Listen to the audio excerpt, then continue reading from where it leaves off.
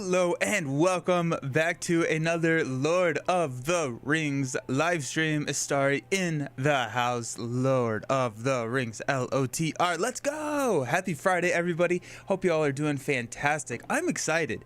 I love Lord of the Rings. It's such a fun game. I'm excited that y'all are here sharing in this wonderful game with me.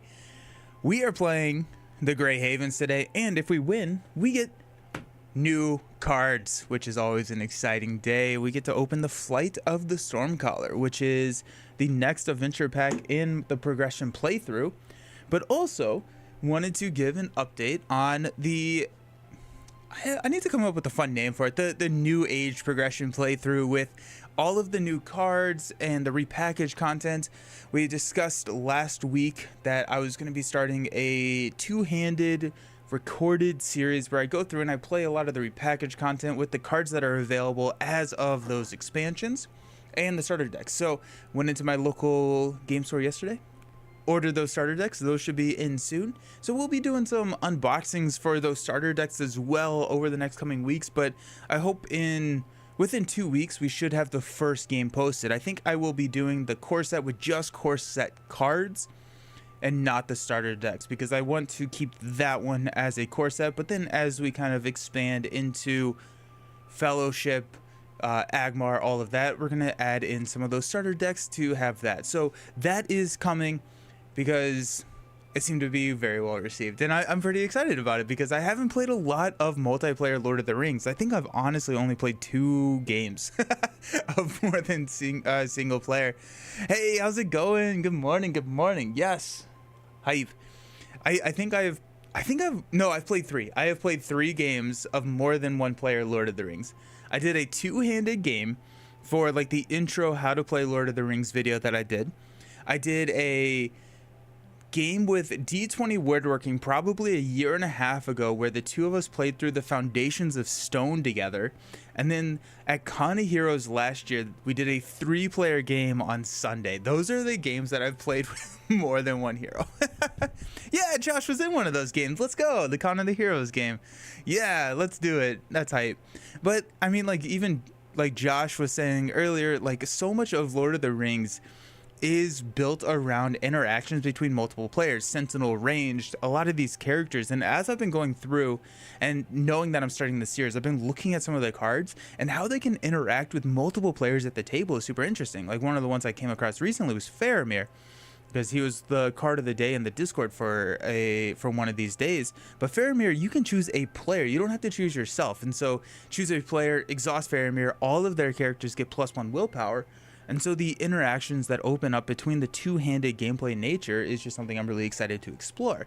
I started doing a lot more Lord of the Rings two-handed, and actually today I'm posting a two-handed gameplay on my YouTube channel that is probably my favorite two-handed game I've ever played. So I'm pretty pumped about that. Joshy, thank you for your subscription. That's awesome. Thank you so very much. 6 months. That's hype. Hello, how's it going? It just is. I'll defend MCU solo with my dying breath, but Lord of the Rings came out before the solo revolution and it just wasn't factored in. Totally agree. Totally agree. Lord of the Rings, I think it provides kind of a fun challenge to play a true solo, but definitely like there's some stuff to explore in multiplayer. But no, I was about to watch your G.I. Joe playthrough because I missed it. Lord of the Rings trumps G.I. Joe though. Nice. Yeah. We nice. Yeah, the G.I. Joe playthrough, I did edit it down and that's posting on Sunday, the edited, like the cropped up version. So cool. Hey Joshy, how's it going? Yeah, I'm surprised we're at 6 months. Where does it, I don't know. I have no idea where the time goes. Like we're coming up on, almost 3 years of the channel. That's crazy. We should do a celebration or something. That's funny. V Snow, how did you like G.I. Joe? It's amazing. It's really, really good. The more I play it, the more I realize how much I'm enjoying that game. And I don't even really like connect super well with the IP, but the gameplay, the mechanics are just very solid. Very solid. Once you get over the rulebook, I would say. Hey, Cian Spartan, are you going to do Fellowship soon? I probably will redo Fellowship. So I did Fellowship, I don't know, probably probably about 6 months ago when Joshi joined. But I will redo that with the recorded playthroughs. Yeah. Well, I'm only 1 month in on my channel. Let's see how long that lasts. That's awesome. Congratulations. That's really exciting. Beast Note, we should make Nelson take shots for the 3-year anniversary. Oh no. I mean, like 2 years ago, I used to drink on stream. That was fun. There were a couple of old streams with me and Jason. We were a little tipsy. Yeah, I'm not a big fan of the IP either. However, the game itself is just it really is. Fellowship melted your brain last month. Yeah, Fellowship was not the easiest box. Yeah, the Black Riders. I think I played through. I think I missed a pretty crucial rule in one of my playthroughs of the Black Riders. So I don't know if I even have a clean win there. Just a few beers in during Arkham campaign, no big deal. It's hard enough to keep track when that's so true, and that's what I realized. Joshi, yeah. Oh, I'm just talking the rules. Yeah, no, there's a lot of upkeep. Hey, Stumpy, thank you so very much for the follow. I appreciate it. Oh my gosh, we're getting so close to that big 1,000 number. That just makes me warm and happy inside the imaginary internet points. Let's go. Nice. Thank you. I appreciate it. Hype. Yeah, there's in the Black Riders, I feel like there's a lot of like little ticky-tack things to keep track of. Like when this happens, do this, do that, do this. And I honestly have the same problem with the G.I. Joe game where there's just it's a wall of text and it's hard to remember kind of what's going on. Oh my goodness. But yeah, I'm excited. I'm excited to try and play those two-handed. I think I'm playing them campaign mode. I'll probably post a poll. But I'm thinking about playing the campaign version of those, where we do, like we follow the campaign rules. But I would enjoy it either way. But if there's somebody, or if y'all think it would be better to do like individual games, I would love to do that as well. Drinking on streams are fun though. Yeah, it can get fun. I've been not really drinking recently, which is pretty exciting. Ever since I started counting calories, it turns out that drinks have a lot of calories. Lord of the Rings is your wife's? Gotcha. Sup, party people? Hey, Jester, how's it going? How's it going? Happy to have you here. Happy Friday. Oh my goodness, happy Friday, everybody. For some reason, I think I actually said it on stream. I thought I played the third game in this box, but I don't know why. I don't know what I was thinking, but no, I didn't. I played the second, but I think I saw a list somewhere that had a game in between the first two of this box, and it just made me very confused. My issue is that I always have kegs, so it's always available. Yeah. I haven't drank much since I turned 30. My tolerance is lower than it used to be. Beast Note, I feel like I connect really hard with that statement. Played the first one twice. Play the first one twice. What are we talking about? I'm sorry. Oh, yeah. Oh, yeah, the first box in here. But then I went back and I was looking at the list, and for some reason I thought I saw something that said the Fate of Numenor was listed as the third quest in the box. And I was like, what is happening? But we're fine. We're on track. We're doing okay. We're playing Raid on the Grey Havens today, which is like at least the community ranking has a step difficulty up from the last two things in the box. 200% Beast No, and the next morning hurts more. Yeah, 100%. No, yeah. I smell alcohol. I wake up with a headache. Yeah, but it's fine. Whew. Nice. Anyone have any fun weekend plans? We got my mother-in-law and my mother a gift for Christmas. We're taking them to see Frozen, the theatrical performance in Louisville this weekend, and so we get to go see that. I'm pretty excited about that. My tolerance is too high. It takes 3 Voodoo Rangers to catch a My thing is I don't like beer or mixed drinks. All I do is take shots, Fireball, and Jaeger bombs mostly. Nice. Are you going to the Star Wars community event in Minnesota? Yes, I am. So next weekend, Friday to Sunday, I will be in Minnesota doing the Star Wars community event up there. And so they announced that on Wednesday, and so now I can publicly talk about it, so that's pretty exciting. So yeah, I'll be up there. We're doing live streams, we're doing designer interviews, I'm going to be doing some shorts, we get to open up packs, we get to have some fun. It's going to be a good time. I'm really looking forward to it, and I do plan on having content around that event on the channel. So I'm pretty excited because Star Wars Unlimited is a game that I've been really enjoying recently. Got into Lord of the Rings first, but I haven't gone back much since starting Champions. I prefer Champions a lot as a solo game. It also helps with how quickly you can set up and play. Yeah, very true, Tony. Totally agree. Yeah, Lord of the Rings is an investment, both time and setup. And Champions, I saw someone on Reddit, I think it was, describe them as like Arkham Horrors the RPG, Lord of the Rings. I forgot what it was, but then they described Marvel as like the brawler, like the fighter game where it's like easy to set up, easy to play, or no, maybe not easy to play, that feels like disparaging fighting games. That's not what I'm trying to do, but easy to go. The most exciting thing I'll do this weekend is find out the gender of my baby. Oh, that's so exciting. Congratulations. Oh, that's so fun. Oh my goodness, have so much fun. Yes, that's hype. At least I stopped counting at 35.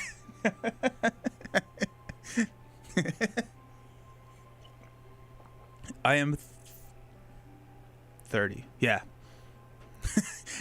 You joke about stop counting, but then I was like, I had to double take. I am 30 years old. I don't like saying that out loud.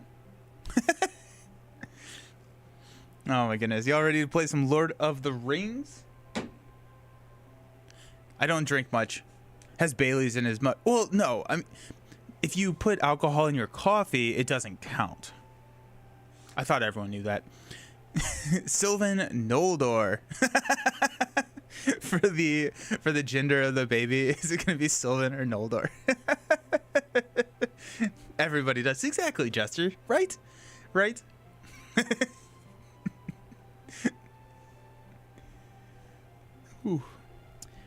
Arcade-esque. I still love Lord of the Rings with a couple of friends, but Champions is more game for me now, especially with how modular it is. Yeah, totally agree. All 4 of my kids are named after Marvel characters. That's really cool. Yeah. And we almost have all of them in the game now, right? Probably Gondor, maybe Rohan. Just like calories don't count when you eat off someone. No, that's true. Yeah. No, the calorie trackers cannot track that. Yeah. And also calories don't count after midnight, I think. Gold balls. Gold balls are gonna hate me. If T Snow would let me, I'd name my kid Aomer. Nice. I was thinking, I did a little bit of recon on this mission. I think Aomer may make the lineup. I feel like Aomer may make the lineup. We actually may run a mono tactics. That'd be crazy, right? I don't know. I kind of want to try that because I think that'd be fun. But let's dive in. Well, not really. I can't do the strange names. We go with the good old traditional ones like B Snow and T Snow. The trick is to sneak it in there.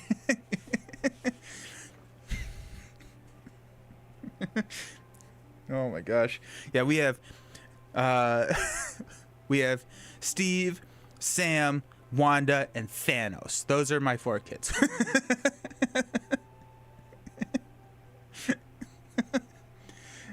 Oh, just making sure it's not P Snow. Nice. All right, let's read Raid on the Grey Havens. Let's see what's happening. The voyage back to the Grey Havens was long, but not nearly as perilous as the adventure to find the island from Cathalon's dream. Despite the fleet's distance from familiar stars, without corsairs hounding their every move, it was a relatively simple matter to head northeast until they reached the coast of Middle-earth, following the north to the Gulf of Lune. The heroes were consistently on the lookout for black sails, but none were seen along their journey. Finally, they reached the safety of the Grey Havens and were welcomed by ringing bells and elves singing over the Gulf. On the evening of their arrival, they were brought to the meeting hall once more, and they celebrated their quest had been accomplished. The elves bid them to tell of their journey, and the company obliged, although Cathalon remained silent for much of the tale. Círdan took great interest in the company's story as he told the voyage to find the island and of their exploration of the ancient ruins of Numenor. I'm not sure I knew where to look, Cathalon said of his discovery in the Shrine of Morgoth. 'Twas as if I was remember something from my past, from a long time ago. He reached into his doublet and pulled out the mysterious black key, which he had placed on a thin chain around his neck and set to the large table at the center of the council. This strange key is all we found on the island. We thought that perhaps the wise elves of the Havens would know what significance it holds. The elves examined the key closely for some time, and Círdan stroked his beard in contemplation. Finally, Galdor, one of the wisest in Círdan's council, broke the silence. It is surely Numenorian in design, and there's something odd about it. I know not what lock it might open, Cathalon sighed, feeling hopeless. Galdor handed the key to Círdan, and as soon as he took it in his hand, a shudder coursed through his body. There's an unwholesome quality to this key, he said, turning the black key over in his hands and staring at it as though attempting to look through it. Before he could examine it further, he heard a commotion on the watchtower. The Sea Watchers, Galdor shouted. The heroes rushed to the tall windows overlooking the Gulf. To their dismay, they could see Corsair ships advancing from the west, their black sails difficult to see under the cover of the night. Arrows red with fire began to fill the sky, and skiffs rushed towards the docks. The chamber erupted in chaos. Corsair raiders are upon us! Elves and men shouted outside the tower, and the sounds of battle boomed like a storm around them. The smell of burning wood wafted in from outside. Círdan ordered Cathalon and the elves to make their way to safety before turning to the heroes and asking for assistance. They're burning the ships in the harbor, he exclaimed, distraught. We must prevent them from destroying the fleet. Nodding in agreement, the heroes drew their blades and ran to join the fray. Lord of the Rings. Logan just turned 1 yesterday. Kate, 9, Lara, and Natalie Hope. Oh, that's really fun. So we are playing the Raid on the Grey Havens. We have a new keyword here called a flame. They're basically burning down all of our stuff, which is just not chill of them to do. But most of them have a flame X. This represents the ships in the Elven fleet, and at the end of each round, we place a damage token on the aflame. If they have damage equal to their aflame value, it's destroyed. And then once we have 4 destroyed things, because it's X plus 3, we lose the game. This is a good campaign. Can get a bit hard. I mean, it's Lord of the Rings after all, but it's still a lot of fun. I'm really enjoying these scenarios. They've been fantastic. So, let's figure it out. I'm thinking there's a lot of enemies in this deck, and the first stage is an 18 quest point. We have to push through that 18 quests pretty quickly, and then we're going to be bringing in some enemies, and we have to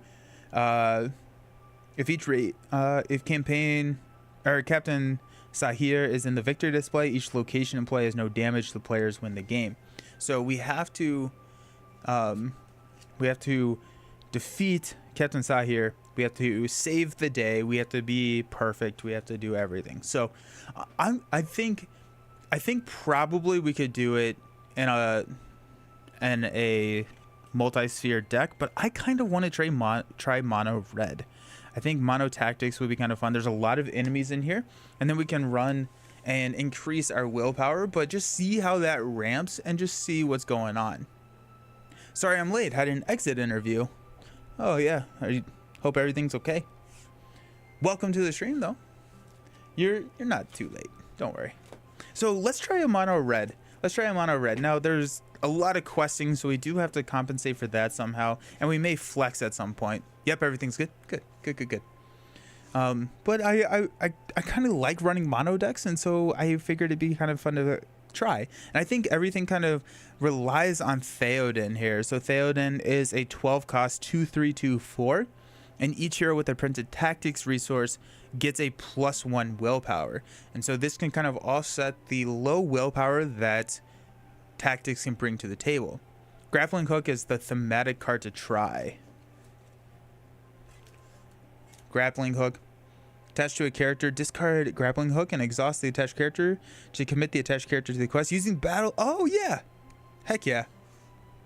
Horses on a boat. Mono tactics will be tricky. Curious to see how this goes. Yeah. Are you coming from? There's just so many. I think there's just so many enemies. I think maybe the best way to go about it is probably like a dual sphere deck and run with spirit as well. But we'll see. We'll see how it goes. What's the worst that could happen? We increase the scoop counter and we get to play more Lord of the Rings. Is that such a bad thing? So Theodred here.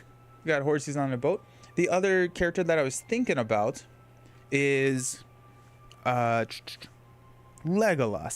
Now Legolas gets to place 2 progress tokens on the current quest whenever he destroys a enemy. However, that kind of means that he does not want to be using the additional willpower that Theoden gives him. So I kind of was thinking about that. I also really like Hama. Hama is able to, after Hama is declared as an attacker, return a tactics event from your discard pile to your hand, then choose and discard 1 card from your hand. So that's going to allow us to set up those tactic events whenever we need them, whether that be foe hammer or whatever. Now, this does tech against events a little bit, and so we do have to be careful there. If only if it cost us the unboxing today. I wanted to try a Rohan deck, but this quest was next, and I didn't want to have horses on boats and islands. Josh, yeah. We'll get the unboxing done. Don't worry. It should be fine. Combat is pretty important. That's kind of what I was thinking. When I was looking through, it felt like combat was the big important thing here. Eomer is also kind of interesting. After a character leaves play, Eomer gets +2 until the end of the round, and we have a lot of horses and everything that Eomer is going to want to run with. And so I was thinking Eomer and Hama, and that just kind of leans us into a Rohan deck. Is there anything for Lord of the Rings that you would recommend that will probably not get reprinted? I think maybe someone else in the chat can help me with this, because I used to have that off the top of my head, but I think the first cycle, the Khazad-dûm cycle, is not likely to get reprinted. I think Voice of Isengard is not likely to get reprinted. Heirs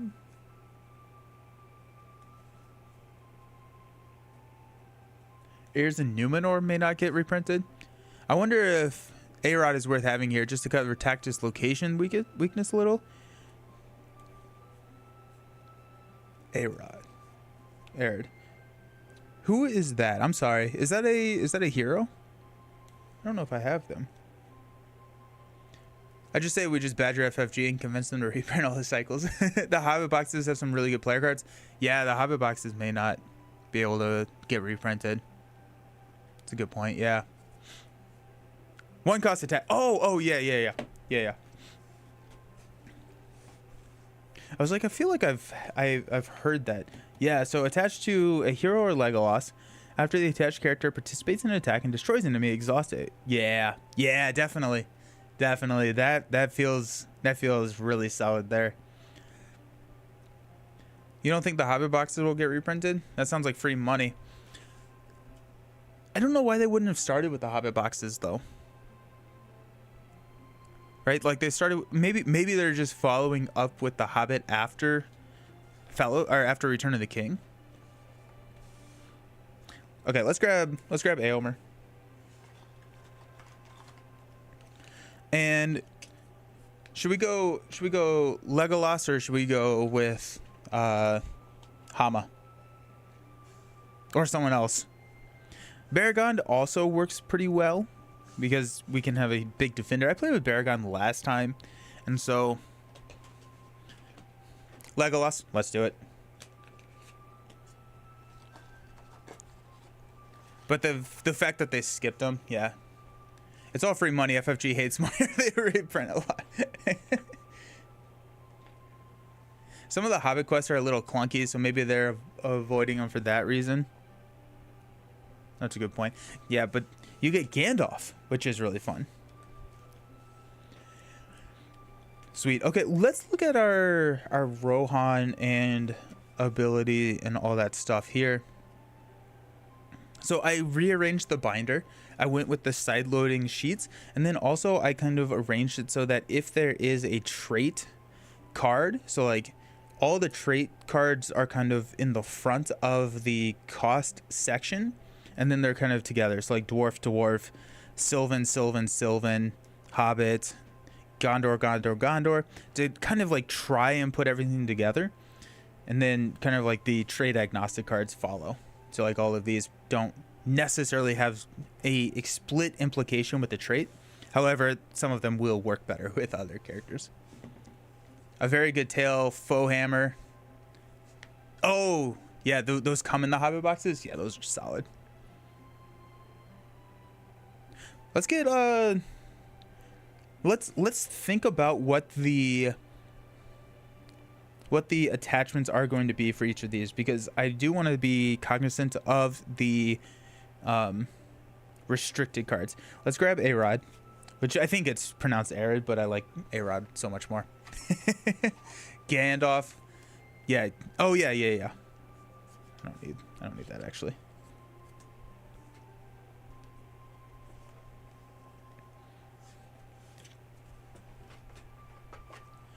We got Rohan Warhorse. After the attached hero participates in an attack that destroys an enemy, exhaust Rohan Warhorse to ready the attacked or attached hero. I think that probably works super well for Éomer. And Éomer has something else that we want to be attaching to him, right? What is that?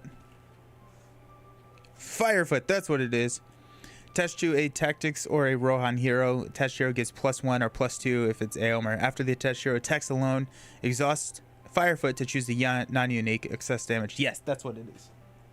I knew there was something.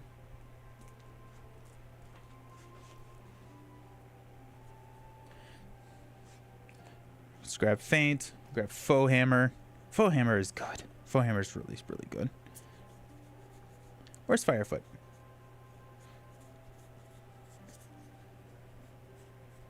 There we go. Could be extra progress from Legolas to Rohan Warhorse. Oh, interesting. Yeah. Legolas is riding 2 horses.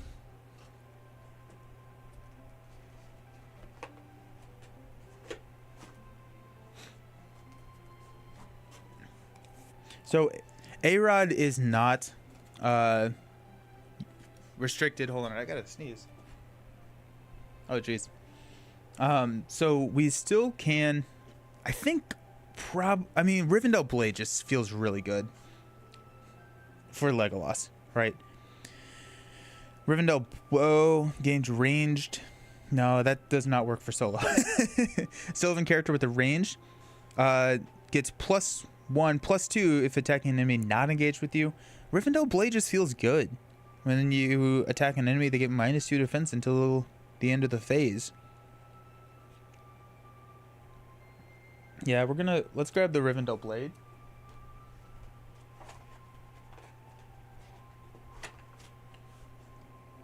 And I think our defense strategy is gonna be a lot of chump blockers.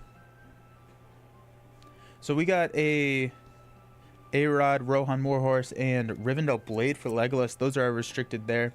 We got Firefoot for Éomer. It's definitely not on screen. But we probably want something else for Éomer. Oh, Spear of the Mark. +1. +1 for 1 is not horrible. Actually, what is your favorite and least favorite part of Lord of the Rings? Oh, that's interesting. Favorite part is the deck building. I really like the way that deck building is gone about in the game. And just like all the different tribes and how everything kind of interact. Least favorite part about Lord of the Rings. And I don't even know if I'd have this complaint if Marvel Champions didn't exist, but I love the fact that Marvel Champions is so modular. And like, it would be really cool if you could modulate, I don't know if that's the way you say it, but modulate the quest in Lord of the Rings. So Maybe that's not a fair answer, but yeah. The rules. Firefoot is a busted card for Aylmer. Such a good card. Yeah, right? Is there another weapon or something that I... Oh yeah, we're going to go grab him. Look, let's grab that while we're here.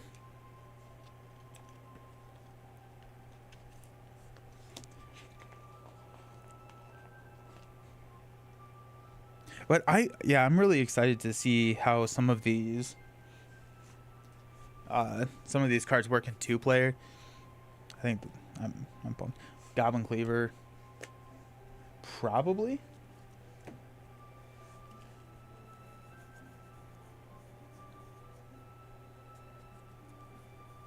Yeah, Goblin Cleaver can do some work. We'll have to grab another copy of Goblin Cleaver before we forget about it. Are you two-handing this? That seems daunting in Lord of the Rings. No, I'm not. I'm doing... the progression playthrough that I'm running through right now is all true solo, but I am going to be starting a new series where I'm walking through with all the revised content, and that'll be two-handed.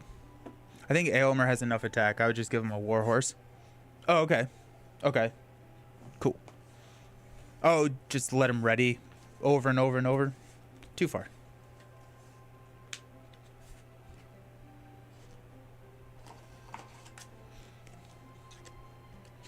Then Theoden.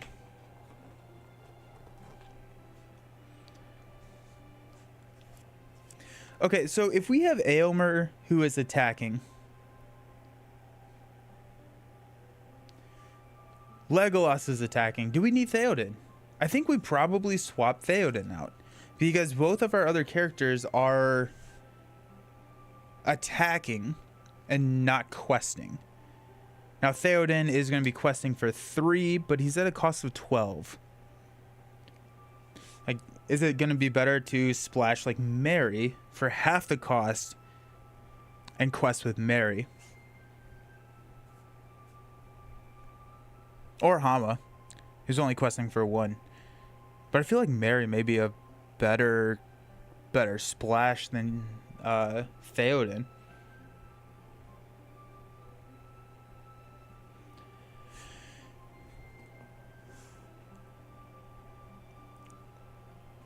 Malblong?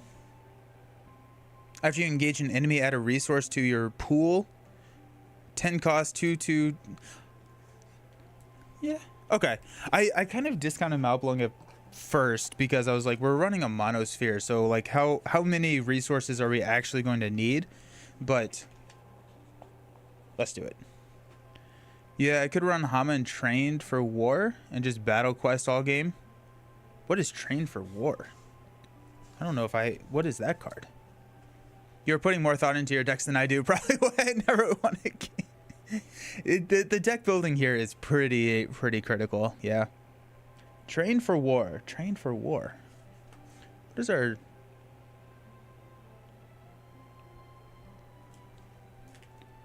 Hama has a limit of 3 now. Yeah. How much 3-color have you played? I find it tough. I would say 95% of my games are Tri-Sphere decks, all 3 colors. I think that helps cover a lot of the bases of the game, and the game then becomes how can you make sure you're getting enough resources and hitting that curve or like gaining tempo on the deck. And that's the trick. That's the hard part there.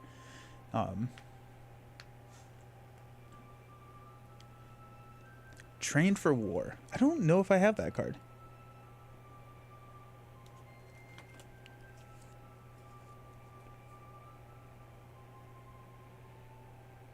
Joshua said run Dwarf Elf decks and I should be good. Hama is limited but 3 extra Trained for Wars and Books of Eldacar is a lot of recursion. It's a 2-cost event.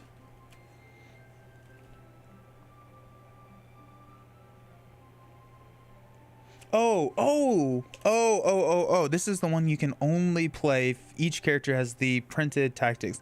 The current quest does not have siege against battle. That seems fun. Gimli is another option. A lot of damage and grappling hook could be fun. I do think I want to run train for war. How much recursion we get of that, we can look at. Gimli would be fun. Gimli being able to deal the damage as the cards come out. But I'm also kind of eyeing that Gimli.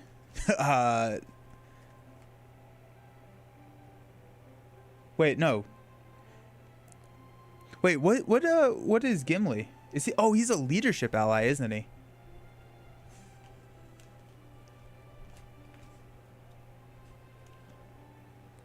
Yeah, Gimli is our new leadership. For some reason, I thought he was in tactics. Forgot about the book. Train for war. Let's grab some more of those.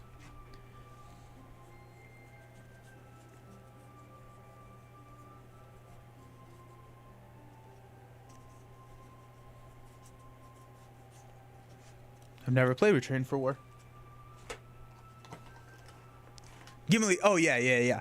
No, I was saying that I was thinking not running Gimli because I wanted to run the new ally, but Gimli gets +1 attack for each damage token on him. Oh, I haven't played Gimli in a hot second. Yeah, I think regardless, I think I would rather run either Hama or Gimli over Maoblong.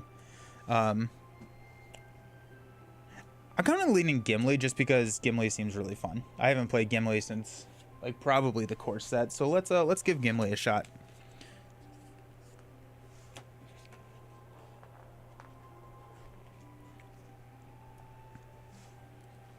And that means we can run some of the dwarf stuff as well. So we got and then grappling hook. Discard grappling hook, exhaust the attached character using fight instead of willpower. Yeah, that's pretty great actually. Okay, yeah, so we got Gimli hero. We got Gimli, Legolas, and Éomer. That seems thematic enough. Arod, Rohan Warhorse, and Rivendell Blade for Legolas. We got Éomer with Firefoot, Rohan Warhorse. Was there another? No, both of those are restricted, just kidding. And then if we are running Gimli, we can run like the Dwarven Battle Axe and all that good stuff. That's a pretty good trio. Yeah, I'm happy with this one. The record attachments are easy to forget. That's the book, the one that costs like 4, right? I like those. Yeah, the Book of Eldacar. Attached to a tactics hero, reduce the cost to play book for 1 for each hero you control with a printed tactics resource. Discard this to play any event card in your discard pile as if it was in your hand, then place that event on the bottom of your deck. Well, let's definitely run 3 of these. Éomer is my favorite non-main character. He's really cool.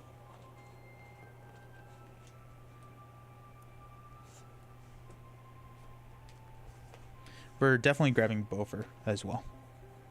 So as we see him, we're gonna pull him out. Boromir. Build a pony. There's the book. Where's the other Bofur? Let's grab.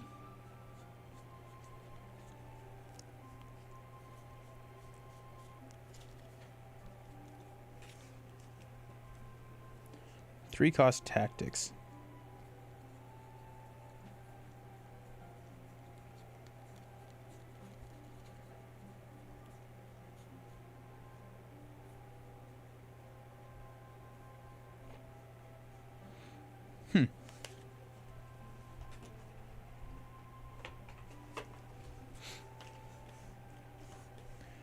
Cal Urban is awesome. Excited to.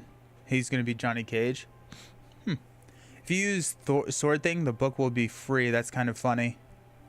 What's Sword Thing?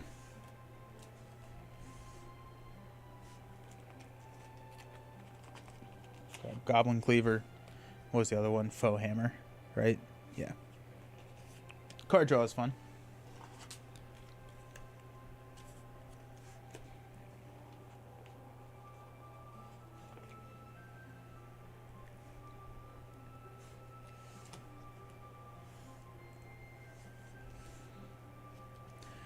What are our attachments for Gimli?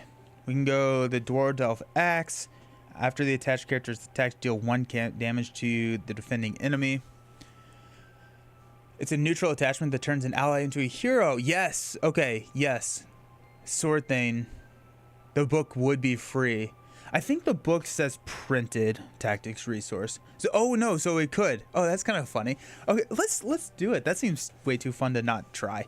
Who's our fourth hero this game? Boromir? That's also kind of an interesting thing to combo with Theoden.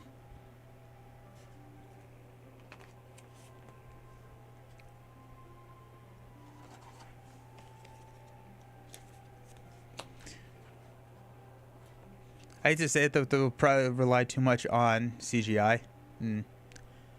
Could be Legolas instead. Oh, could be ally Legolas.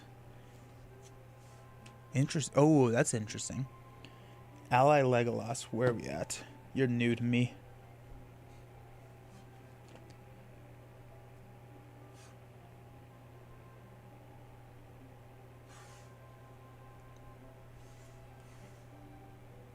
You think the deck is getting too cute?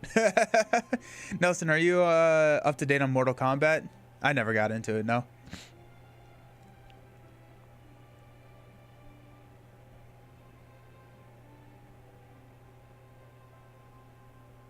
Éomer Scourge fought a bit. I'm assuming his character on The Boys does.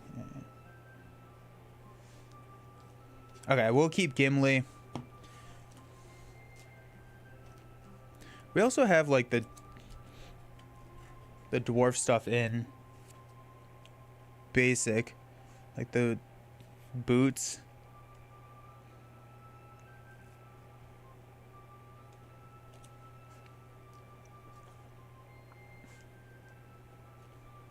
The shame, Nelson, the shame.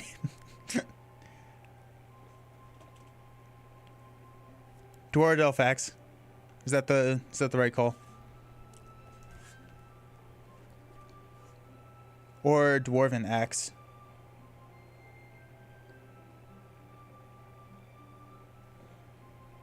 Let's go Dwarven Axe.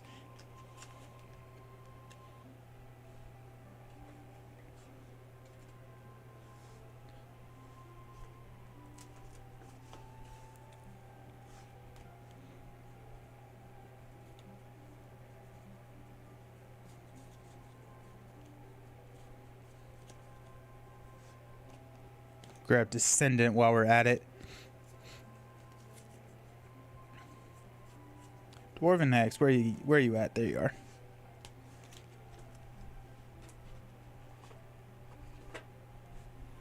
I mean, honestly, you could just throw 2 Dwarven Axes on Gimli. Get +4. There's nothing stopping us from doing that. Dwarven better for grappling hook. Yeah, cool. That's kind of what I was thinking. Okay, let's see where we're at card-wise, because I think we're feeling pretty good about the non-ally portion of the deck. Got 2, 4, 6, 8, 10. 2, 4, 6, 8, 10. 2, 4, 6, 8, 10. We got 5. So we got 15 ally slots. We already have put a couple allies in there. I don't think that there's really anything that I'm missing that I want to throw in there. I'm mainly worried about early game. This quest comes out swinging and the deck relies on drawing or either grappling hook or trained for war to quest. I mean, like, if we have Lego, questing could be challenging, yeah. Mulligan hard for them. And then, like, I think if we run cheaper allies, that may be the way to do it too.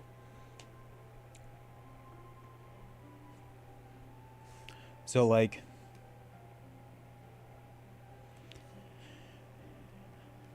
because I think we're relying on chump blockers for a lot of our defense. And so if we just, like, go with the Gondorian Spearmen, which they don't help quest, but They can help chump. What are some things that can help us quest? And potentially, if we could drop them on turn 1, we'd be very happy with that. Beachbone could do it. Tactics has 2 willpower allies, but they're pricey. Right. Like, we got, like, Beachbone, who's a turn 1 drop, if we need him. We have...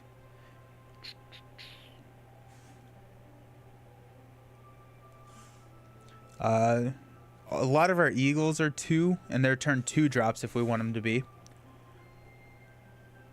Sea Watcher's a 1 willpower. There's very few 2 willpower stuff here early. Let's grab Defender. Actually, I already think I grabbed Defender. I think I grabbed a couple of Descendants.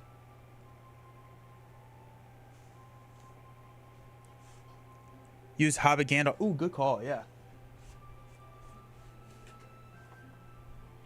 We got... I'm going to go... ratio of 1... You can trade attach Gandalf's staff to Gandalf, which is kind of funny. 1 Hobbit to... Or 2 Hobbits to 1 core Gandalf. Treebeard is always good. Oh, Treebeard is good. Treebeard is good, yeah. Yeah, Hobbit Gandalf is great here. Good call. Do we want to run 3 Hobbit Gandalfs, or do we like 1 core Gandalf and 2 Hobbits? Because like a core Gandalf could help with the card draw stuff.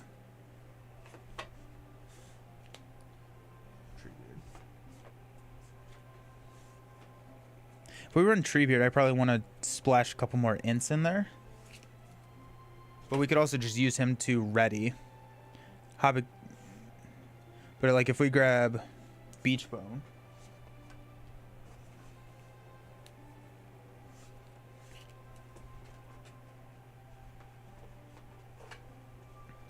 We could go Durndingle. Actually, I really like Durndingle here.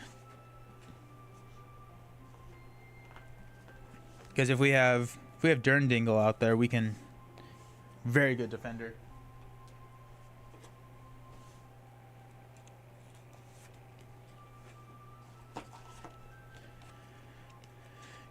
Eagle of the Misty Mountains. 4 cost. I mean, like, it has too much eagle synergy, and we're not really running any eagles. Rumal. X is the number of range characters. We only have 2. We could do 2 damage with Rumal. It's a 2 quester. What are our thoughts around that? Like we get, you know, not super great efficiency with like the ping damage at 4, but we do get a, you know, a 4 cost 2 quester out there. 2, 4, 5. 2, 4, 6, 8. We got 2 slots left. I kind of think Rumal would be nice.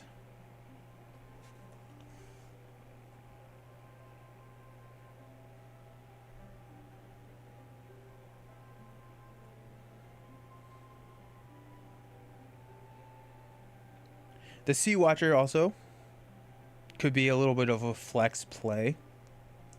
I'm going to try Rumal. Oh, we just need 2 of him. Do you have feints? I do. I have 3 feints, yeah.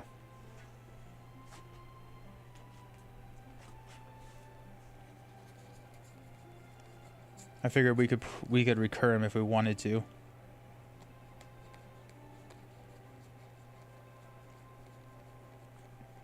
But I was hoping that could be kind of some early. Since this deck is so expensive, you may, and you're playing a chump block, could you use a restricted slot on Horn of Gondor?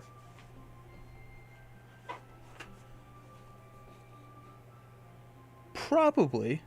I don't know if the deck is that expensive, really. I mean, like, I think the highest cost card we have in the deck is an ally at 4. Bofur's 3. Most of the cards are like 2 or less, though. I don't know. Like, I don't think that the deck is super expensive because all these books cost 1. Dwarven Axe.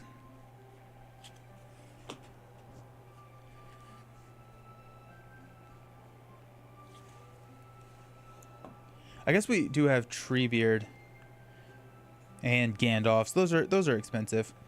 We could try Horn of Gondor. If we use Horn of Gondor, what are we cutting? Probably a Dwarven Axe from Gimli.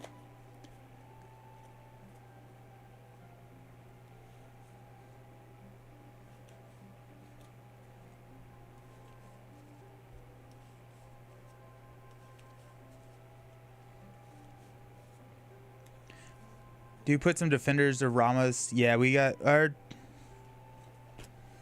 Yeah, we got 2 defenders in there. Yeah, I think if we can have allies survive, then that's where we're going. That would be great. We do have a couple of defenders in there. A lot of the enemies would just kill them, but then there are a couple of 2 cost, 3 cost, 4. And so you're paying for a train for war every turn. Oh, that's true. Have you ever played a game that spends this much time deck building but only 7 to 12 minutes in the game? No, usually the games take a little bit longer than 7 to 12 minutes. I'm not sure about Horn just because if you see it late, it's not good at all, but it could help you if you see it early. Yeah. Every time.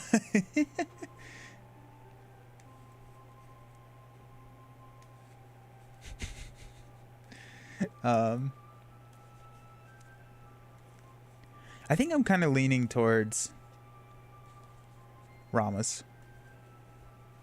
I think I'm kind of leaning towards Ramas. Or Rumel, sorry. I'm just saying it'd be quite the design flaw.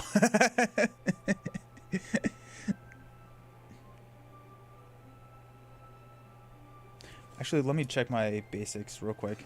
Because there's also Defender. Or White Tower Watchman.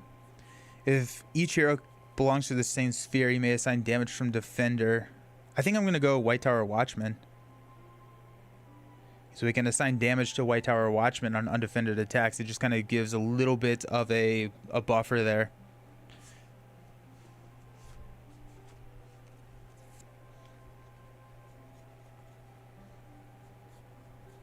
Then we can quest with them and then throw damage to them. I think 12-minute mark is where I have a game-stopping question. Be like taking 45 minutes to set up Gloomhaven and clearing a scenario in 10 minutes. That would feel awful. Envoy of Peligreer is also a cheap body to help scale too. Yeah. Do I like Envoy over Watchman?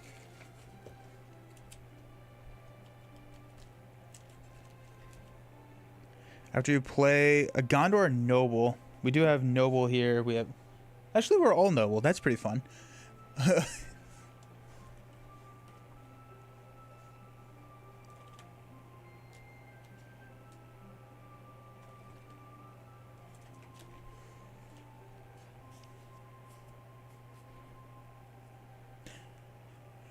I think I'm less concerned about damage than I am. Let's try Envoy over White Tower, and we can swap if it's not great.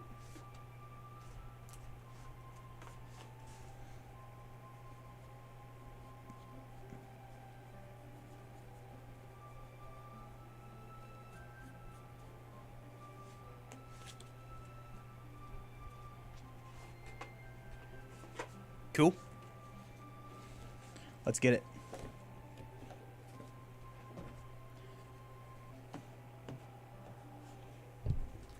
What's the worst that could happen?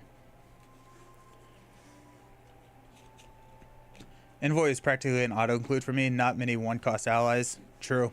True. That can also quest for 1. Okay, so the Corsair's Assault. No flavor text. Except Captain Sair and... How do you say that? Naejla? I don't even know. Aside autoplay. Add the Haven's Burn, the Dream Chaser, and 1 copy of the Ravager to the staging area. Wow. You start with so much in this quest. Yeah. The quest starts hard. Shuffle this up and we'll start.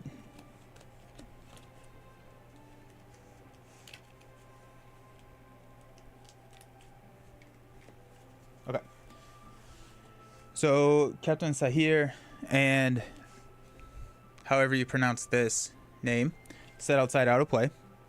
The Havens Burn, which is forced. When a card is placed underneath the Haven's Burn, reveal the top card of the encounter deck.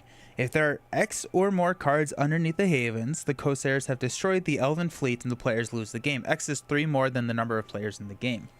We are also adding Dream Chaser, which is a Flame 12, immune to player card effects, and we cannot travel to the Dream Chaser. So basically it's putting us on a timer there. And then we all get a copy of the Ravager, which is engages at 36, 3, 4, 3, 5. After it attacks, place 1 resource on it, then deal X damage to the Aflame location and play with the lowest Aflame value, where X is the number of resources on the Ranger. Shuffle the encounter deck and discard cards until X locations with the Aflame key, where X is the number of players. That's crazy. There's so many things that are starting in the staging here. We're starting with minimum probably 7. Eee. I always said Nasia. I like that though. I will say some of the earlier champions encounters can be that way in solo, like playing Rise of Red Skull box. Spend 30 minutes building a deck and 10 minutes building the encounter deck. Crush Absorbing Man in 3 turns. The game that I'm posting today is... I did mean things to Absorbing Man. Let's just say that. Nasia. So we're going to discard until we get in a Flame, which is the Elven War. Alrighty, cool. So we're starting with 8. Rip Absorbing Man, right? Add each discarded a Flame location to the staging area, then shuffling counter deck, discard pile back into the deck. Corsairs are attacking the Grey Havens and burning the Elven fleet. You must defend the Havens from these fierce raiders and save as many ships as you can. At the end of the combat phase, deal X damage to Aflame locations with the lowest Aflame value, where X is the number of Corsair enemies in play.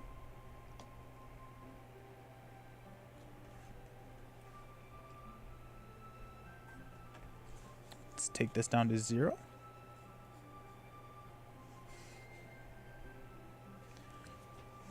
Villain is here. Yeah. Mutagen Formula is probably my favorite. My wife hates all the minions. I like Mutagen Formula. The representative for leadership. Our starting threat is 30. So let's go ahead and pump that up to 30. And we got 6 cards. The minions are the best part, especially when you build in to them. We got Defender Ramos, Foe Hammer, Dern Dingle, Gondorian Spearman, the Goblin Cleaver, and the Rivendell Blade. It's not actually a horrible start, right? Because we can drop the Spearman. Spearman can block here, deal 1 damage. Goblin Cleaver can deal 2, and then Rivendell Blade is also a turn 1 drop, which we can then attack for +2, and that takes out the Ravager turn 1 with a chump. And we have Foe Hammer to draw cards. Well, we're already exhausting with Goblin Cleaver. I don't hate this hand, actually. I mean, like, I think we're going to get hit with a lot of...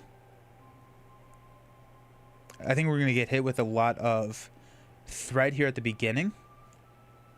But because we're not really questing for too much. I guess we could quest with Gimli. Minions are the best part. Yeah. In contrast, when I first watched Lord of the Rings, I've now played 1 to 2 basic games of it. So let's see if I can follow it properly this time. Is it okay? I got her playing X23 in protection, so she readies a bunch. Nice. Oh Lord, what happened to your staging area? So many cards. Yeah, this is just the start. This is just how we start.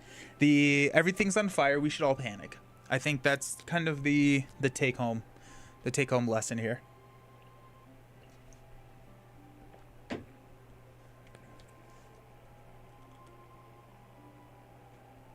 Okay. We're gonna keep the hand. Okay. We'll draw into Envoy of Peligreer. Interesting. I think we play Envoy over the Spearman. Spearman helps take out the captain. After he attacks, place 1 resource, then deal X damage to the flame location with the lowest of flame value on it, where X is the number of resources. Okay. Speaking of threat, did we forget something like threat reduction? Is there threat reduction in red? I mean, like, we have a Gandalf. Does that work? Is this the campaign Rohan equivalent? No, I don't think so. For threat, we have exactly 1 copy of Core Gandalf. It'll be fine.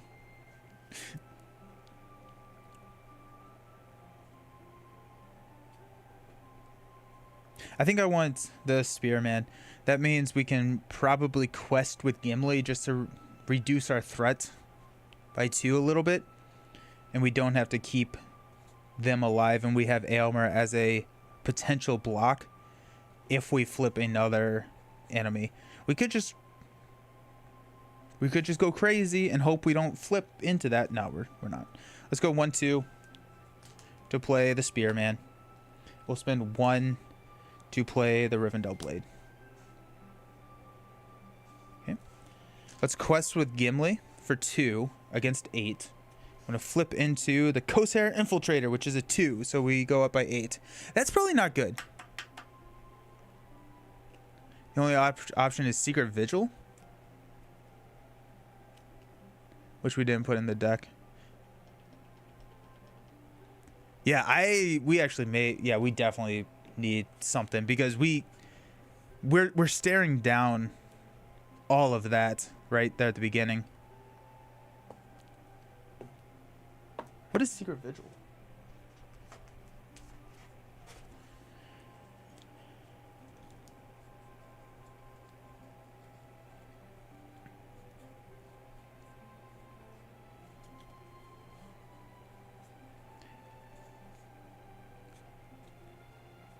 Oh, a quest out in 3 rounds.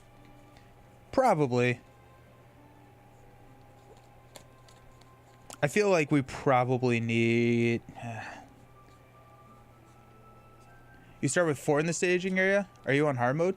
No, we started with 8 in the staging area. And it's just how the quest starts. It's basically the house burning, but the fire... This is fire meeting, yeah. So we're going to quest here. Both of these are going to engage us.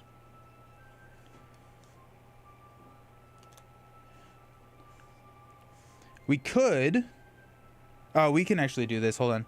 We can Goblin Cleaver, Rivendell Blade to take this guy out. Then we can block here.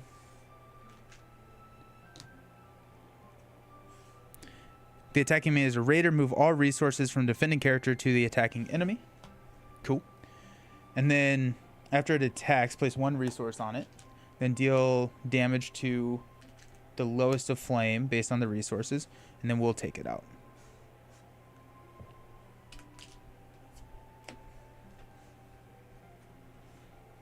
Okay. So, decent... I mean, like, horrible threat start. That's the problem. This quest should be easy because you have unlimited supply of water to put... Right? We need some water benders. At the end of the stage, we add a damage to all the flame in the staging area.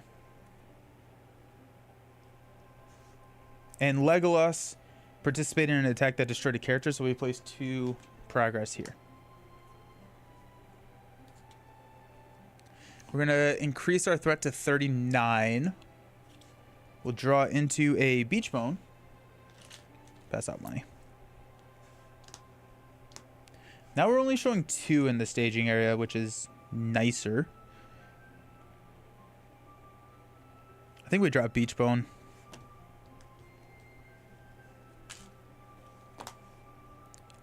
Get that 2 quester out there.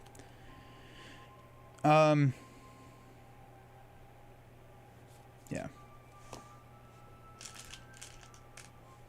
We'll quest for 4. showing 2. We'll flip into a Burning Pierce, a Flame 5. It gets +1 threat for each damage on it. When it's placed underneath the Haven's Burn, deal 3 damage to the Dream Chaser. So we quested for 4, so we clear this.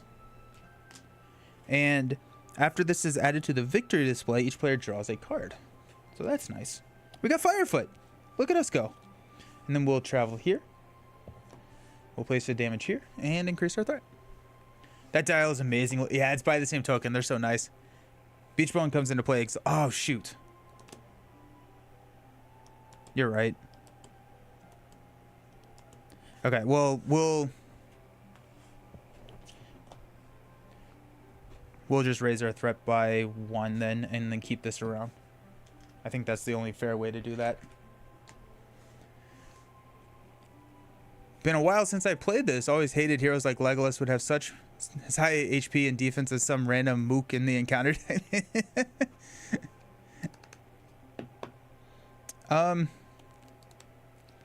We need to do something with threat.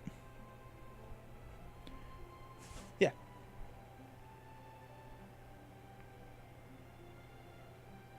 Yeah, so it's actually magnetic, so this comes apart and you can change out the dials. They have different color dials and everything, so it's really cool.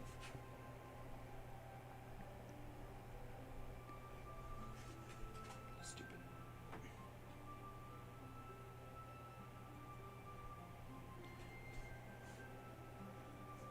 I don't know Keena's lances. I just saw your threat. Yeah, no, it's not good. It's not good at all. We start with... We probably need to move away from the mono tactics.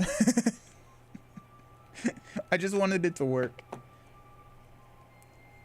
Okay, so we added a damage there, added damage here, and we'll stand up. We increased our threat already. We are going to draw Firefoot now. Okay.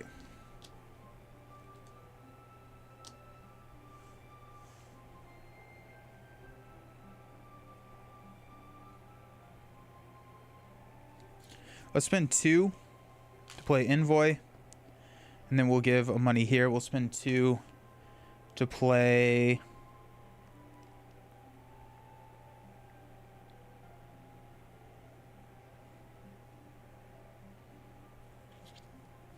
the Durndingle.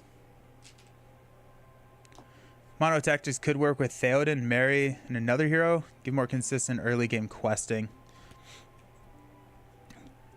It's a neutral event from Mount Graham.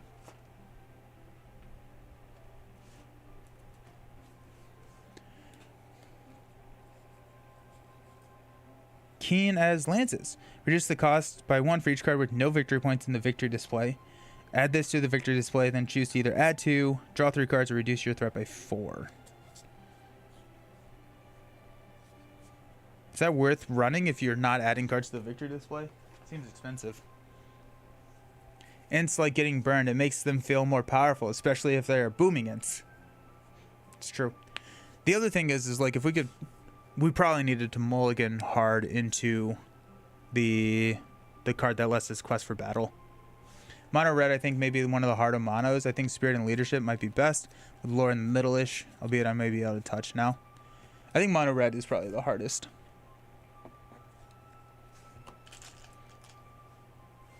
Let's go 5 against 3.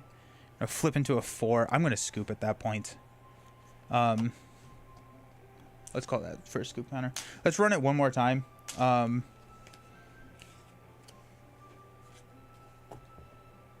And we're just going to mulligan really hard into try and get into the battle thing.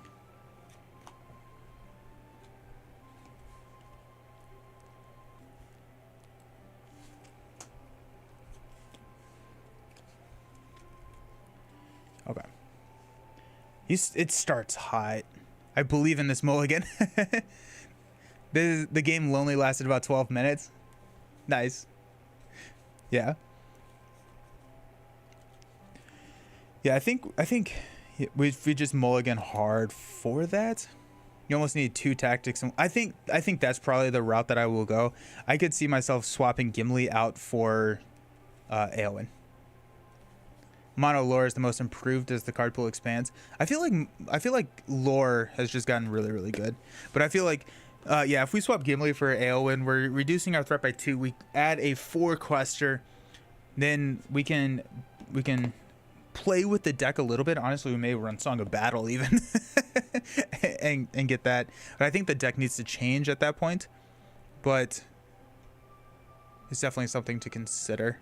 And then we can run all of the... Unfortunately, no, Legolas is not a Noldor, so we can't run Elrond's Council, but...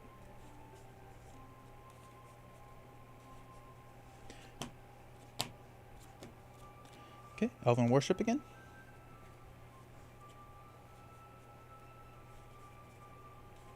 We're going up. Raising the bar. There we go. Okay. We're going to try this one more time and just see how it goes, but then if it is as bad as that first game, we'll swap into Aelwyn. I think it's probably the right call.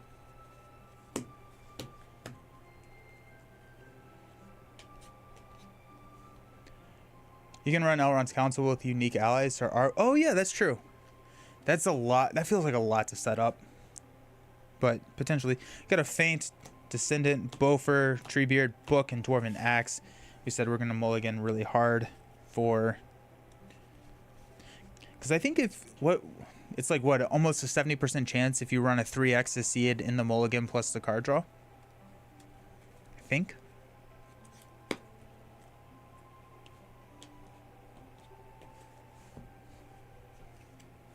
Beachbone, Descendant, Book, Rohan Warhorse. There it is, Train for War, and Beachbone again.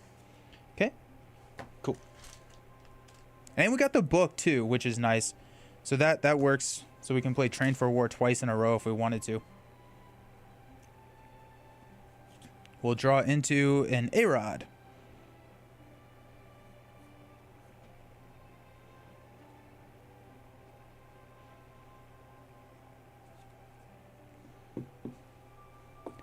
I love mono red Rohan, but that was back about a year before the revised edition release, so I'm sure Rohan archetype isn't as powerful as it was. They did do the Rohan starter deck, which I think put a lot of that, a lot of those cards that you need in there.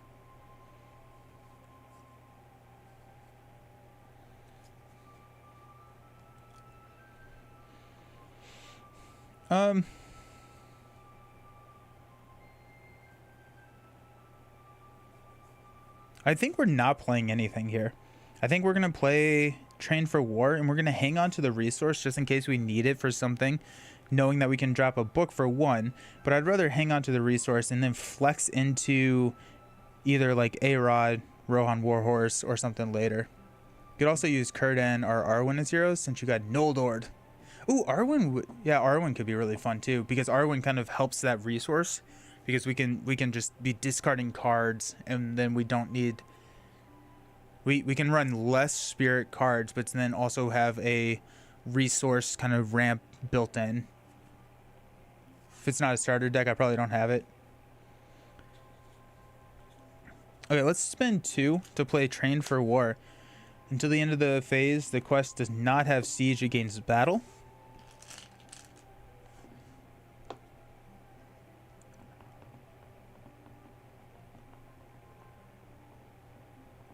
We're going to go Legolas and Éomer for 6. We're showing 8. We're going to take a threat increase here.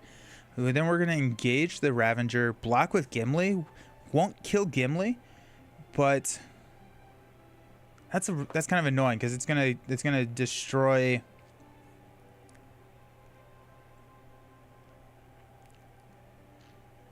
But then we can get Gimli pumped up, and then we can start playing this for just massive questing. After Arwen came out, picking hero lineups was much easier. I only had to think of 2. Let's go 6. We're showing 8. Flip into Doom 2. Deal 1 damage to each of flame location in play. Less than 3 damage is dealt by this deck against Surge. Boo! Ow. That's a tough card. Surge is into Burning Piers. A flame 5 gets +1 threat for each damage on it. When it's placed underneath the Haven, deal 3 damage to the Dream Chaser. So we quested for 6. We have to raise our threat by 1, 2, 3. See you later, awesome people. Have a great weekend. Have fun. And we're going to go to the Elven Warship. We're going to engage here. We're going to block with Gimli. Add Burning Piers to the staging area. Beans. Jeez. Yeah, this is tough. That treachery sucks, yeah. Especially in solo. Right?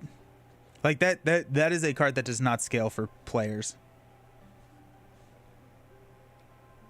Wow. Okay. So after he attacks, put a resource on him with the lowest of flame value. So we're going to give a damage there. And we take 2 damage here. We'll place a damage in all of these cards. But yeah, now we're looking at 2, 4, 6 in the staging. Yeah, this is we're going to have to switch, unfortunately. Okay, let's increase our threat to 36. Stand up. Draw into A-Rod again.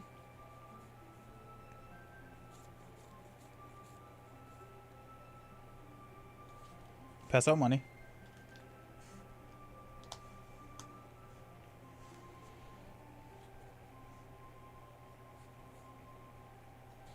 Spend 1 to play Book.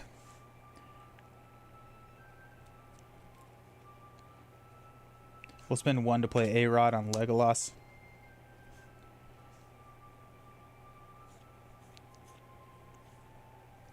We'll discard Book to play a Tactics, paying 2 cost here for Train for War.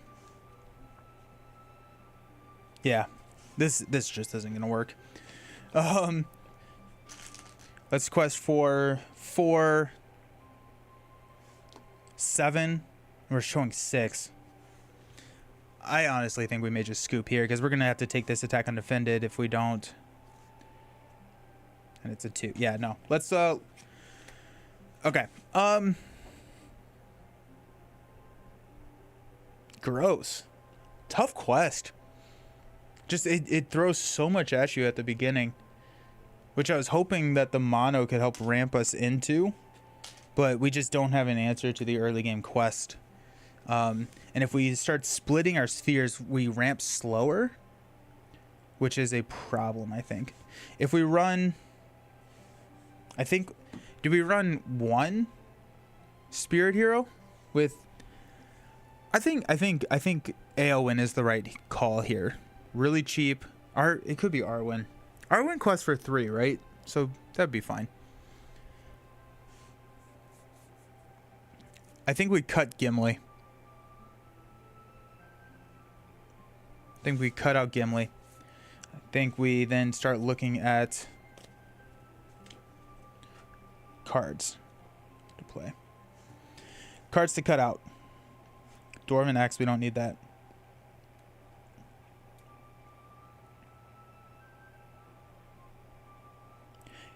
I feel like the ints are slow, and we probably cut out the 4 cost here. We could still keep Book. I'm gonna set Book in the maybe pile. Go crazy and keep this deck, and add a 2nd player spirit deck. I like Durn Dingwolf, Gondorian Spearman, Firefoot, Feint. Grappling Hook.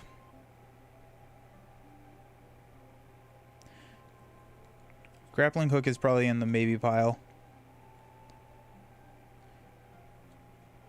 We'll toss at least one of the Rohan Warhorses. We don't need the Dwarven Axe. Do we swap a Gandalf, an Overhill, Underhill? Book for 2 is too much. Take all the books out.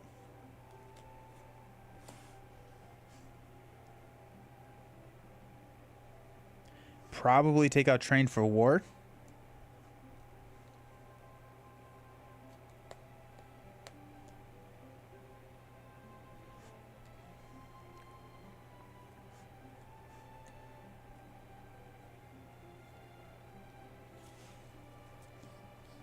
Do we swap one of the Gandalfs for a core Gandalf?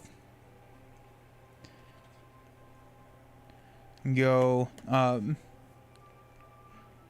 I think we do. I think because threat's already an issue. This helps questing, but if we're adding spirit, we're gonna add some questing. So I think I'm gonna swap one of these out for core, which could give us that immediate benefits, which I think is something that we may need to figure out. I'm gonna take out grappling hook.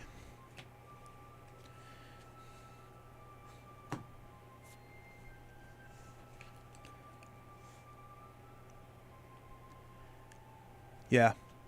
Outland Spirit and Tactics allies are great. Ooh.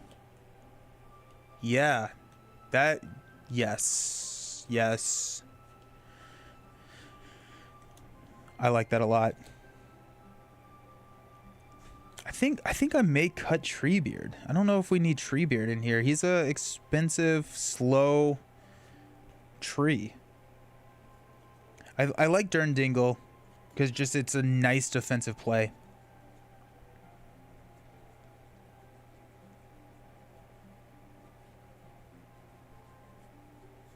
I only have one Treebeard in the deck.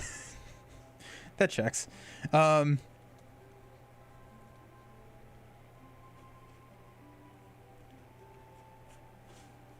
Okay, so what does that leave us with? 2, 4, 6, 8, 10. 2, 4, 6, 8, 10. 2, 4, 6, 8, 10. So 15 spirit cards. Get out, you tree. I feel like I thought I added 2 trees in there, but oh, okay, I did. I just already taken one out. Alrighty. This is honestly one of the reasons I really like Lord of the Rings, because it does feel like a puzzle, and it's like, okay, that didn't work. Now let's go back and try it again. So when we're looking at here,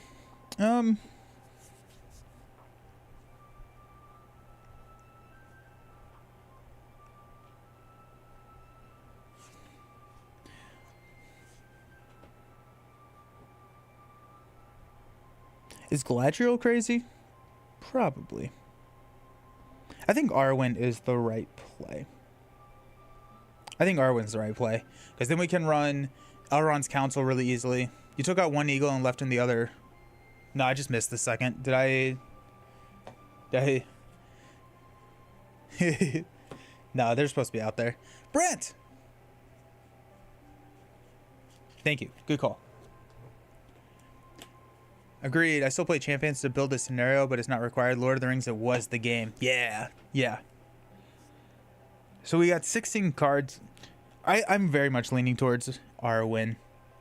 Same threat cost, one less one less willpower, but then we also get all the benefits that come with Noldor and a resource ramp built in. And we can run Josh's favorite card. So that also is a nice little do you run Elven Light? I think you probably do. I think regardless, if you have Arwen in the deck, you run Elven Light. I think, yeah, you definitely do. Let's try that. Pre-errata version. Wait, what's the pre-errata version?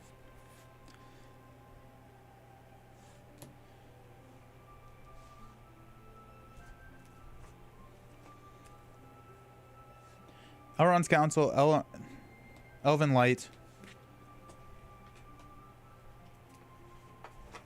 Let's grab both of those.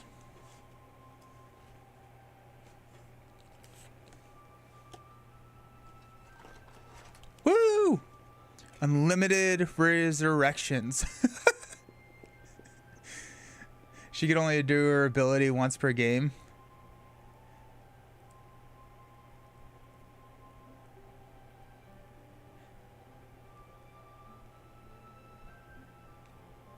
She can now only do her... who are we talking about? I'm sorry. Are we talking about Arwen? You can use her ability more than once per game.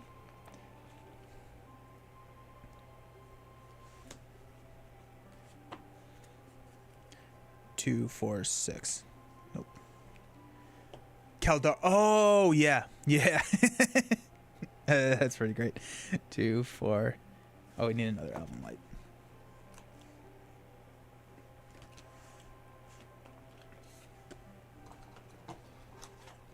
Got it. Okay. I thought we were talking about Arwen still. I was like, I am not following this conversation at all.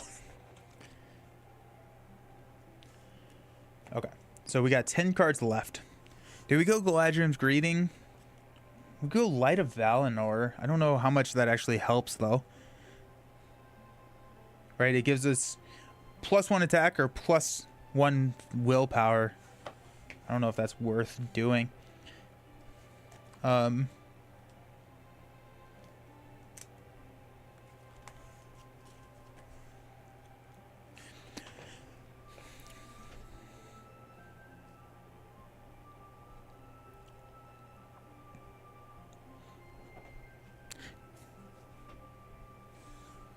Northern Tracker feels like a decent ad. I know that there are ways that Northern Tracker... Oh, actually, Westfold Horse Breeder seems really solid because we can go get the mounts and tactics from that. Oh, wait, no, we said we were going to do Outlands. That's right.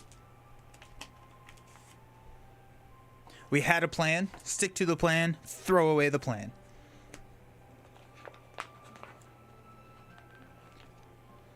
So each Outland character gets +1 willpower. Funny thing about Kardar is they tried supporting her so much before they nerfed her that even the nerf version is still really good. Nice.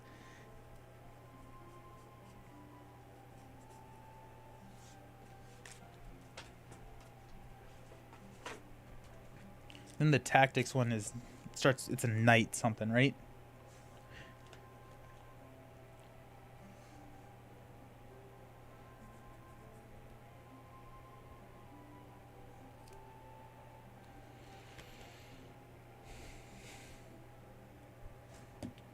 Knights of the Swan.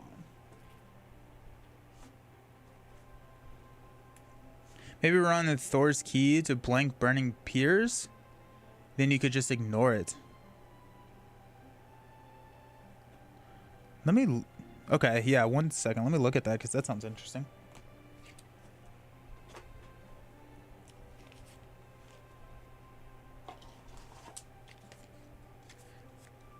We also could just run Galadriel's Greeting.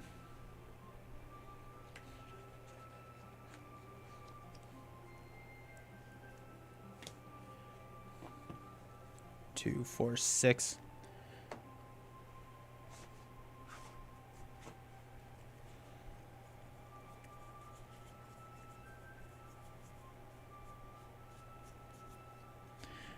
Attach to a hero. After a location is added to the staging area, attach the key to the location. While it's attached to that location, it gains treat the location's printed text box is blank except for traits. That's interesting.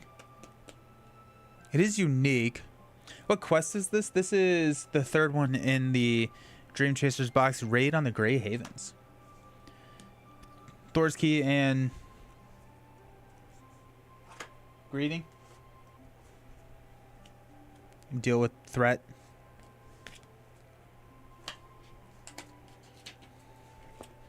So we got card draw, resource generation, threat mitigation, kind of all built in now. I feel like this is a much better deck. I wanted mono tactics to work, but here we are.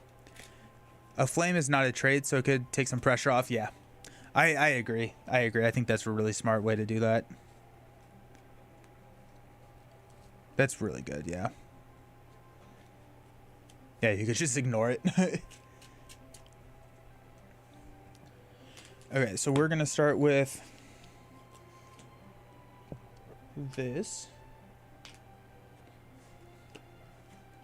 I like Outlands a lot. I feel like the Outlands is a fun way to play the game.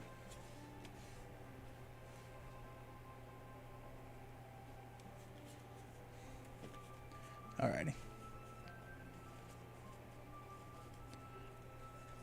Did I shuffle my heroes into the deck, didn't I? Maybe I should drink more coffee. That's probably it. Burning Piers.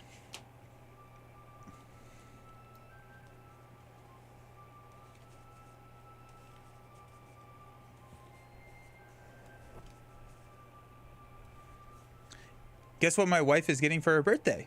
Spoiler, it's Dream Jam. Nice. That's awesome. That's really fun. I'm excited to open some of the new packs. Oh yeah, I need to go get my heroes.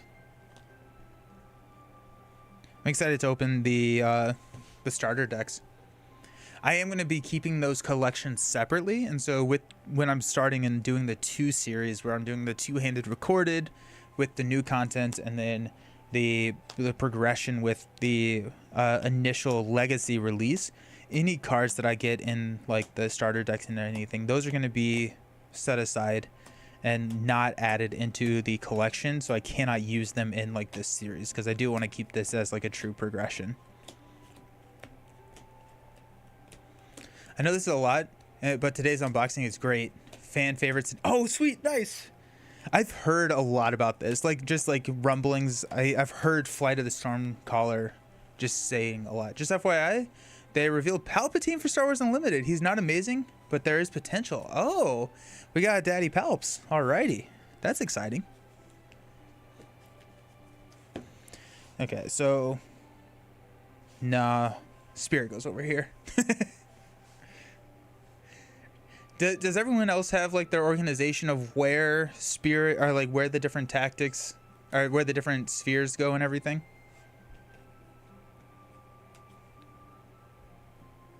All right, let's see what we got. Got Knights of the Swan, Galadriel's Greeting, Goblin Cleaver, Foehammer, Swordsman, and Envoy.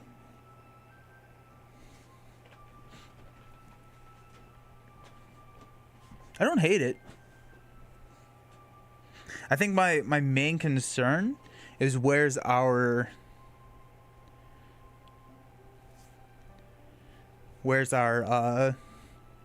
Elven Light. We have a turn 1 Swordsman drop, a turn 1 Knights drop if we wanted it. We could honestly play 2 here. Drop. We could play Envoy, Knight, and Swordsman if we wanted to. That feels like a very solid start. I generally put my heroes and allies in color of function, quest, then attack, then... Oh, that makes a lot of sense, yeah. Which version of Palp? Pre-OG or post? It's going to be OG. Knight and Swordsman sold. Cool. And we got a Feint. Ooh, actually Feint's going to be really nice here. Let's go.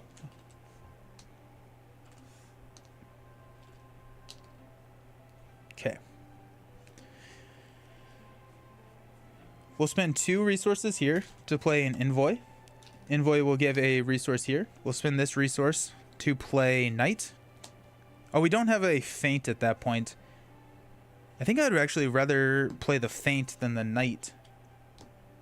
We could toss Envoy in front, but we get bad things happen whenever that happens. We're going to toss a Goblin Cleaver. Oh, we do get the +2 when a character leaves play. So if we have 6 attack, that's not enough. So we're actually going to play the Knight here. We're going to block with Envoy, and then we're going to get a +2 attack. So that's going to allow us to take him on with 8, which is enough to take him out and then place progress. Cool. Daddy Palp. I love and hate everything about that nickname. And we'll now use it when referring to Palpatine. So thanks for that. I don't know where that came from. Let's toss a Goblin Cleaver to give a resource here. We'll spend 2 to play a Swordsman.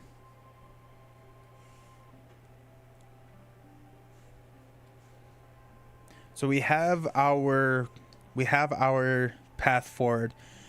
We're actually only showing 6 as well. So we can quest for 5 here. We could quest for 6 if we wanted the Knights of the Swan to also quest. But then I think we get into a situation where if we flip an enemy, we could be taking an attack undefended. And I don't love that idea. I feel like I would rather take the threat hit and then use Knights as a last resort block if we absolutely had to. So let's go ahead and quest for 5. Showing 6. Flip into Doom 2. Stupid. 1, 2. Oh, wait, hold on. let's reset our threat. We have 9, 19, 28, so we're up to 30 now. Oh my gosh, that's a tough card because that makes this even higher. Oh my goodness, that's tough. Okay, so we add 1 and 1, and then that surges into each player must either deal 3 damage to a character he controls or to a flame location in play.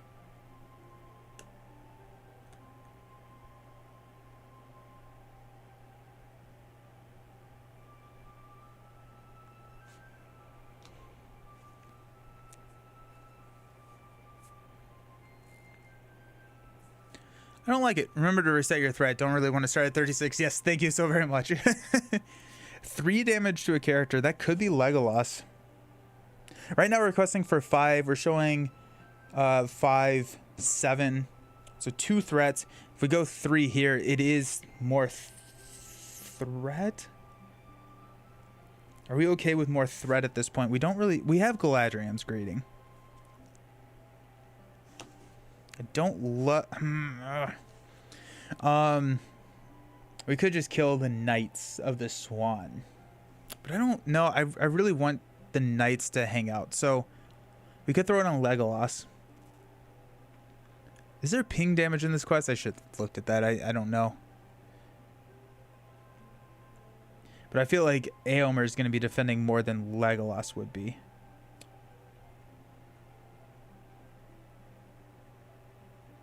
Let's throw it on Legolas. And then we increase our threat by 2. 1, 2. 32. Cool. And then we'll travel there. We'll optionally engage here. And we'll block with Envoy. It's going to be 4. No shadow effect. Envoy leaves, which gives Éomer a +2. Then we will attack for 8, which will take this out. And then place 2 progress here on this location. Okay.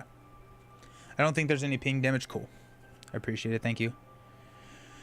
Okay, let's stand up. Increase our threat all the way to 33 already. 5 threat increase in the first round. That's fun. That's a fun idea. We get to draw into Firefoot. That's actually really nice.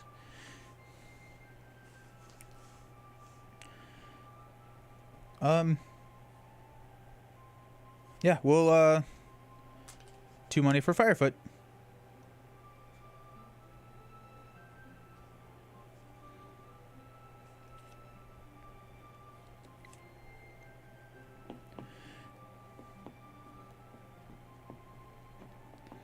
Or do we hang on?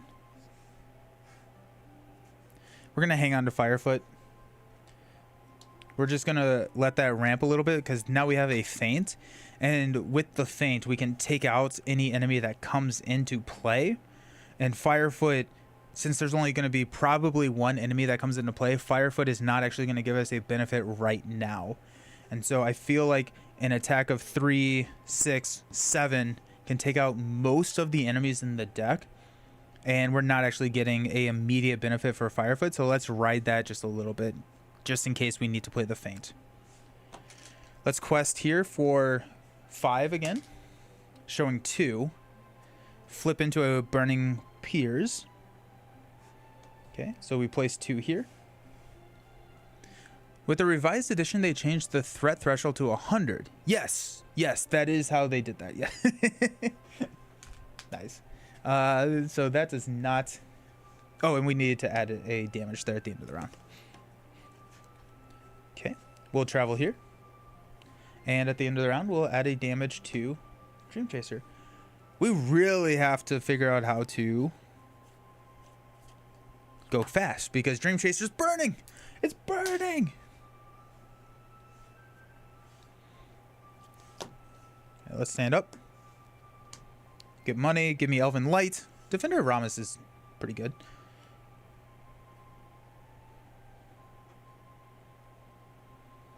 Let's go 2 for a defender. Let's go 2 for a Firefoot.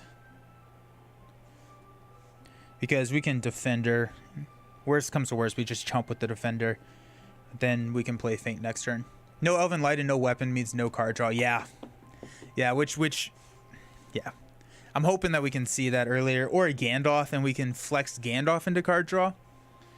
But that, yeah, definitely tough. Okay, let's quest for 5, showing 2. Flip into a 4, a white ship, a flame 4. Search the encounter deck and discard power for a Corsair enemy and add it to the staging carrier. Shuffle the encounter deck.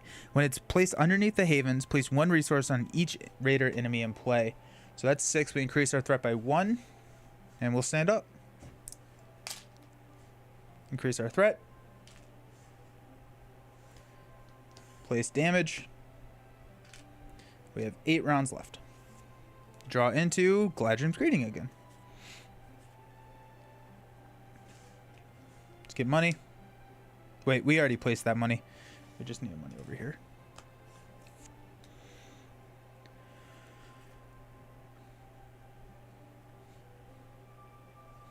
I guess we'll spend... Threat's not an issue right now. We can play Gladrim's Greeting whenever we need to later. We're going to quest for 3, 5, 6. 6. We're showing 6. That's tough, actually. Oh. Doom 2. Dang it. This is going to search. 1, 2. Place a damage. Surges into Corsair Arsonist. Either deal 2 damage to a flame location in play, or search the encounter deck for a flame location with the highest of flame value and add it to the staging area.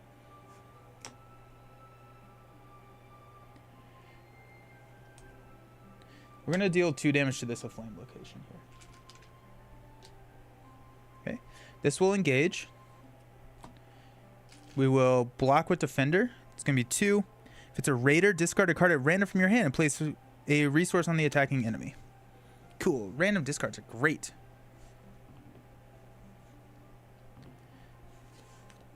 We lost a Gladrim's Greeting. Okay. Aomer will attack and take the Corsair enemy out.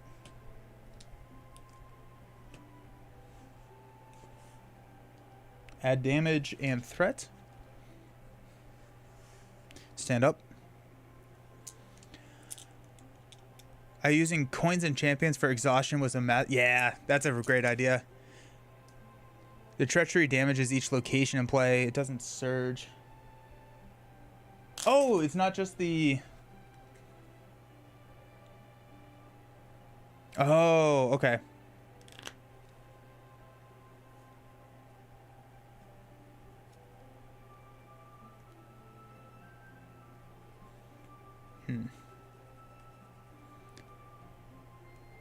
Quest progress?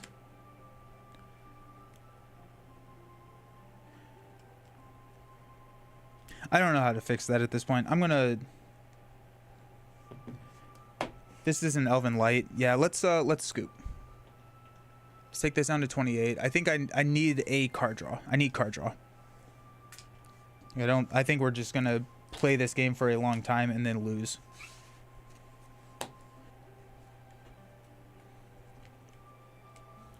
I think I looked at Buy the Same Token. It's what I'm thinking of based on D20's suggestion, but I wasn't willing to pay $70 for tokens.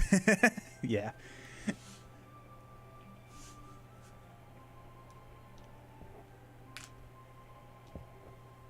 Yeah, this quest asks a lot of you.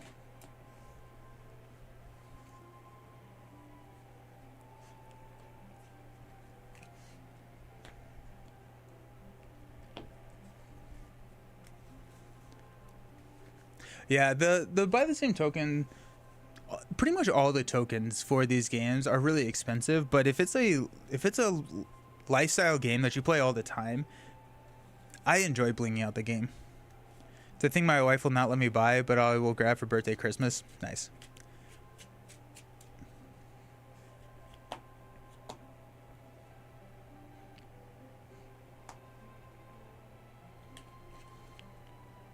Okay.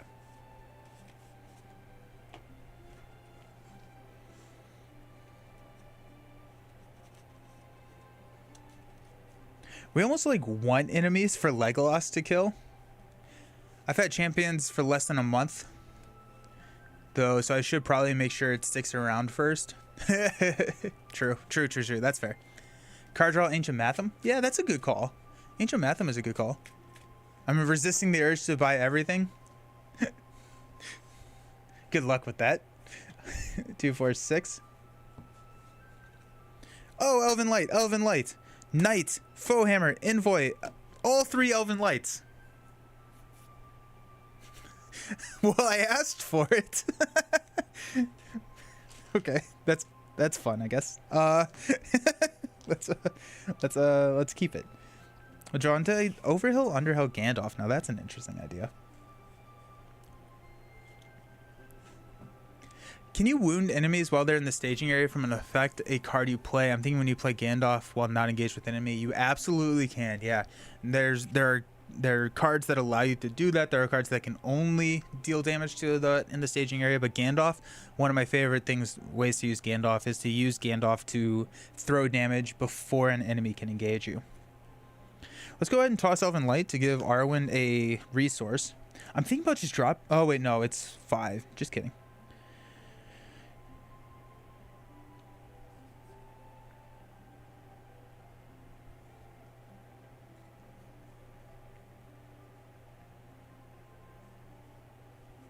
Spend 1, 2 to play Envoy. We'll give a resource here to Aomer. Spend 1 to play Knight. Actually, hold on. Before we do that, before we even play Envoy, let's play Elven Light from the discard pile, return it to our hand, and draw a card. Another Knight. Interesting. Yeah, so let's go 2 to play Envoy. Give 1 here. We'll spend 1 to play a Knight. I think 3 Elven Lights may be too many. I don't have ways to discard them. You always go to Galadriel Spirit to reduce your threat and card draw and send Arwen packing.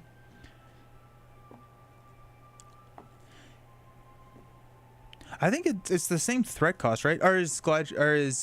Oh, Galadriel. Yeah. Ooh, Galadriel is interesting. Galadriel would be interesting. Yeah. This is FFG, Lord of the LOTR, LCG, so many acronyms. Is this the Lord of the Rings equivalent to Champions? Yes. Yes. I would say that they are very different games, but yes. Problem is Galadriel can't quest, and that's our biggest weakness here. True. We would have to get a ring. We would have to mulligan really hard for the ring. Just gotta find, yeah.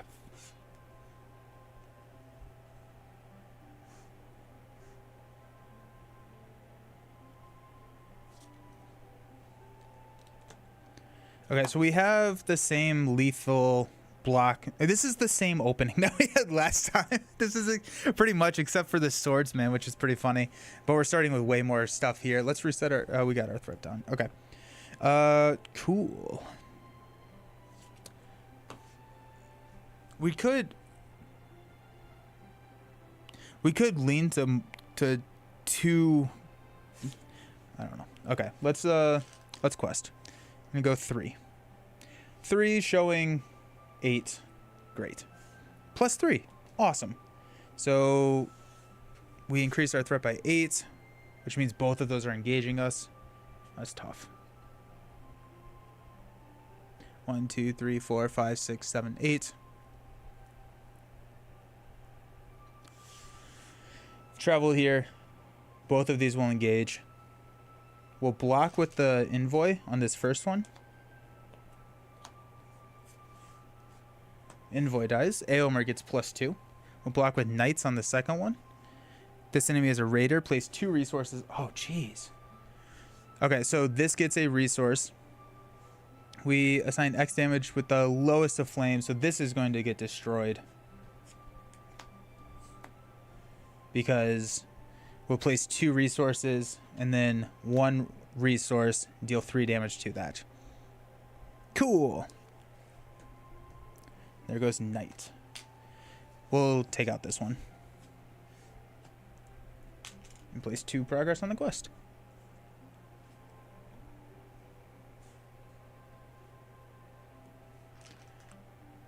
Okay, 1 damage there.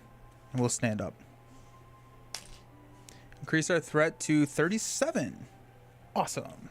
Hey, there's a Gladrim's greeting. That's nice. Let's toss we'll pass out money. Toss an Elven Light to get him money here. Now you have to reveal an encounter card from the Haven. Oh, shoot, you're right. Place 1 resource on each enemy raider in play. Each engaged non-ship enemy makes an immediate attack. If there are no engaged ship enemies, it gains Surge. So we lose a hero. Or I guess we would have to block, and we don't. That would be a scoop. We'll scoop. Okay, do we need to switch out, like, Aylmer? Do we switch out Aylmer for, like, Eowyn? We may do that. We may do that. Just run 2 blue. I mean, like, we're just getting hit way too hard with threat. And then we have Legolas, which can kind of help stabilize, then focus on attack. Yeah, I think we have to do that. I think there's really not a... And then when Eowyn helps us with the discarding cards. And if we do that, or Círdan. What does Círdan do? Is he a 4? He is a 4, right? Círdan's a little new to me. Draw 1 additional... Oh, yeah, you draw and discard. I like Círdan. I like Círdan. Gray pair. And Eowyn helps with the... Yeah, are you saying Círdan or Eowyn? I think both of them are actually pretty good pairs for Arwen. All right, I'm going to go grab another drink real quick. Be right back very, very soon, but we'll come back and we'll modify the deck a little bit.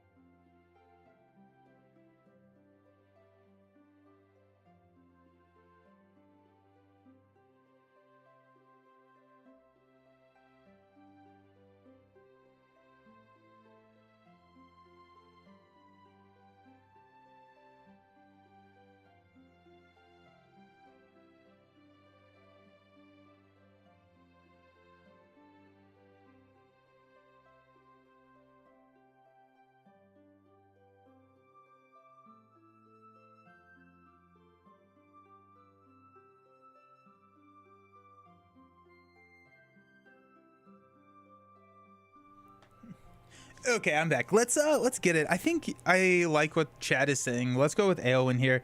It also keeps our threat down a little bit. Are we... I'm actually now thinking that maybe we keep Aylmer instead of Legolas. Aomer, I think, is a better tactic splash because he can throw damage like nobody's business. And if we're leaning into the chump block, I feel like Aomer, with 7 attack, probably works better than Legolas. And then if we're starting out questing with Arwen and Éowyn at 7, I'm not sure how much we will need Legolas. Thoughts around that? I think I'm leaning that direction. Keeping Éomer at the cost of 1 more for just significantly higher attack potential. Because I think if we start going into more blue, we're going to lose a lot of that attack. But I am a fan of Éowyn. If you replace all 3 heroes you started with, is it the same deck? It depends on what is the what's the ship's name? I don't even remember what the ship's name. I'm drawing a blank on the name of that ship. But maybe? But super thematic question. I like it.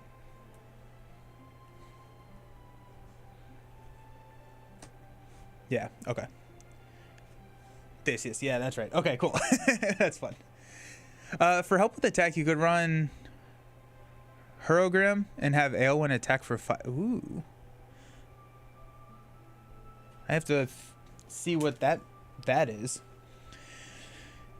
Okay. Let's... What are we thinking for... I like the potential... Okay, so I like Foehammer. We need to shift our cost over to blue. Keep Firefoot. Probably keep Feint still. Goblin Cleaver.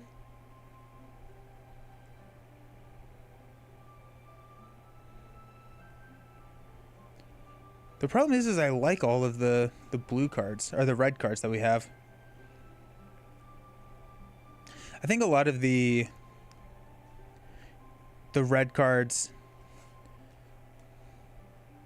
that we are using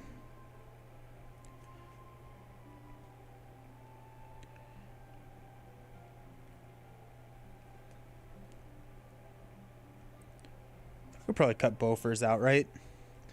I feel like not enough weapons for all these cards. Okay. So take out the Foehammer. Goblin Cleaver. Yeah, because now we're not running weapons with Éomer, so definitely. Good call. Good call. Yeah. We don't need A-Rod. Well, actually, okay. What are our thoughts around A-Rod? Attached to a hero or Legolas. After attached character participates in an attack that destroys an enemy, exhaust A-Rod to place a progress on any location. Do we give that to Éomer? I feel like that could kind of help. It's not a restricted card or anything.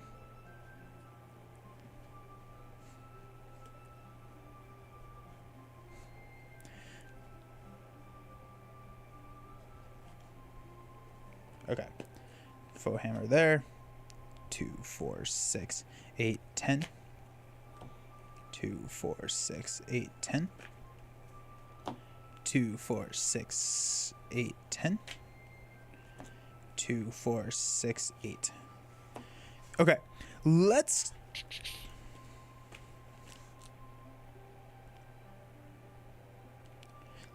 Where... I think I want to go Westfold Horse Breeder. I think I want to keep that... This is not on screen. Let me move this up a little bit. I think it's too slow to be helpful here. Westfold Horse Breeder? Wait, hold on. Oh, A-Rod is fine. Just needed... that you're not mono tactics. That's fair. Let's cut it and just use that for other fun thing. Did I ever? Yeah, I did put Elrond's Council in there. Okay. Yeah, A-Rod. Cool. Thank you.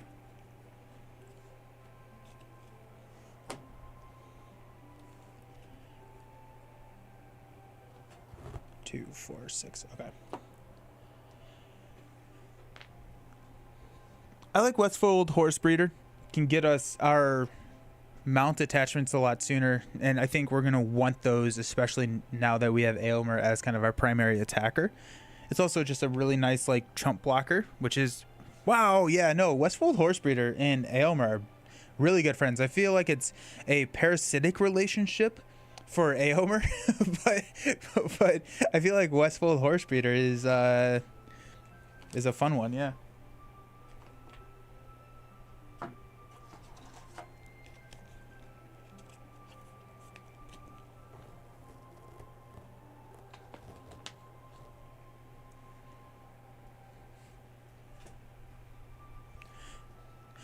I'll be right back. I need to move my light. I have to move my light to change or to get out of the room, and I forgot to move it back. So let me fix that real quick.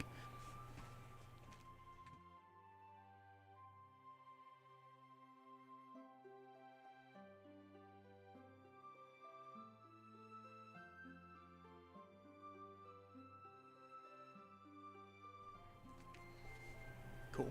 Okay.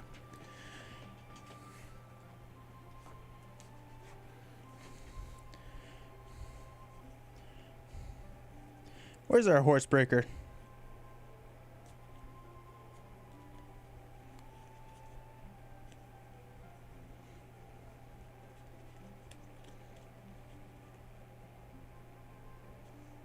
Horse breeder.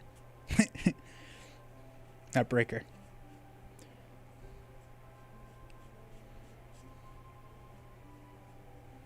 There we go.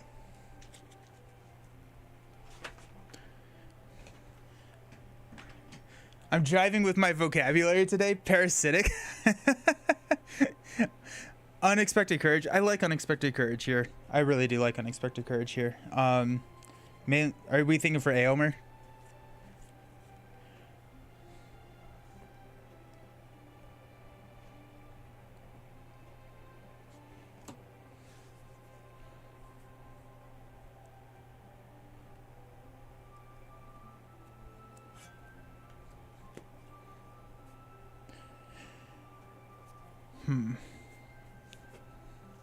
We go Sailor of Loon.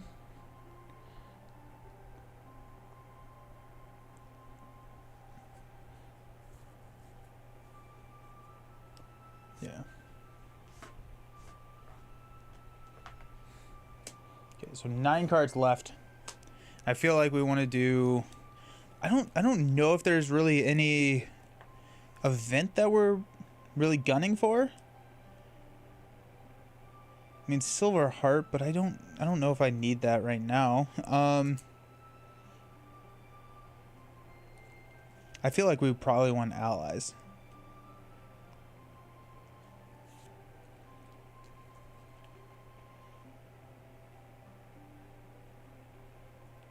What about? Oh, let's run Steed. Hopefully, with Steed, we can start tossing cards.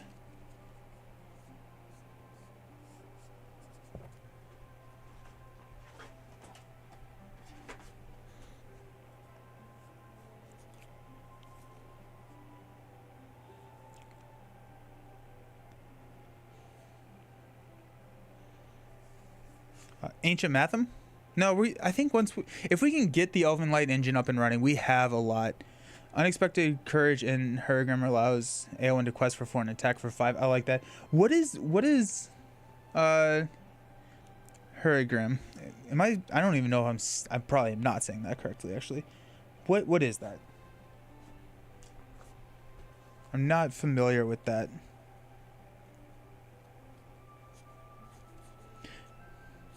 Ooh, okay. Attach to a raw hero. Reduce the cost to play on Theoden by 1 after the attached hero is declared as an attacker. Okay, yeah, no, I like that a lot. Good call. Between Arwen and Aowen, you shouldn't need many ways to discard. That's kind of what I'm thinking, yeah.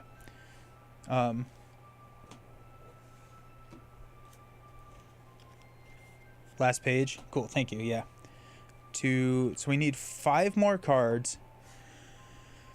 What was I just saying? Oh, do we want Hasty Stroke and or Dwarven Tomb? Or not Hasty Stroke, but actually probably Hasty Stroke and yeah, we're gonna do it. Test of Will and Hasty Stroke. Test of Will for that stupid treachery, right? Right? Yes, that's exactly what I was thinking. And then Hasty Stroke so we don't put the stupid locations back into play.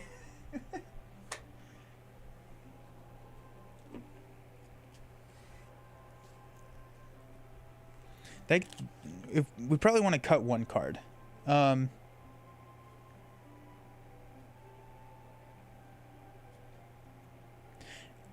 Probably cut a Warhorse.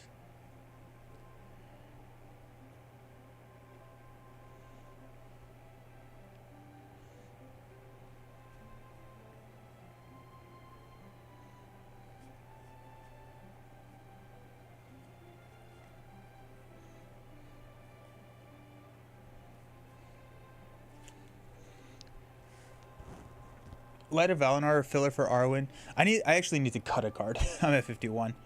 And I'm thinking I cut a Rohan Warhorse because we have Westfold, which is going to get our Warhorse pretty easily. And we have Unexpected Courage to also ready Aylmer. So we have a couple of ways to ready in there already. And so if we're going to cut one, we're going to cut a card that we can find easily and already provides like kind of a benefit we already have. But okay, yeah. And this is one of the things that you get to see me learn all of the tricks to a deck, because I used to do this series where I would practice and I'd build a deck and then we would approach the game with me kind of already knowing what was playing and after me playing it 4 or 5 times. But now we kind of get to see me struggle through and modify decks, which I like doing on a stream because I get to play cards that I probably would never think about playing because y'all are just fantastic at suggesting stuff. Let's do it. Let's get it. Okay. We need one of those enemies.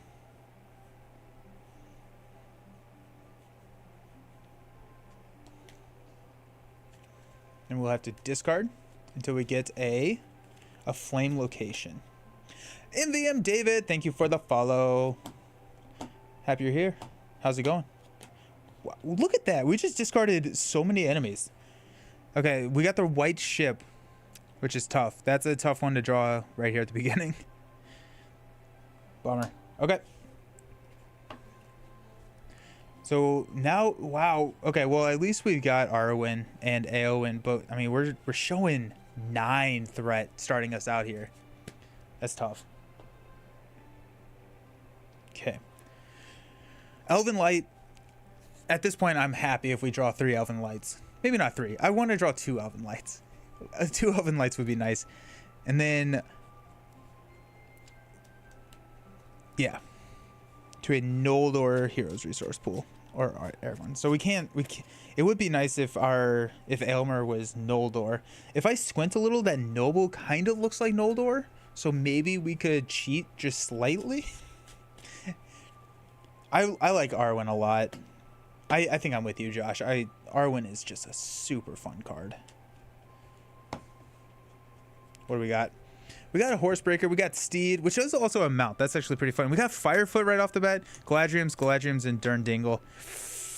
I'm mulliganing. I'm gonna mulligan here. I think we need a Light of Valinor, at least one. I think we need at least one in order to get the deck up and running. Would we have drawn into it? We would not have. So that's a little bit of validation there. I do like having those mounts to start us out, but we're discarding cards that don't... We're discarding cards that we need to play and not discarding cards that we want to be discarding. Chuck it. Yep, there we go. Come on, give me that Light of Valinor. 70% chance. Not anymore, but hopefully. Okay. Envoy, Spearman, Feint, Knight, Greeting. Gandalf is card draw, so that's nice. And a Galadriels, so not the finish he had hoped for. We do have a Feint. A Feint is going to be really good here. So if we drop a Feint, we can attack for 3, but we don't really have that. Or we block with Envoy. I think we still block with Envoy.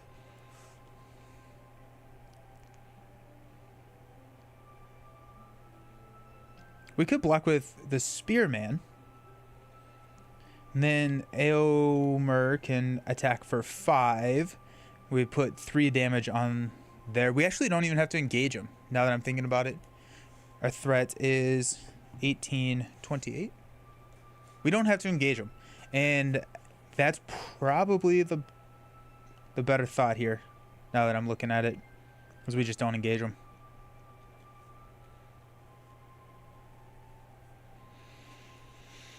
Whew. Put Elf Friend on him. Didn't we think about this earlier? Tactics Aragorn would be another good choice if, instead of Aomer, so Arwen could give a tactics resource if needed. I like it.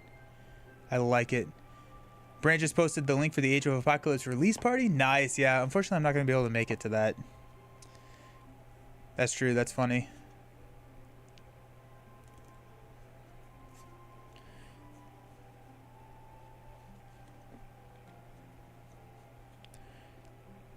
We're 1 away.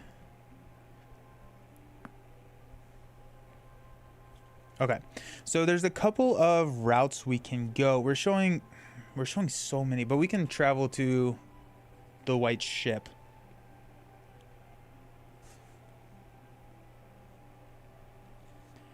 Let's use Eowyn and Arwen to play Envoy. We'll give a resource here. We'll spend the resource to play the Spearman. That just gives us a little bit of safety.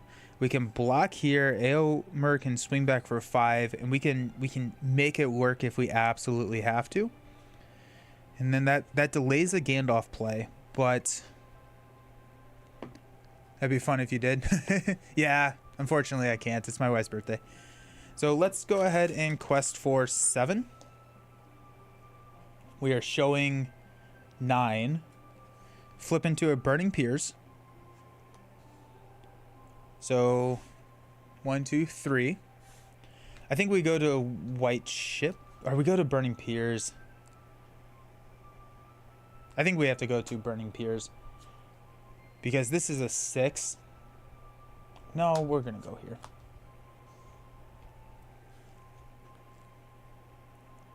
We're gonna engage the Ravager because I think we block with the Spearman. We can throw 2 damage, and we can block with Envoy next turn and then take out the Spearman, but it's taking 3 threat. Connecticut has some nice sites. Nice. Yeah, let's go ahead and engage here. We're going to be placing X on... We're going to be placing Flame there. So, okay. Let's block with the Spearman. It's going to do a damage here. Before, no effect. So this leaves play, giving Eomer +2. We place a resource here, and we place X damage to with the lowest flame value, which is here. Oh wait, actually we can go 5, 6, and deal 3 damage. So he has 4 damage now. Cool. We stand up.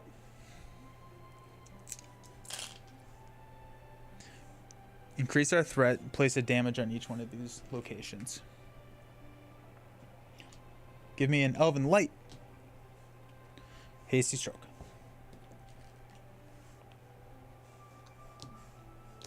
Pass out money. We have a feint, which I honestly kind of think a feint is going to be the play, just so we don't throw damage here. So I think we're going to have Eomer play the feint. If we do that, actually, we can't. No, if we use Envoy, we can poke. The Envoy can poke him and take him out there at the end. So I think that's probably the play. And we're just going to hang on to the money over here. I'm going to toss a Galadriel's Greeting to give a money here. That allows us to drop Gandalf next turn. The force effect on the quest card. The end of the combat phase, deal X damage to flame locations and play with the lowest flame value. X is number of Corsair enemies in play. Thank you. Yes, I totally missed that. Cool. Well, that's okay. This quest throws so much at you. Jeez. Okay. We will quest for 7. We are showing 2, 4. There's another Ravager.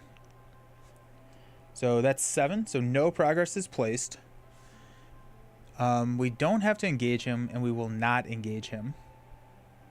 We're slipping. Might be the first time you don't kill that enemy round 1. Yeah. Okay. We're going to feint this enemy. Shadow card. And then Aylmer and Envoy will poke and take him out. The end of the combat phase will deal 1 damage here. So that's almost gone. End of the round, we'll place 2 damage here, and we'll increase our threat by 1. Stand up. Draw into Elven Light. Let's go. Let's go. Let's go. Let's go. Pass out money. We'll toss Elven Light to play, or to get 1 resource there. I think we play...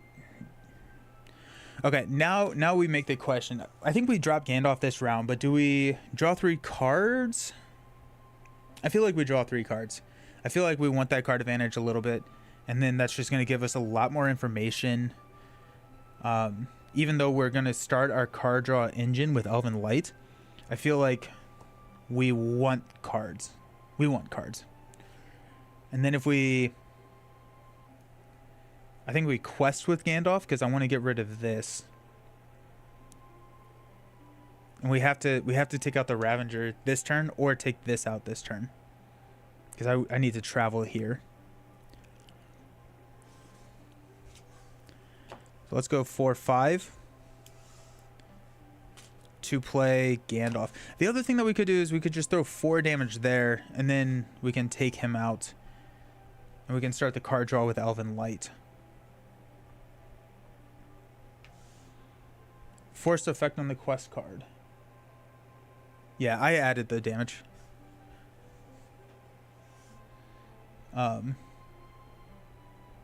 Because you add a damage to everything in the staging area, and then this adds to the lowest. So you still do add 1 because this is the lowest in play. So everything got 1 rather than splitting it up. Because the flame only adds to staging area, I think. Yeah, just the staging area.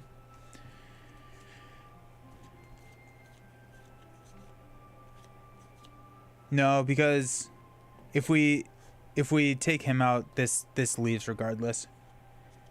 So we're showing 8. Are we gonna be able to quest? We're losing this. We're losing this regardless. So I think what we need to do is we have Envoy. I think we quest really hard, but I think we throw the damage here and we can take him out. But even he will place a damage here, which will clear that, which is bad. Because we place a resource there and then we reveal another encounter card. But if we can sustain that, if we can manage that, we're good.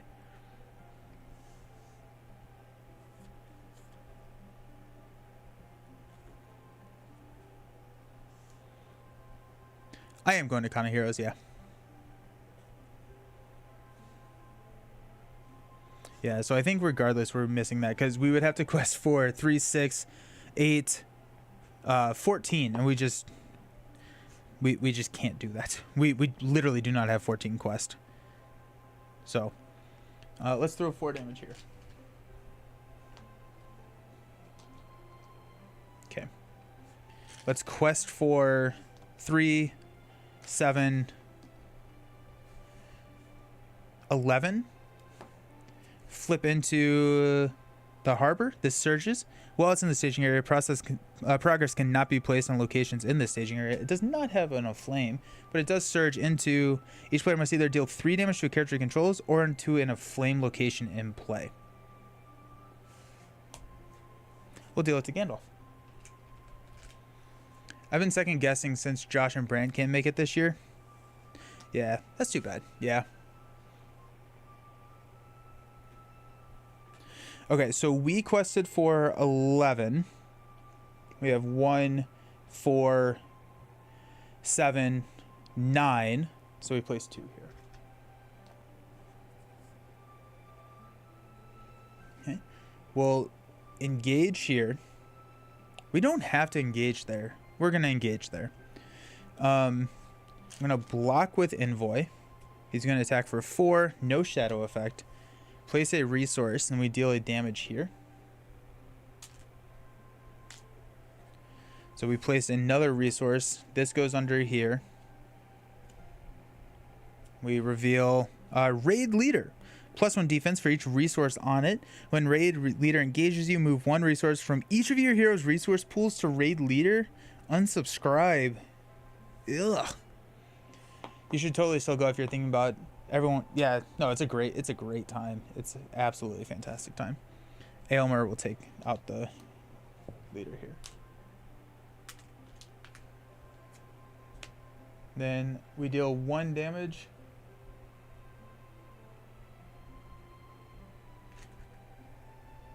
Here.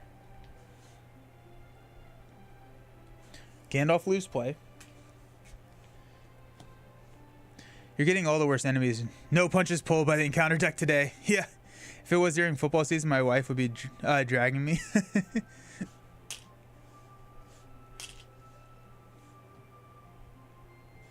Oh, Envoy's gone. Okay, let's pass out money. We'll draw into a horse breeder. That's nice right there.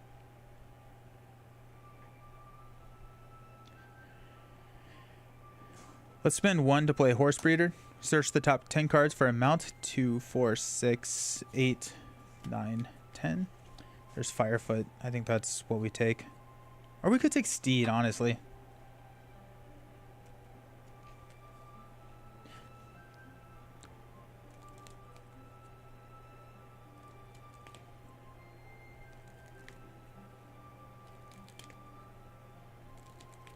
Do we take Steed or do we take Firefoot? I think we take Firefoot. We have enough ways to discard.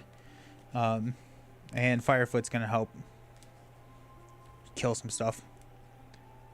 You attack only... No, I attack for 5. Because Envoy blocked. Envoy, I just forgot to leave. I forgot to take Envoy off the table. Let's spend 1... from Arwen's to play Elven Light, to bring Elven Light back to our hand. We'll draw into a Hasty Stroke again. I think we're going to hang on to the Elven Light. We can make the call to discard it for the resource or for the +1 quest power. Let's go ahead and go 2 here for Firefoot.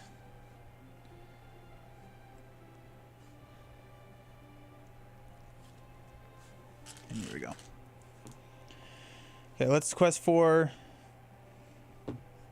Man, we're getting swallowed. We do have a Galadriel's Greeting, which I think we need to prioritize playing here. I think we need to travel here soon. At the end of the round, we have to place a threat on each one of these. I mean, this is a 5. We're going to lose that, so we don't travel there, I guess. So I think we're just going to quest for 7, knowing that we're going to raise our threat and potentially just lose to threat, unfortunately. So 7, flip into a Pillaged Ship.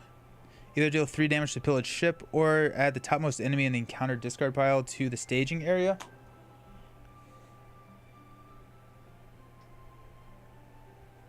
I don't know how to get tempo in this quest.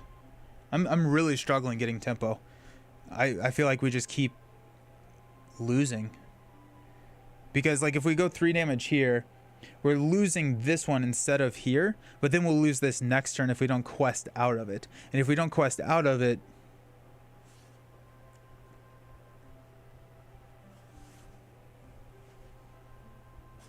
Is there a way I can spend 1?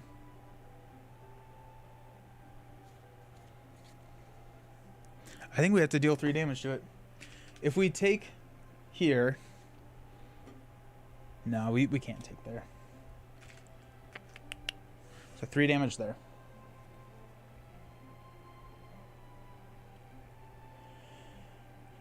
We quested for 7. We have 2, 5, 6, 11, 13. So that's 6. 1, 2, 3, 4, 5, 6. So we're at 39. I think we have to engage the raid leader because we're only losing 1 resource to him right now, and he gets +1 defense there. So if we could attack him for 7, we take him out, which we can with Aylmer if we block with the Westfold Horse Breeder. If we do that, no damage will be added. So we travel here. No, we travel here. We definitely travel here. Okay, let's engage here. We'll block with the Horse Breeder. Oh wait, this moves here. 5, no shadow effect. This leaves play. We get +2, and we'll attack for 7 here. The end of the round of flame there. Can you buy an Elven Light with Aelwyn's resource? No. It's in my hand right now. Oh, I guess I could... Ooh, actually, hold on. I could have discarded for +1. This is what we're going to do. We're going to rewind a little bit. We're going to discard for +1, spend the resource to pull Elven Light and draw a card, and then he does not get that resource, but we also get the card draw. So we're +1 card. Good call. Excellent call. Thank you. Yes.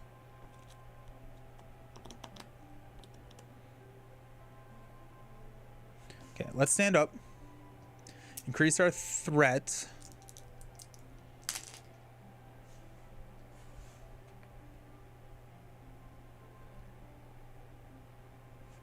Draw into... There's a swordsman. Alrighty. 2, 3. Let's toss an Elven Light to give Arwen a resource. So that gives us there. Let's spend 2. Let's spend 2 for a swordsman. Let's spend 1 for a knight. And then...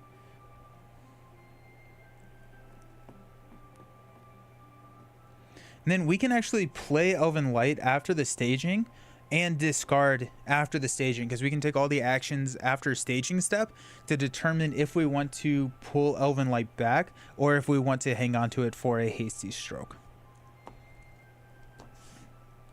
So we're showing 2, 3, 5. So we need to quest for 8. Okay. 3, 7, 9.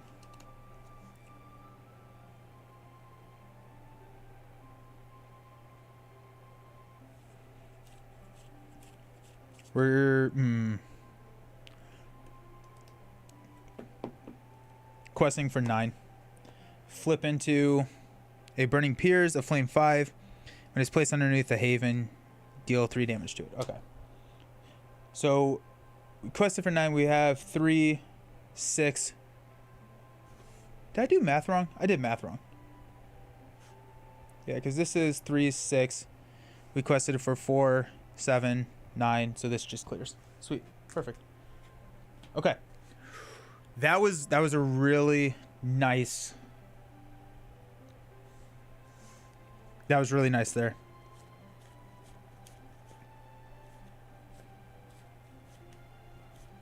That was really nice. Do I want to bring Elven Light back and toss it, or do I want the resource?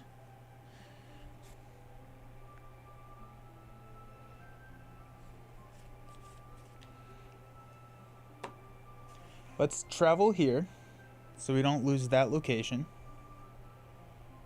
The end of the round will deal a damage to each of flame location.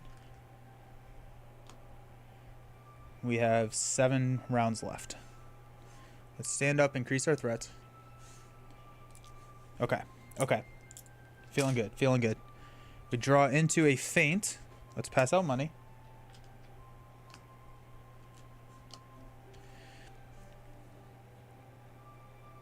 We're at 40. We have a couple of rounds before we have to play it. Let's use Arwen to pull Elven Light back to our hand, which will draw us into a Gandalf. That's going to be nice.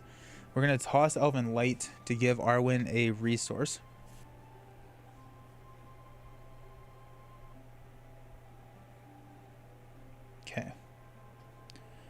Cool. Cool.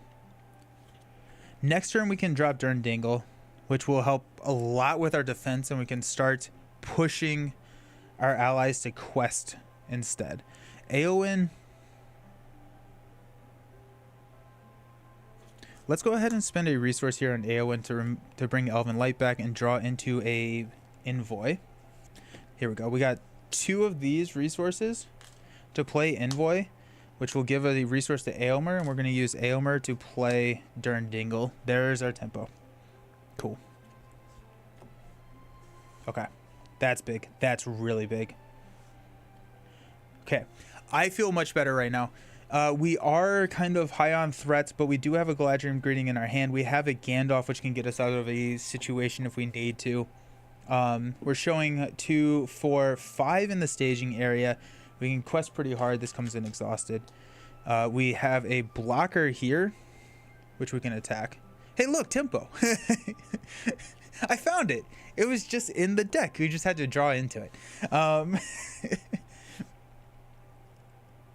It would be really nice to not lose this. So we have an Elven Light to give +1, so we'll definitely do that.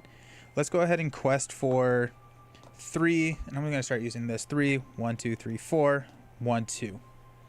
So that gives us 9. We're showing 2, 4, 5. So if we draw a Treachery, we actually block it, and we do have a Elven Light, which we will pitch, and so that could clear this. We're going to draw into when revealed, place 1 resource on each raider enemy in play. Each engaged non-ship enemy makes an immediate attack. If there are no engaged non-ship enemies, it gains Surge. Surges into Elven Caravel. Each player must assign damage among characters they control equal to the amount of damage on Elven Caravel. When it is placed underneath the havens, deal 1 damage to each character in play. It comes in with a 3. So that gives us 5, 6, 9, or 8. So we place 1 here. We're going to toss Elven Light to give Éowyn +1, so we'll place 2 here. But at least it's not a enemy.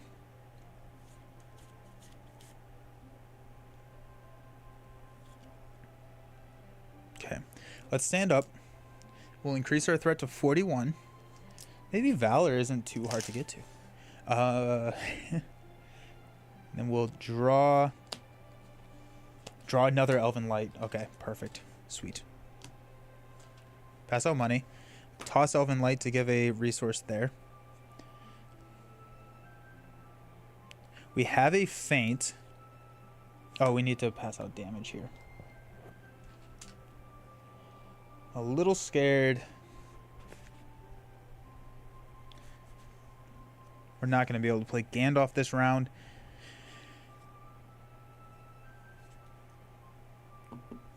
Let's spend a resource to return Elven Light to our hand to draw a card, which is Defender.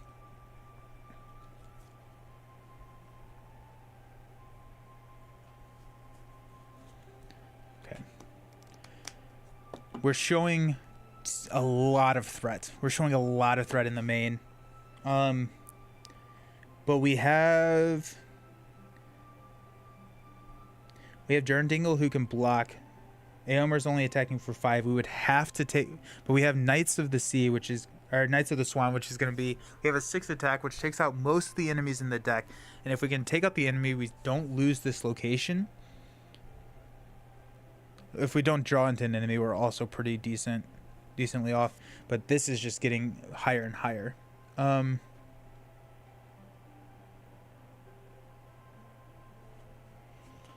Let's quest.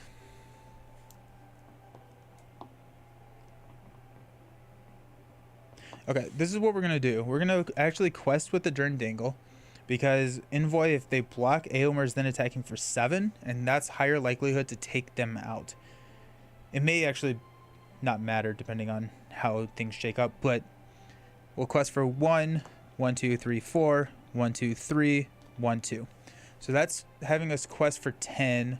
We're showing 3, 6, 8, 9. We'll toss an Elven Light to give us +1 with Éowyn.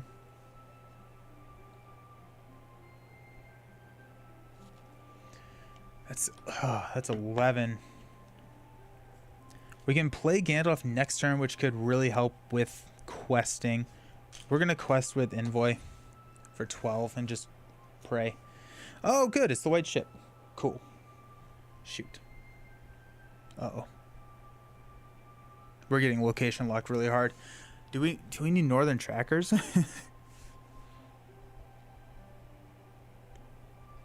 Okay. So that's 4, 7, 10, 11, 13. And we quested for 12. So our threat goes up 1. And at the end of the round, we'll place a damage everywhere.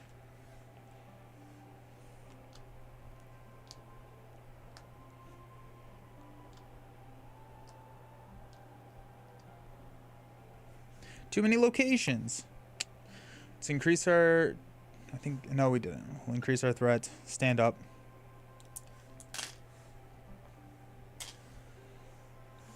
Pass out money. Draw a card. Hey, another Knights. That's nice.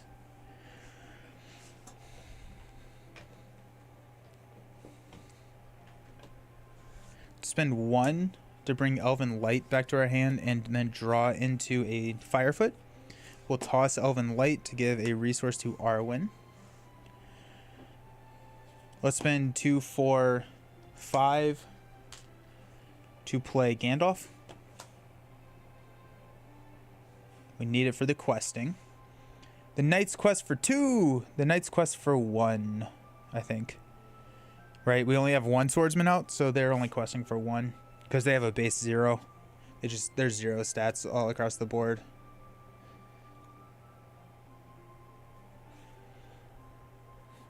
I kind of wanted to keep him just as a panic block. Are we reducing our threat by 5? I think we're going to reduce our threat by 5. We could draw 3 cards. I don't know what that gets us, though. Looks like you need Gondor's aid more than you need... Looks like you need Gondor's aid more than they need yours. Need to dig for more swordsmen. Yeah, okay. So we'll draw 3 cards. We got another Knight. Elrond's Council is actually huge. And a swordsman. I like those draws right there. That's... Oof, I like that. Sweet. Okay. Nice. Let's spend a resource to play a Knight. Yeah, they started at 0, which is unfortunate. But for a 1 cost, I'm okay with that. Okay, so we're showing close to infinite in the staging area, which is unfortunate.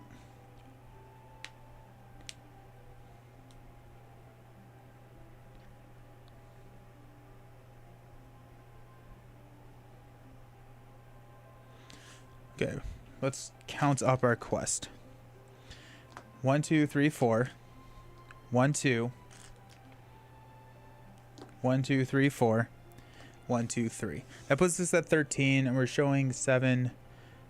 Jeez, that's plus 4. 11, 12, 13. So much for the unboxing later. Hey, have some faith. Elrond's Council will reduce our threat by 3, 2, 3, and increase our quest by 1. So that gives us 14. We're going to toss Firefoot to give us plus 1. We're going to quest... We don't have money for a feint, so we'll quest for 1, 2, 3 more. It'll just be after second breath. Exactly, yeah. Okay. So we're questing for 18. I'm going to flip into... Hey, the Ravager. I need to remember, it's 6, 10, 14, 15, 17. Shh. That's a scoop there. That's a scoop because we don't clear this, which means that everything loses. But I like the deck direction a little bit better. But I'm going to be ruthless with scooping just because if I see the writing on the wall. Getting those Outlands down will multiply questing. Yep. But unfortunately, I think we lose we just start losing all of these real quick, because this one will take out one, which would take out that, which would be fine. Well, we just I don't see us getting out of that. Northern Trackers are so good. Steed would be pretty good. Steed, if we could get the engine up and running and we can start clearing the locations with steeds, that would be nice. Drawing, we did have a lot of mean enemies right there at the beginning. So hopefully this time we're a little bit better off. Those threat numbers are ridiculous. Yeah, they were mean. As soon as I show up, way to make a guy feel welcome. No, Infectious. I just really wanted to start the game with you here. I didn't want to play.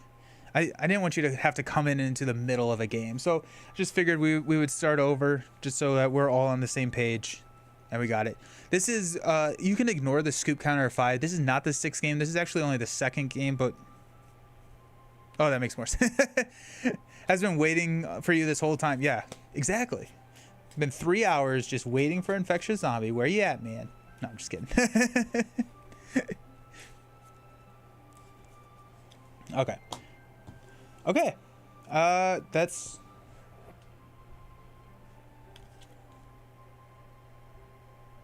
Nope, that's not a card within a flame keyword, so... Cool, we start with the white ship again. Jeez. You missed the other half dozen, so that's a good thing. Well, now you can see if I'm good luck. I'm fingers crossed. Fingers crossed here. Start at 28. Yeah. We were doing okay on that quest. I'm not gonna say that we were doing good. We were doing okay on that quest, and we did not see an Elven Light early. I don't know. Yeah, if we can get.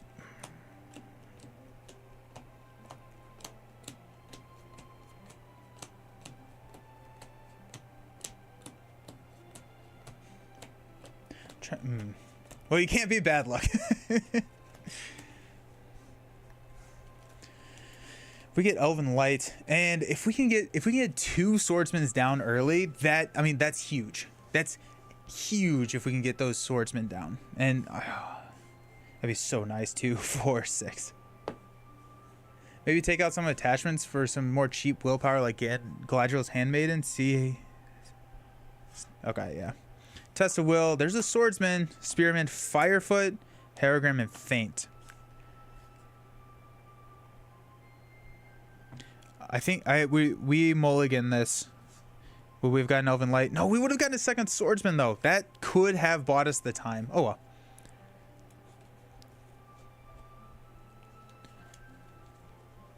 Oh well. Yeah, that's fine.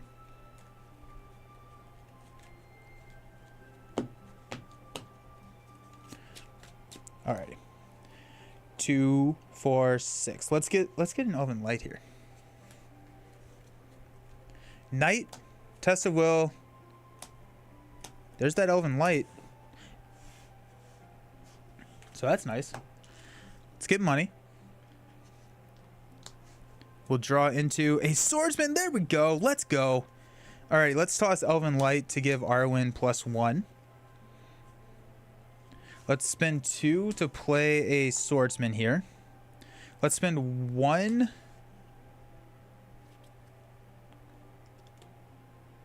to pull Elven Light back to draw into a horse breeder. That's nice. And then we have a feint. And I think the feint is a valid play here. Because next turn, if we do engage here, we can feint. Next turn, we can play the horse breeder and potentially draw into... Actually, we may just leave him up there. But we could draw into Firefoot. And I'd be pretty happy with that. It is raining. It will help out, put out the fires. Yeah, there we go. Okay, so we are showing 9 in the staging area. Also, this needs to be shuffled back in. Let's not shoot ourselves in the foot starting us there. 9 in the staging area.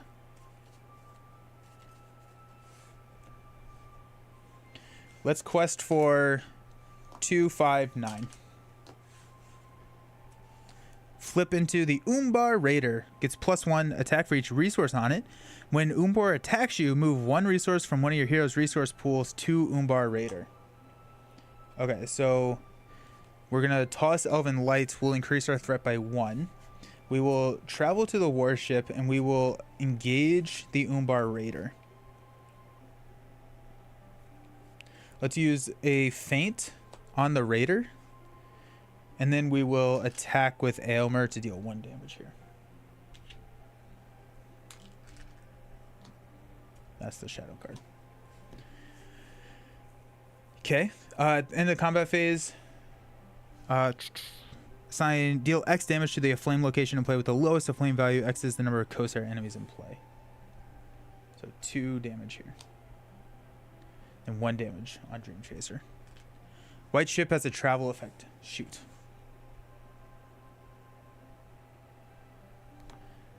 I don't know, man. I can't take that. So I think we just leave it in the staging area and just let it die.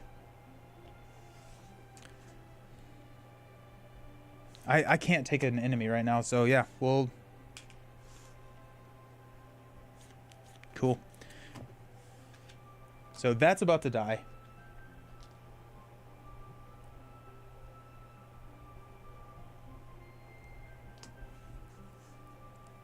Okay.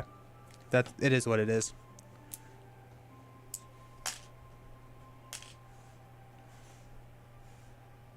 Okay, we'll draw into a steed. That's nice.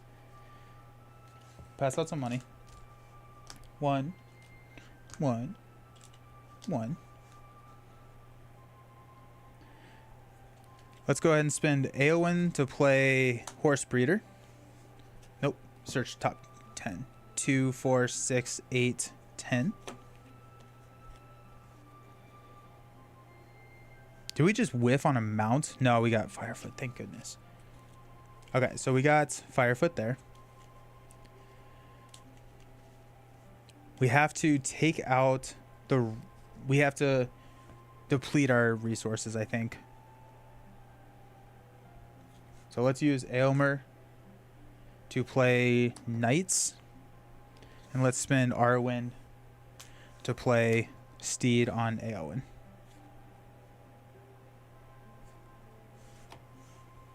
Okay, so we got a block here. And we don't lose a resource. And then we can take it out. They don't call her the horse with fur for nothing. And then we'll just lose White Ship. It is what it is.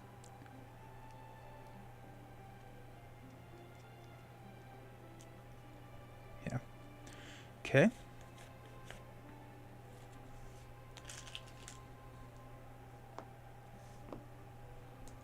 Let's go 2, 5, 9.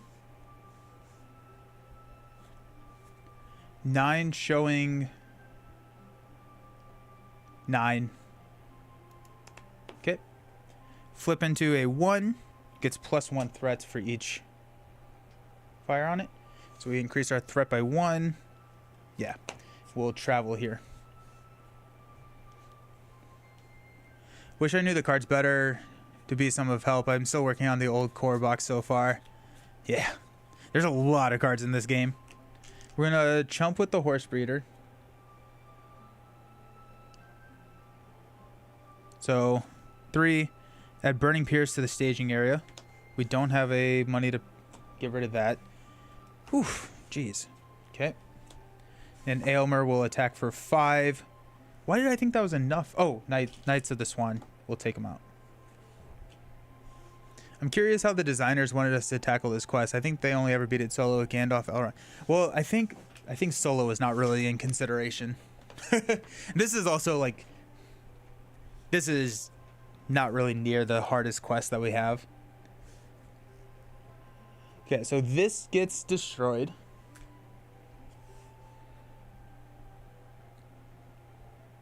Place 1 resource on each raider enemy in play. This goes under here. We reveal an encounter card, which is the Corsair Infiltrator.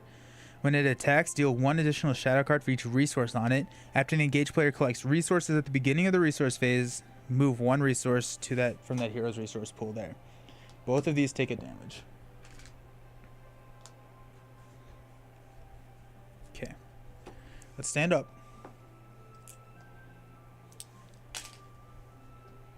Increase our threat.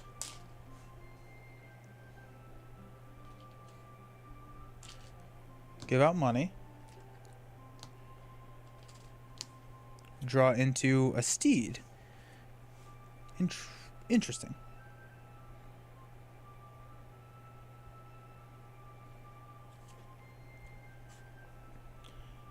We'll Éowyn to pull Elven Light back to our hand.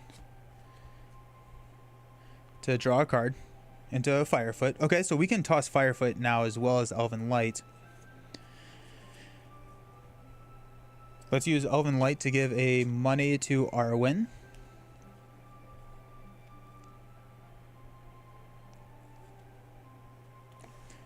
We're showing 2, 4, 7, 9. Yeah. It's not the hardest, it just heavily constrains what decks actually work well. Yeah. But it's, I think on Hall of Bjorn it's only like a 7. Like it's not even that highly rated. Which I don't necessarily know how the distribution of player counts works on like Hall of Bjorn's ratings. So it could be like way lower for, or way higher for solo versus multiplayer.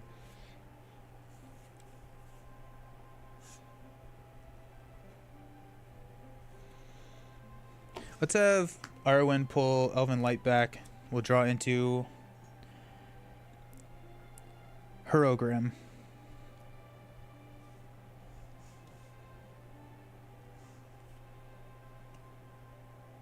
That's cool.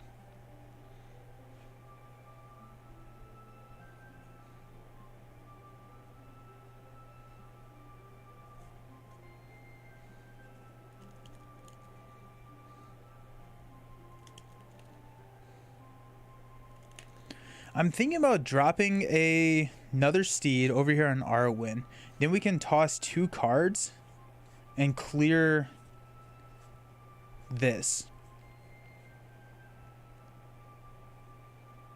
But then we don't have a test of will. If we can just quest, if we can quest high enough to clear that, we're feeling really good. But I think I want to take this out so I can travel. I can get that out of the... Did you put 2 resources on the lowest? Why would I do that?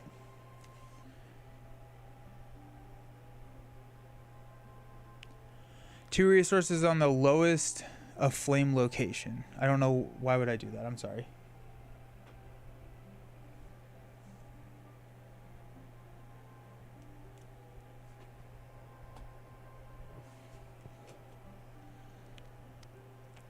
I don't see why. I don't see a trigger for that.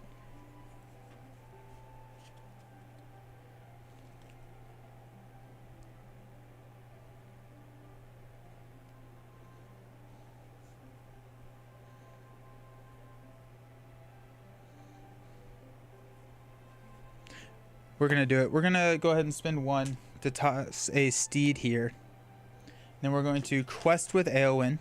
We're going to toss a Elven Light to place 2 progress here. We're going to quest with Arwen. We're going to toss Firefoot to place 2 more progress to clear this. The damage went on the white ship last round. It's now under Haven. Oh, damage. Yeah, force effect on the main quest killed the white ship. Yes. Thank you.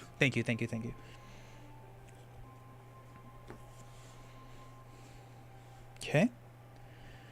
So that's 7. Yeah, 1, 2 there for 9.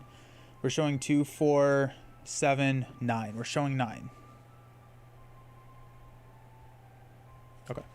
We're going to flip into Pillaged Ship. Deal 3 damage to Pillaged Ship or add the topmost enemy in the encounter discard pile to the staging area. Okay, we're just going to lose that as well. Losing these is a resource, I guess. We take increase our threat by 2. 1, 2. We're going to travel here. I'm going to engage here. What was my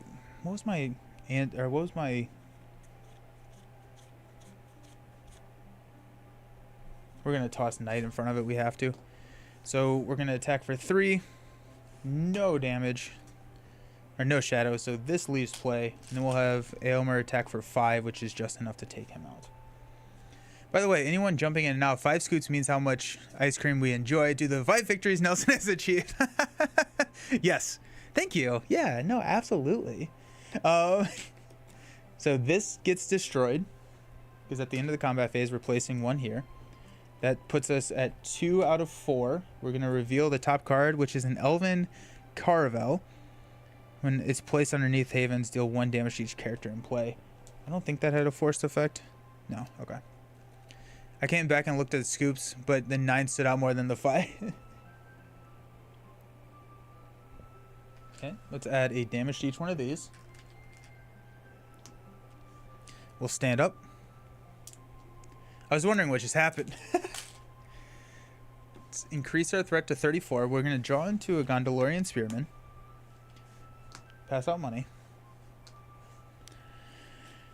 Aylmer's going to get a Firefoot.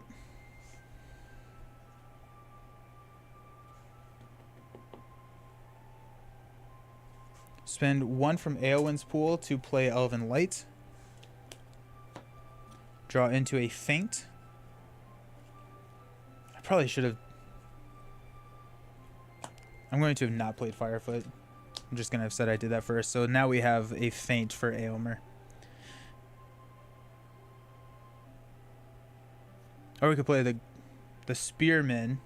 Spearman deals 1 damage, but we don't have enough. No, not yet.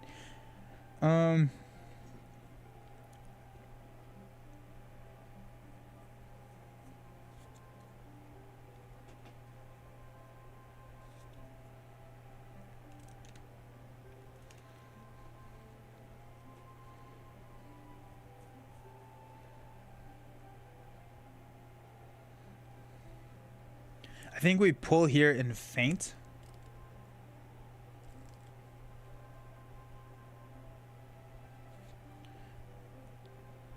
The next turn we just hope we draw into a blocker. I unfortunately think that's probably where we're at. We're just kind of hoping. We're at 34 out of 36. We're showing 8 in the staging area.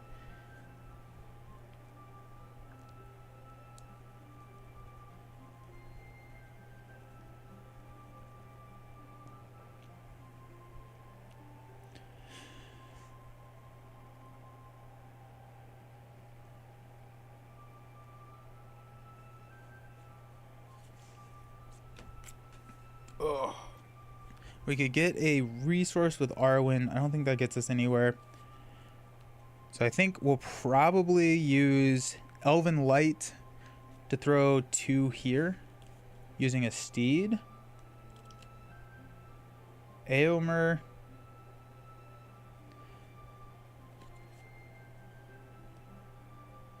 Or we could block with the... Oh, actually, I think the play here is we play Gondorian Spearman.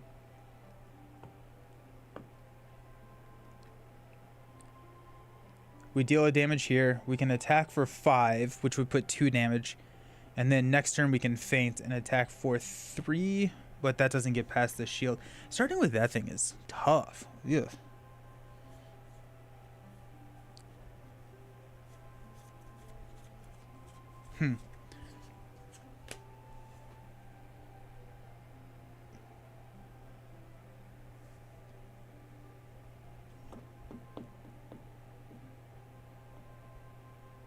I think now that I'm getting more and more there, I think we clear this using 2 steeds.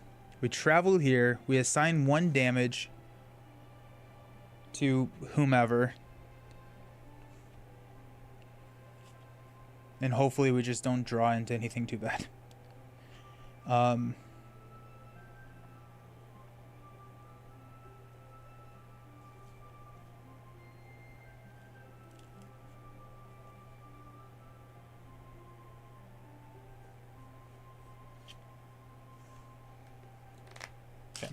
Let's just make a decision.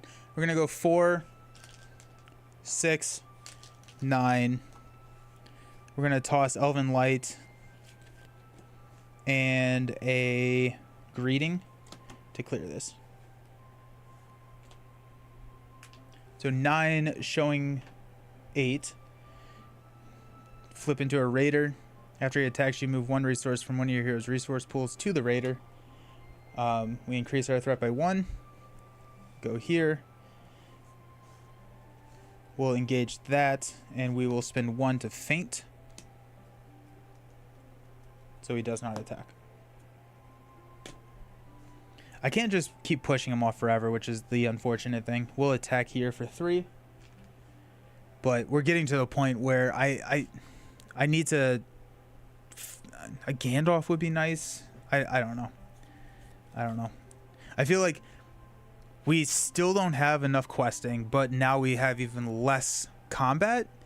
And so now we're just at another bad spot in the game.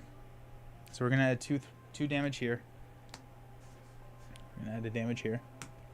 Stand up and go to 36. So now this guy's engaging us if we don't draw into like an Elrond's Council. There and back again, Gandalf. There and back again, Gandalf is a fantastic drop right now. Actually, now that I'm looking at it, because we can quest really hard, and we have to assign 1 damage. Do the damage on A1. I mean, there and back again, Gandalf is a really good drop. Does not commit to quest. We increase our threat more, but like, we're fine. Yeah. I think it has to be characters. Yeah, it doesn't have to be a hero, but it can. But I don't think I want to. Let's go 5 for Gandalf. We don't have any resources, which is nice. We're gonna take a attack of 4. Attack of 3. I think we have to block this 3. I think we have to toss the swordsman in front of it. I don't think that we have...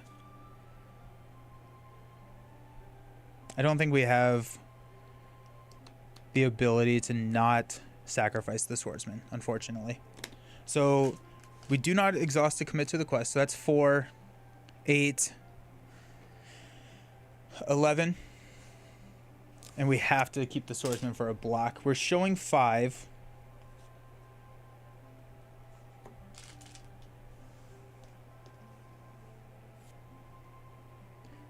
And do we take...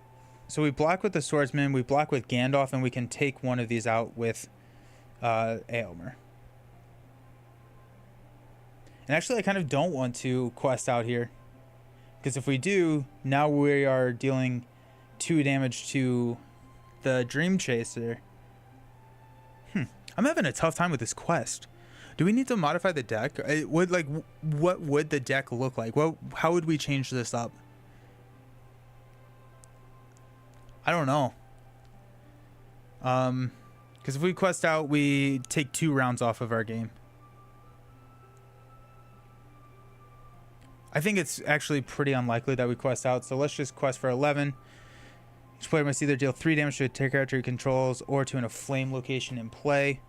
We'll deal 3 damage here. We do end up questing out, so oops. So this clears.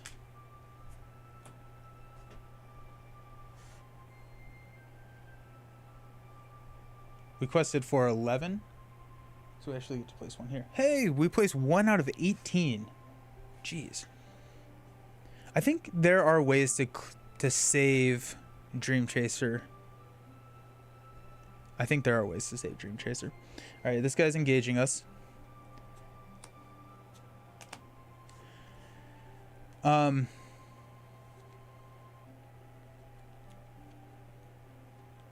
Éomer is doing... Éomer can't take any of these guys out. Do we take the 3 attack undefended? If we take the 3 attack undefended, there's a potential that we survive. And then we can block the 4 attack with the swordsman. Then we can use both of these to take out a Ravager. We're going to take the 3 attack undefended. No shadow effect. Nice. Put that on Éomer. We're going to block with the swordsman. So it's going to be 4, no shadow effect. Swordsman leaves play. So now we have a 5 attack and a 4 attack. So we place that. We do 2 damage there. We're attacking for 9, and we're going to take out the Ravager. Okay. We're going to keep Gandalf in play. So 1, 2, 3. We're going to stand up.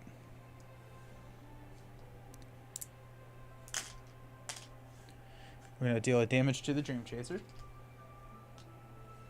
We're going to draw into an Unexpected Courage and pass out some money.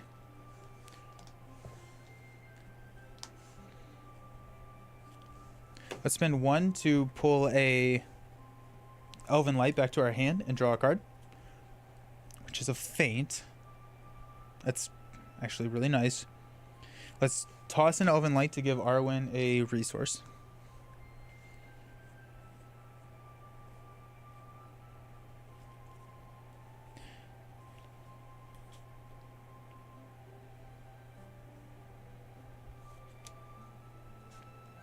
Eowyn will pull Elven Light and draw into a Unexpected Courage. Alrighty. I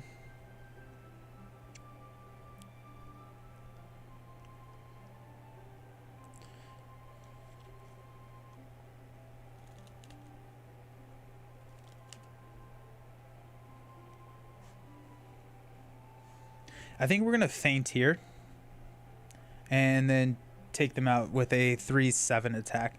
We're not going to be able to drop Firefoot next turn if we do that, though, but we need to... I feel like now would be a nice time to add in Horn of Gondor, because we've chumped a lot. Let's go ahead and quest for 3, 7, 11.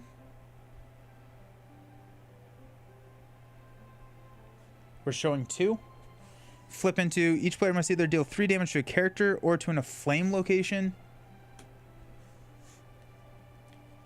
Crud. If we do 3 damage here, that takes us up to 10, which we lose the game. So let's kill off Gandalf.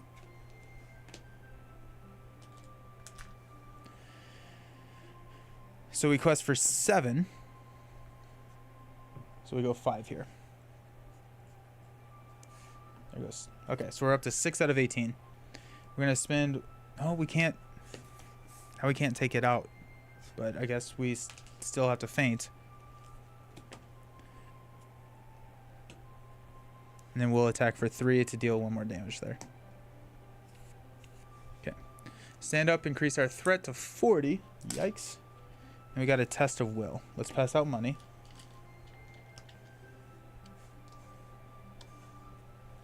Let's toss an Elven Light for a resource and play Elven Light to draw into a Westfold Horsebreeder. Let's use 1 to play a Westfold Horsebreeder. Search the top 10. 2, 4, 6, 8, 10. I don't think I actually have any more mounts, but it's just a nice chump blocker, I guess. Oh wait, we have to deal the damage here.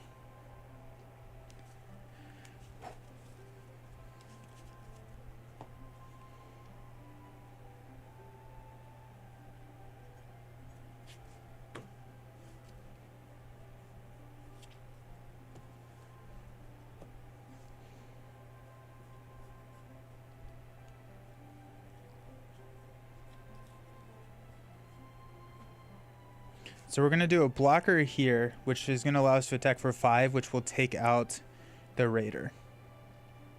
So that's good.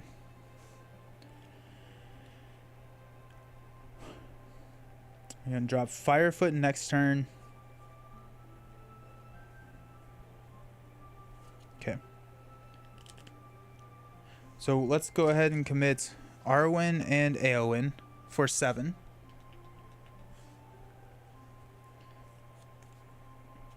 Flip into Surge. Surge. Either deal 2 damage to a flame or search the encounter deck for a flame location with the highest flame value and add it to the staging area. We're going to have to do that. So that's 5. Okay, so the Pillaged Ship. Deal 3 damage to Pillaged Ship or at the topmost enemy. We'll deal 3 damage to it.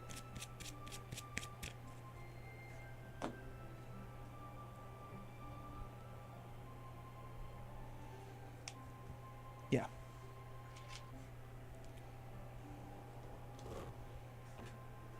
And then we're taking this attack undefended, and we're just hoping, I guess. Okay.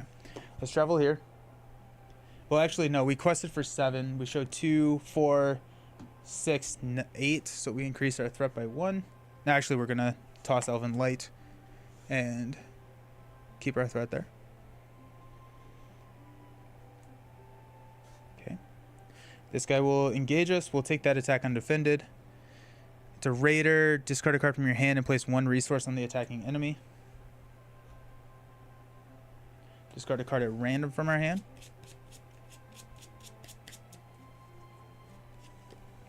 There goes the Spearman. Place 2 damage here. We'll block, and I guess that gets there. We'll block here, so it's going to be 3, no shadow effect. And Aylmer will take out the raider.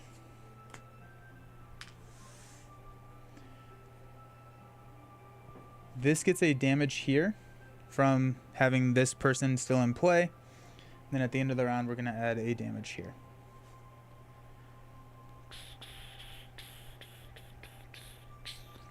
Okay, let's stand up, go up to 41. Draw into Elrond's Council. There we go. Cool. That's a nice draw there. Okay. Let's go 2 for Firefoot. Actually, hold on. Before we do that, let's spend 1 to pull Elven Light and draw a card into a hasty stroke. We'll toss Elven Light for 1, and then we'll spend 1 to draw Elven Light and a Envoy. Cool.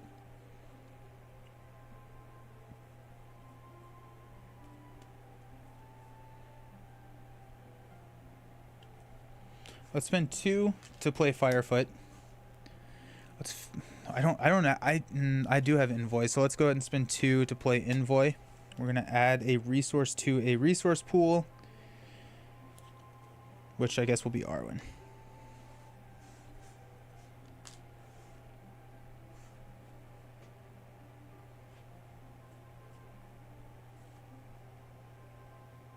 So this is our blocker. Aylmer can take them out. We have to quest out of this round, or we can take him out. But if we flip another enemy, we lose that, and we're very, very close to lethal.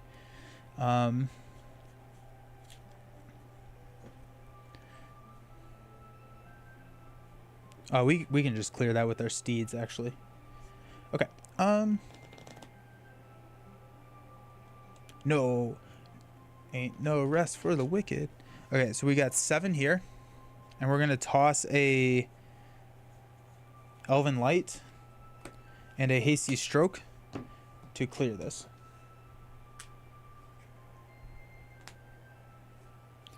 Okay, so we're showing 4.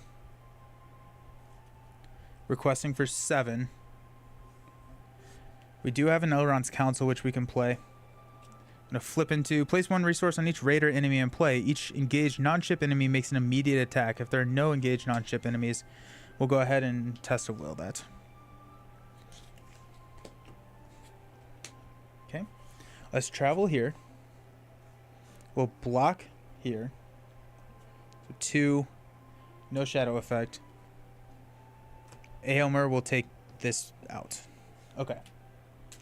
Little bit of breathing room. We'll increase our threat to 42.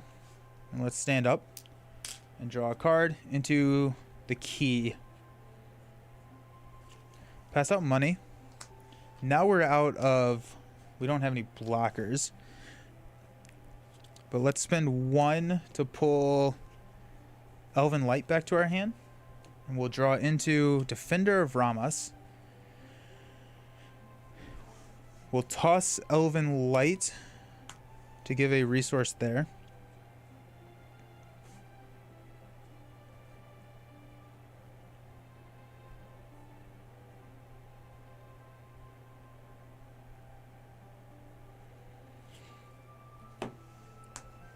play Elven Light to pull in a Elrond's Council, so threat's kind of no longer an issue, which is really nice. And we can kind of push hard. We're going to get two nasty, nasty enemies, and so we have to have a defensive strategy for that. And Defender is not that defensive strategy, unfortunately. I forgot to add this, but I mean, we are 2 rounds away from losing. Actually, we're an enemy away from losing. So. Okay. Let's quest for 7. We'll play 2 Elrond's Councils to reduce our threat by 1, 2, 3, 4, 5, 6. And we go +2. So we're showing 3. I'm going to flip into the Corsair Infiltrator, which is lethal, unfortunately. Because we have to add a damage there. And then at the end of the round, we add another damage. Okay. I don't know. Do we change up the deck? Do we switch out Eomer for Aragorn Tactics and not really get any, not change too much? But, I mean, we get better stats with Aragorn, and then Arwen can pass resources. Was that your best game yet? Yeah, I guess. It was the most prolonged game, at least. So, Gravehaven burns no matter what alternate timeline you pick. So what about that unpacking?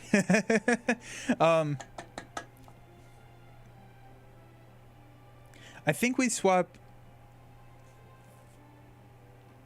See zombie, your good luck.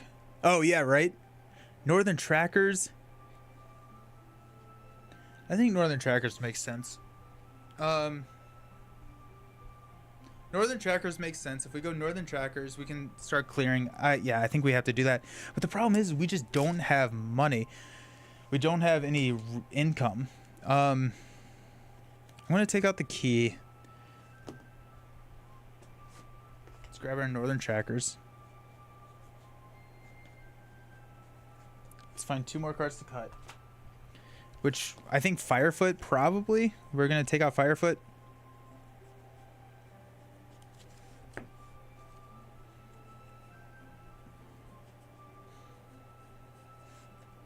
And then I think we switch Eomer for Elven Light. Isn't the same without Steward. That's true. I mean, we could run Steward and like a good harvest. Oof, more ice cream. Needs to run out the store. By the way, that was a great game. I feel like you're so close to solving the puzzle. I think we're pretty close. We're pretty close. I only gotten home and able to pop on. How's it going? Good. We're getting close to being able to figure it out, but this is about to be our 7th game. But we're struggling.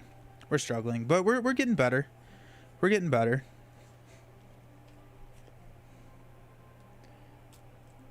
Do we have to bring in a leadership? No, I don't.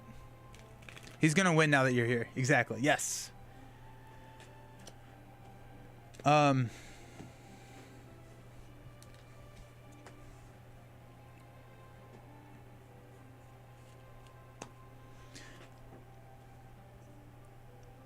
mean, like, is a good harvest spear or Steward of Gondor worth trying? Love that mat. Do you remember where you got it? I got it from Etsy. From Roland Mats on Etsy.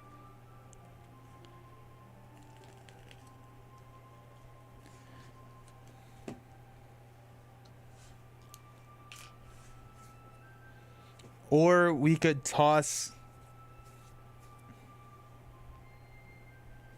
We're switching Eomer out. It's not the same boats anymore. Been testing a mono spirit deck with Glorfindel, trying to figure out combat, but the questing is under control. Thought you were gonna say he's getting an Orphan. Glorfindel instead of Eowyn? Yeah, I like that. I really like that. Glorfindel instead of Eowyn. Reduce our starting threat by 4, but we also get some attacking. We can run Light of Valinor at that point. Attack at quest. Not Ship of CS, yeah. If you go leadership, which hero? I know you said Aragorn, but wasn't sure if you meant the lore or tactics.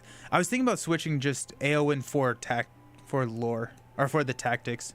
But like, do we need tactics? What's the tactics benefit in this deck now?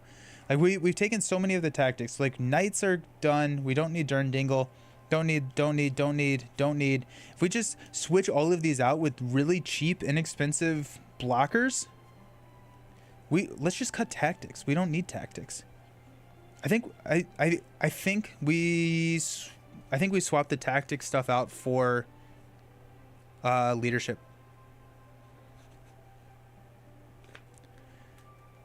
If you go leadership, yeah, I think we go Glorfindel, Arwen, Aragorn, meat for the grinder. Yeah, exactly. Glorfindel, Arwen, Aragorn, leadership. And then, because we can pass those resources using Arwen's discard ability into Aragorn, and then we can run Celebrian Stone to get him the spirit resource and run really heavy into leadership and Sword That Was Broken. I like it. Yes, let's do that. Because we can get a pretty accelerated drop of both the Celebrian Stone, and Steward. Aragorn, then you only have 2 that can attack in quest. Yeah. It seems like this is a high willpower needing quest, but with some beefy enemies sprinkled. I think tactics solves the beefy enemies, but not much else. I 100% agree with you there. Okay. I need give me a sticker, or else I'm going to put Glorfindel back in the box because I can't read. Next game might as well be a randomizer. Yeah, right. Let's go with... I think we go with Aragorn. Yeah, we go with Aragorn.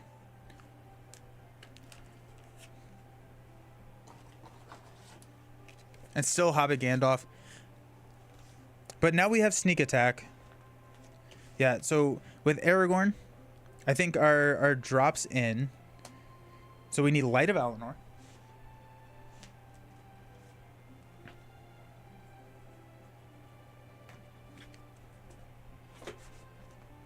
We need Steward of Gondor.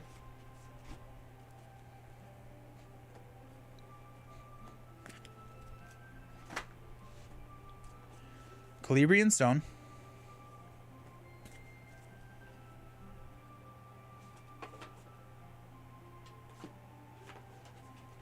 Sword That Was Broken. And sneak attack. Let's grab sneak attack as well. Let's see what that puts our deck size at now. Okay. So that puts us at 2, 4, 6, 8. Oh, wait, hold on. Sorry. 2, 4, 6, 8, 10. 2, 4, 6, 8, 10. 2, 4, 6, 8, 10. 30. 2, 4, 6, 8, 10. 40. 2, 4, 6. So 4 more cards. I think we splash in Snowborn Scout. We go 3 Snowborn Scouts.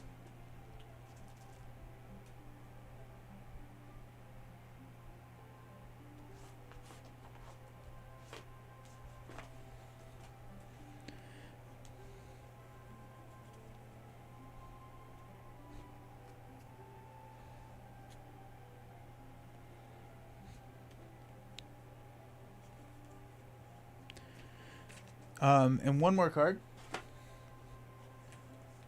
2, 4, 6, 8, 9. 1 more card. Lord of the Rings had reverse power creep. You can remove... Yeah, we can remove... Hierogram. Yeah, that's good call right there. 1, 2.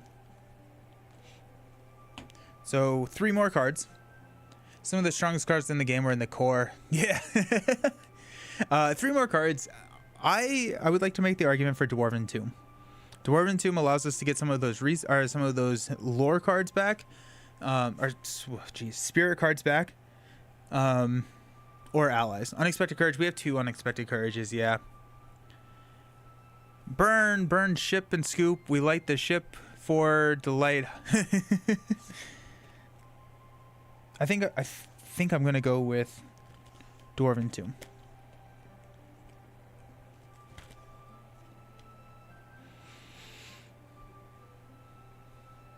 Dwarven Tomb for Elven Light. Wait. Wait a second. Is that like an IQ 5000 play?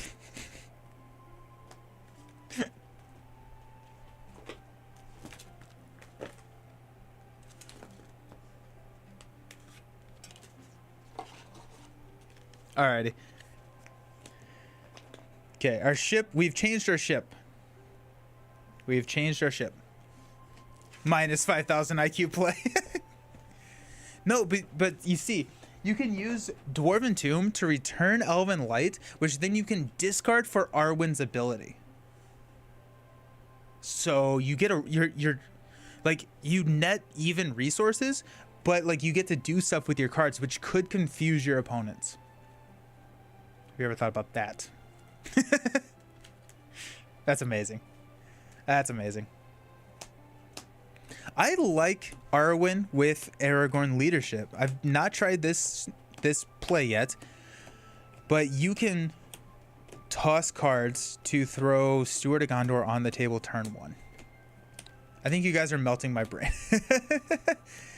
I got Light of Valinor in there. Yeah, good. Yeah, yep. Where does Steward go? I think Steward goes on Aragorn.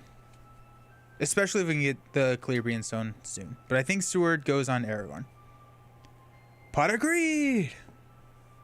Confusing your opponent during solo play is big brain.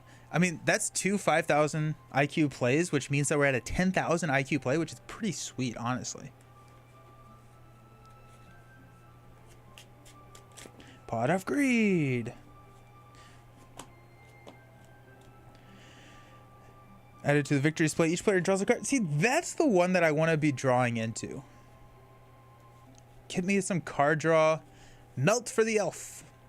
Surprisingly, I have both Elven White and Dwarven Tomb. Nice. Okay. Let's get this. 2, 4, 6. 7th time's the charm. Test of will. Northern Tracker, sword that's broken. Ether. That's a scoop. What would we have gotten? Gandalf. Sneak attack Gandalf. Just having sneak attack Gandalf in the deck brings me so much security. just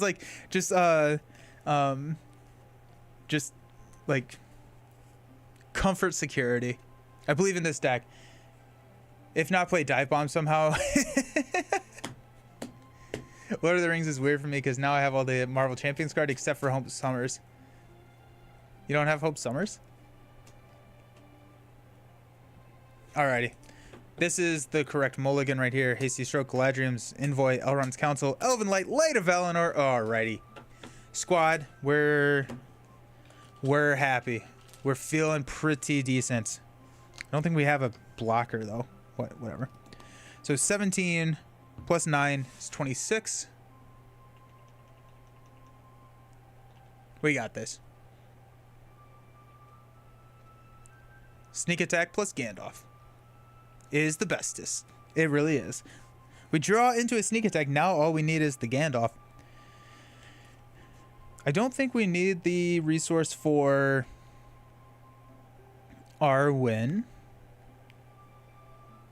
Let's toss Elven Light to give a resource, or for Aragorn, to give Arwen the resource. We'll spend 1 to play Light of Valinor onto Glorfindel. We will drop 2 to play Envoy. To drop, to give a money here. We have a Hasty Stroke. We're going to spend 1 money to pull Elven Light back and then draw into the Celebrian Stone. Let's go. Team. Let's go. Let's go. Did you add Hand Cannon? No, because we dropped Tactics. We dropped the red aspect, so we couldn't run Hand Cannon.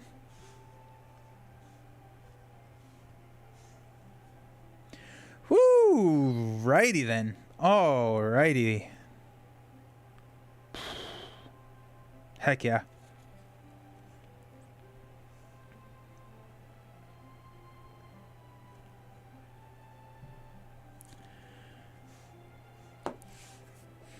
Okay, so we're showing 3, 5, 8 in the staging area. I think the big brain play here is actually to quest with Aragorn and then ready Aragorn, knowing that we can toss Elven Light next turn to drop a Celebrian Stone on Aragorn with the money. But then we're out of a money. So I think we actually take the hit on the quest this time. Never gets better than Sneak Attack Gandalf. True. Okay, so we don't have to engage here, but I think we may. If we engage there, we can attack for 6. We need to attack for 8 for it to be lethal.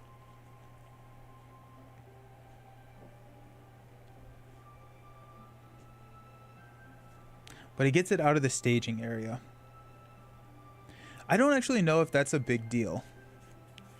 I also think Glorfindel's Spirit Ally is real good too. Mine had a misprint, was named Glorfindel.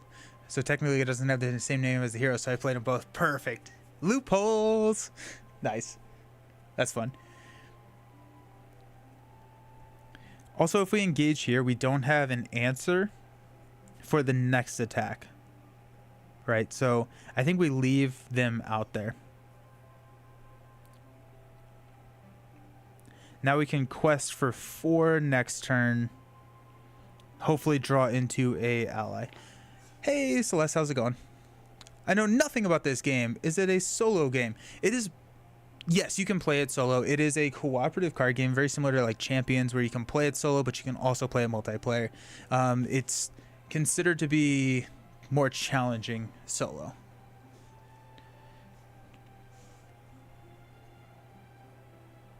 All right, let's quest for 3. 1, 2, 3. 1, 2, 3. And I think we're gonna leave Envoy out there. I'm less concerned about my threat than I have been in the last 6 times. It can be solo, played solo and co-op like Marvel Champions. Yeah. Yeah. Oh yeah, you're answering. I'm sorry. So we're showing 6 to 8. We're gonna flip into a Corsair Infiltrator. When it attacks, deal it 1 additional shadow card for each resource. After the engaged player collects resources, that player moves 1 resource from his hero's pools to the Corsair Infiltrator. Okay, so we quested for 6. We're showing 6, 10. So 1, 2, 3, 4. We're gonna travel here. This engages us. We're going to block with the Envoy. Attack of 3, plus 1 for each damage on the active location. It's going to have Envoy leave play. We'll swing for 3, 6 to take that out. Feels so much better. Okay, we got 1 damage here. End of the round, we're going to add 1 damage here and increase our threat. We'll stand up.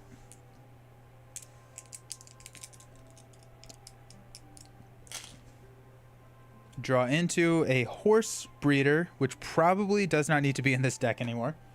I guess we still have the Steeds, but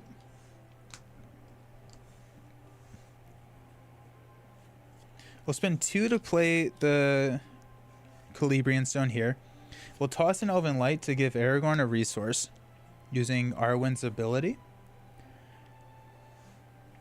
We're going to spend 1 to play the Horse Breeder.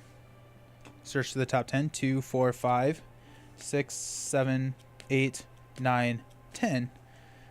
This should be a nice... Oh, heck, yeah, let's go. The only LCG I played was Netrunner like 7 years ago. I've heard such good things about that game.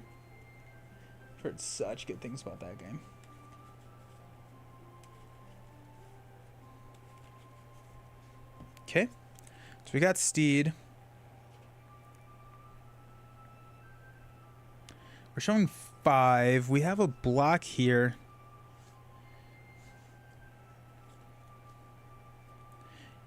Okay, so we can quest for 3, 6, 10, and we can ready Aragorn. If we ready Aragorn, we can swing back for 6 here, but we don't have an answer for the next attack, which may be fine. But let's spend a resource here to pull Elven Light back to our hand and draw into a Swordsman. All right, cool.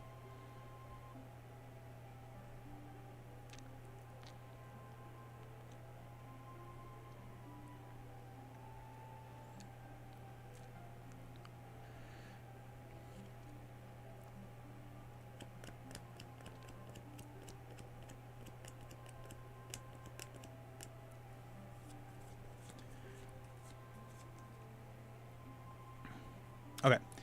Let's commit Aragorn for 4. We're going to spend a resource to ready Aragorn. We're going to go 10 total. 10 showing 5. Flip into. Place 1 resource on each raider enemy in play. Each engaged non-ship enemy makes an immediate attack. That's actually not great at all. Then it surges into burning piers. So that gives us a 5, 6. We quested for 10. So we play. Oops. Need to reset that down to 1. And then this clears.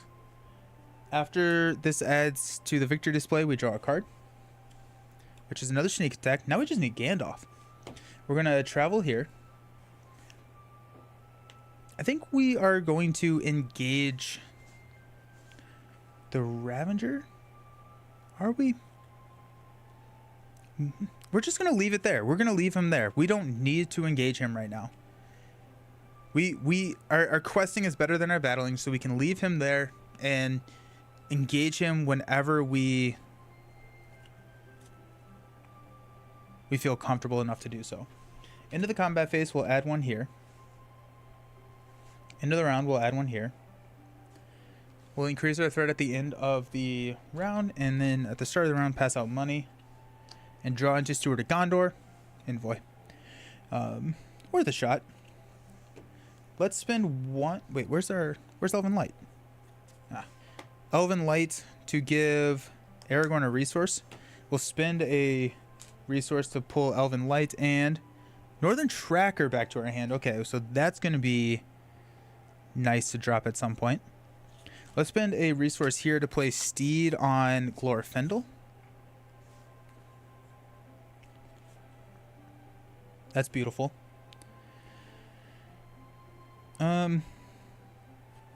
We'll spend 2 Aragorn to play an Ether Swordsman. Yeah. He arrives precisely when he means to.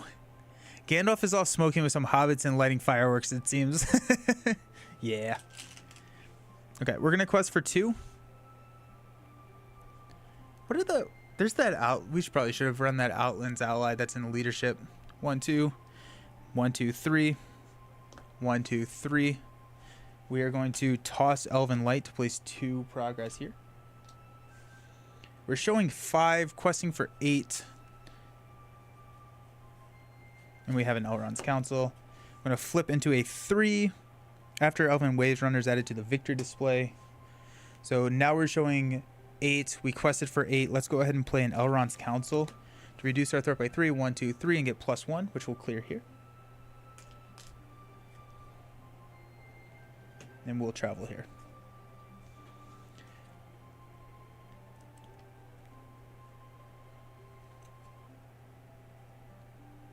Okay. At the end of the round, we'll play, or into the combat phase, we'll add 1 there. And then at the end of the round, we'll add 1 here. Let's stand up. Increase our threats.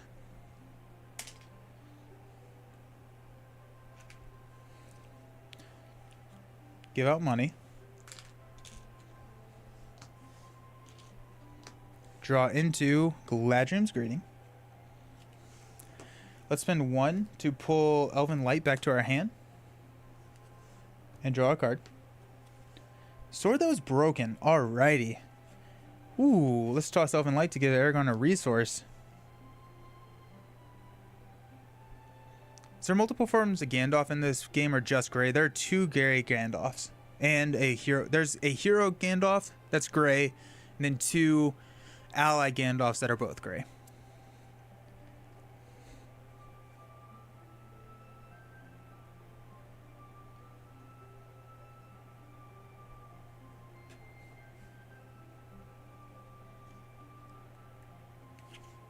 We're going to spend 1 from Glorfindel's pool to pull Elven Light back and draw into another Elrond's Council. Nice, okay. Cool. This deck just feels so much smoother.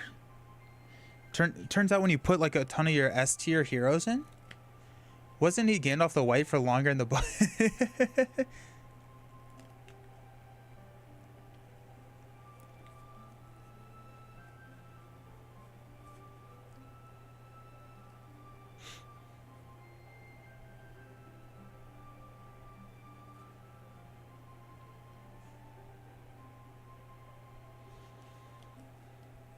We can play the Envoy. If we play the Envoy right now, we still can drop Sword That Was Broken next turn. But I think we're okay to just not play the Envoy right now. So let's go ahead and go 2. Commit Glorfindel for 5. We'll play Elven Light to place 2 progress here. And then Arwen for 3. That takes us to 8. We have a safety block here. We're showing 5. Flip into a 2. Deal 2 damage to a flame location, or search the encounter deck and discard pile for the flame location with the highest flame value and add it to the staging area. We're going to do that. I think we have to do that, right? Because if we do 2 damage here, it takes 2 rounds off the game. If we do 2 damage here, we lose it. But if we do 2 damage to Dream Chaser, which I'm pretty sure we can.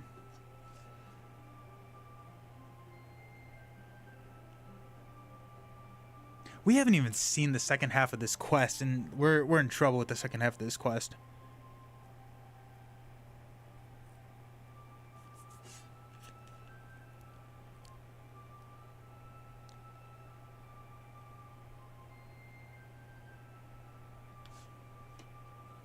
Can we heal this?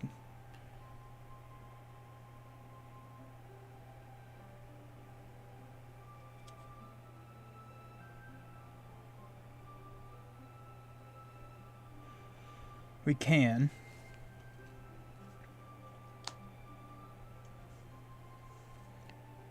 I guess I need to know.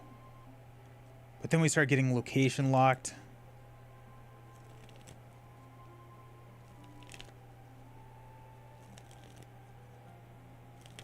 We're about to play Sword That Was Broken, though, which is going to be really nice.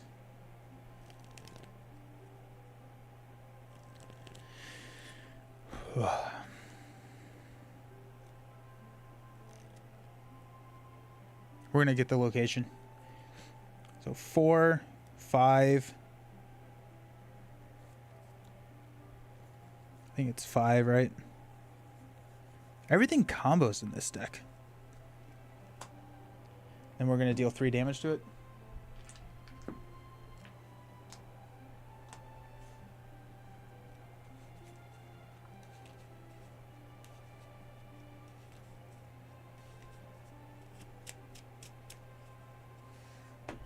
Oh, shoot. No, we're fine. Okay. We're going to lose that. Bummer. We can't do anything to increase that. So we're showing 2, 4, 6, 9. We quested for 8. We'll increase our threat. This guy will engage us. We're going to block with the Horse Breeder. Move all racers from the defending character. This leaves play. We'll swing back and take him out. At the end of the combat phase, we will deal 1 damage here. And then we'll place damage here. Okay. Stand up. Increase our threat. Pass out money. Draw into another swordsman. That with the Sword That Was Broken is huge amounts of questing. And I think that's better than dropping a Envoy right now. Let's spend 3 to play Sword That Was Broken.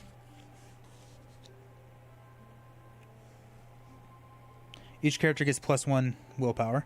Let's spend 1 to play Elven Light to draw a card into a Test of Will. Let's toss Elven Light to give a resource, and let's spend 2 resources to play another swordsman. We're going to lose this location, but we should be able to clear this.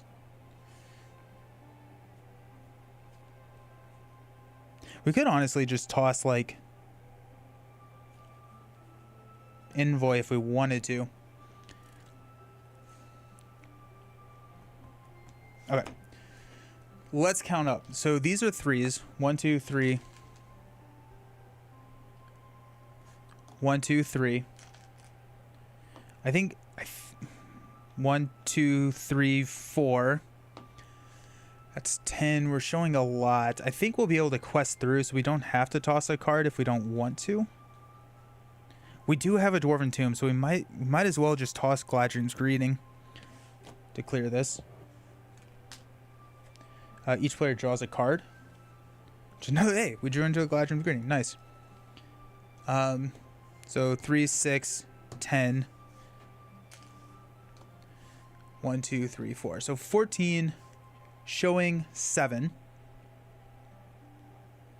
We'll leave Aragorn out right now. Just because if we... Yeah, we'll leave Aragorn out. No, we have Glorfindel who can defend. If we lose Glorfindel, I'm... Are we going to get a +6 attack? I don't think we are. I think we're going to... We'll quest for 5. 1, 2, 3, 4, 5. So we're questing for 19. Flip into a raid leader. He gets +1 defense for each resource on it. When raid leader engages you, move 1 resource from each of your hero's resource pools to raid leader. So that's 3, 5, 10. So we place 9 here, taking us up to 10.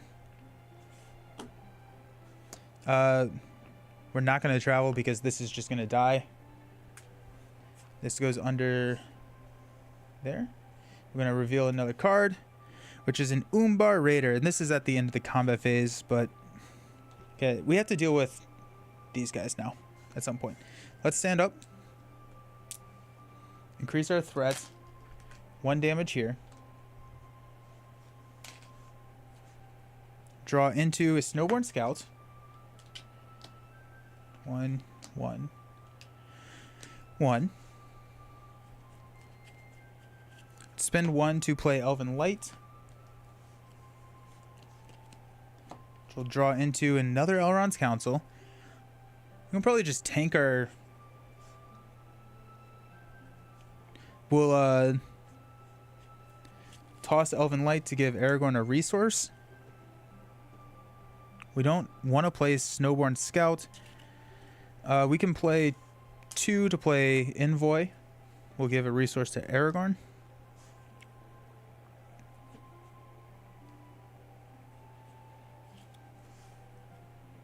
Spend 1 to play Elven Light to draw into Gandalf.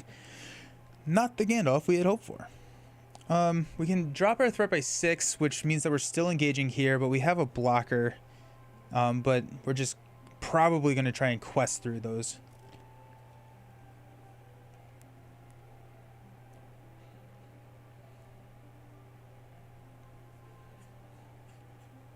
Okay. Let's quest. When these guys come in, I think we're...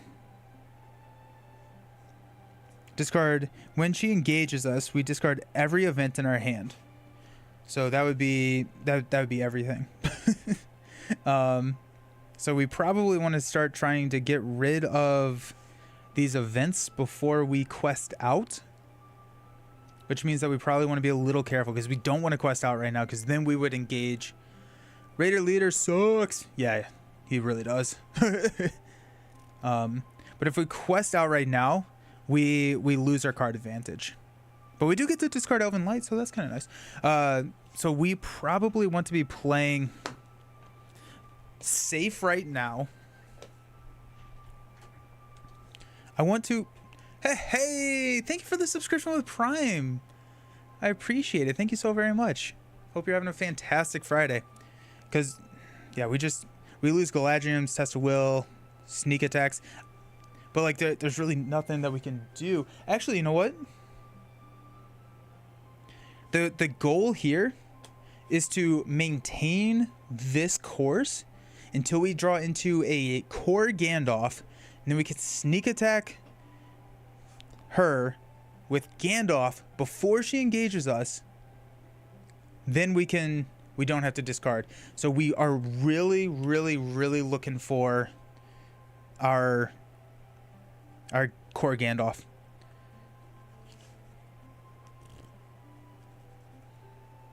we're engaging here, which we can take him out with these two, right? Yeah, that's 6.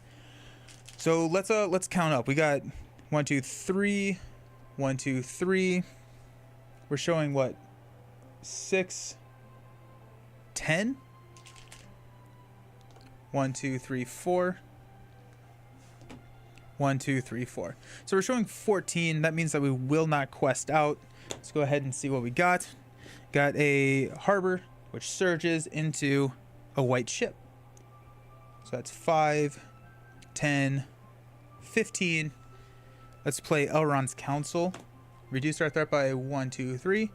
And increase our questing by 1, which means that we don't raise our threat.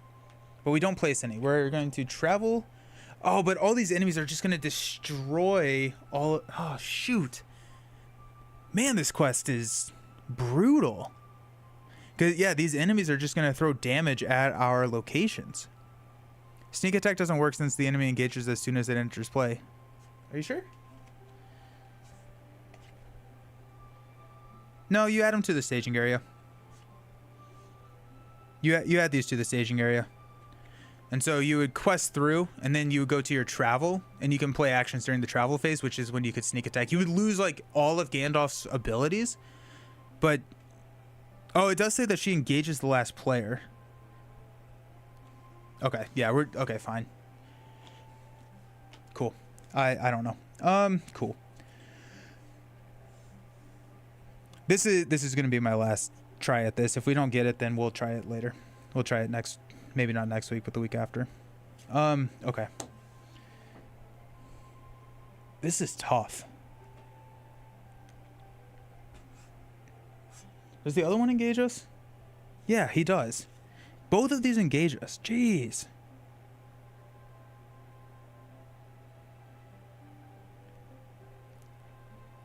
Jeez.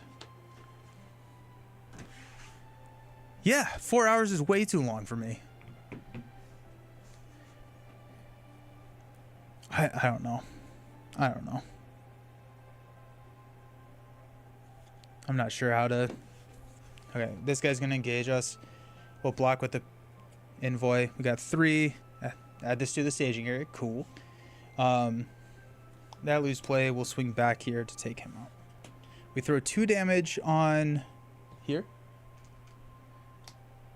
We'll go damage.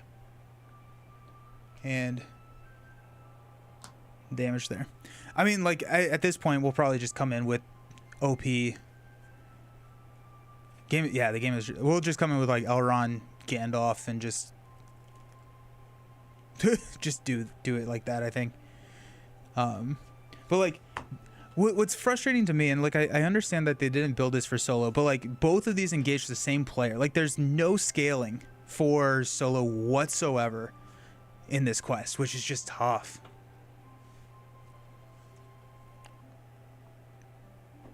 Ugh. Actually, you know what?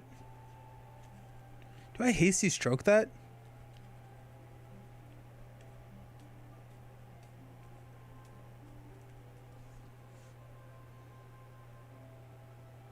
Yeah, we're gonna... No, we're not.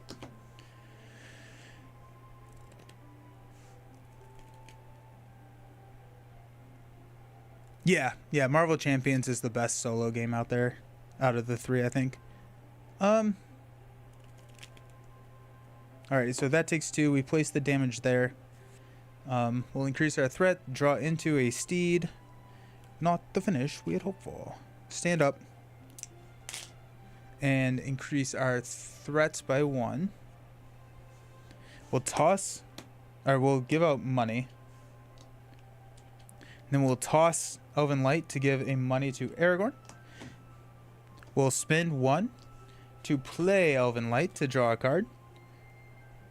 And to Snowborn Scout.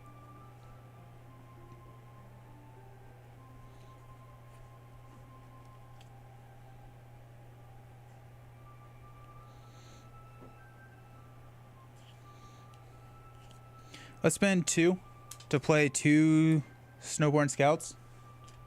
Play 2 there.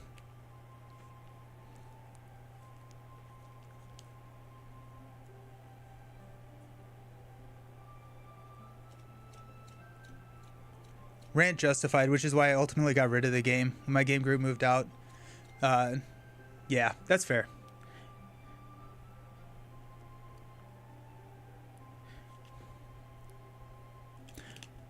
Yeah, I think it comes down to like Elrond, Glorfindel, Gandalf or something. Like I feel like that's what solo game is so much harder than the other two, but scales better. Oh, Lord of the Rings scales better.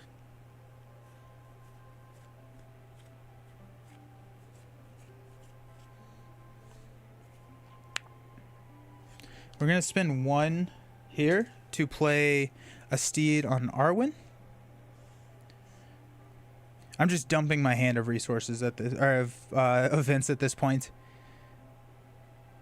I would like to play a Galadriel's Greeting before we quest out. We got 2, 3, 6, 9, 11. We'll commit Glorfindel for 4. 1, 2, 3, 4. We're going to toss Elven Light to place 2 here.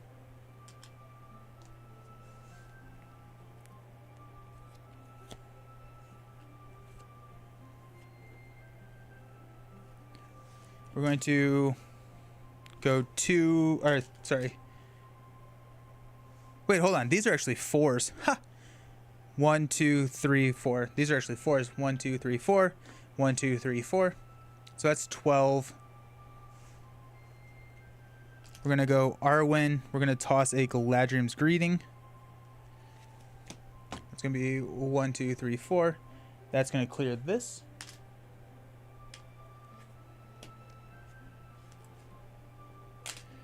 Let's spend 1 to play Elven. Actually, you know what? We're not. Just in case we draw.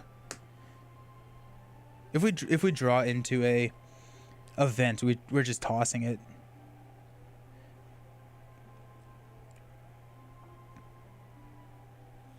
We're probably not getting. We're at 16. I think I increased my 1, 2, 3, 4.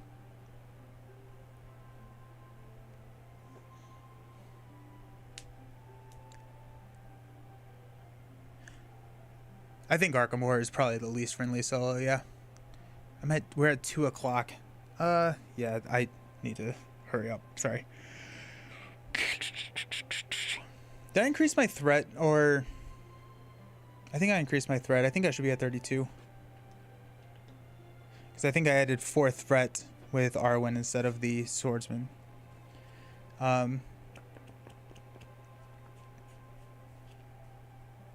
Cool, thank you. Let's play Elrond's Council. 1, 2, 3. Give us +1, so we're at 17.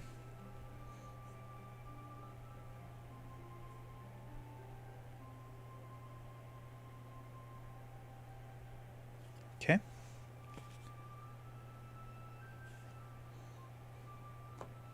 So we're requesting for 17 for 5, 8, 10, 11. Doom 2. 1, 2. Add 1 damage to each of flame location in play. I'm going to play a Test of Will and cancel that.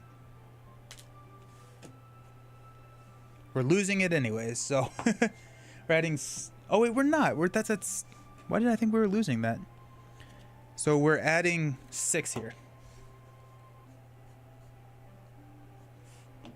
Okay.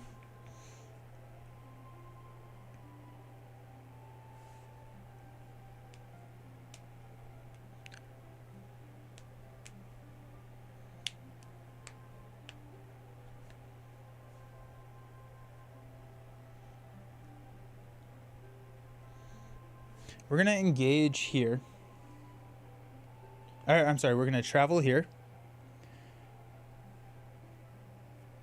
And engage here. I'm going to block here with the scout. No shadow effect. And we're going to swing for 6 to take him out. Okay. Stand up. Increase threat. Draw into a Test of Will. Pass out money. Where's my steward? Let's go and play Elven Light from our discard pile. Draw a card. Snowborn Scout. Okay, well that kind of works, actually. We'll toss Elven Light to give a resource to Aragorn. We'll spend a resource to play Snowborn Scout and place a progress there.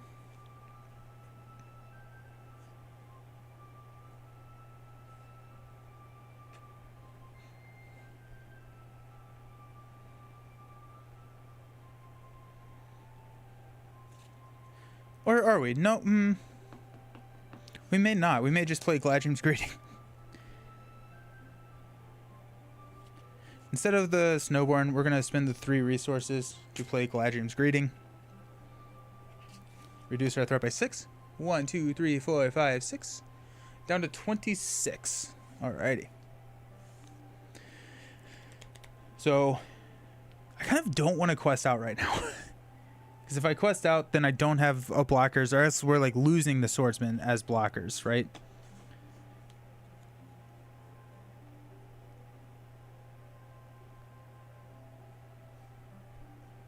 Or we might as well just, I don't know. We might as well just do it.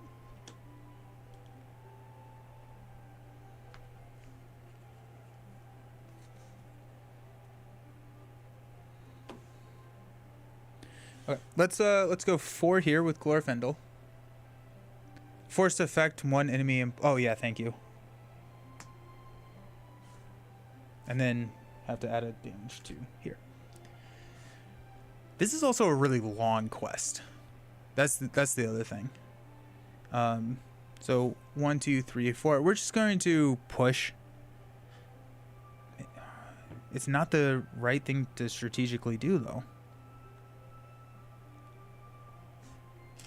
We'll quest with, or we'll toss a hasty stroke to clear this using Steed. The longer you wait, the worse it gets when you advance. Either way, it looks pretty grim. Yeah. Yeah, I know that, but like I can't take 2 attacks, right? We're taking an attack of 4 and an attack of 6. So we have to toss the swordsman in front of it, I think.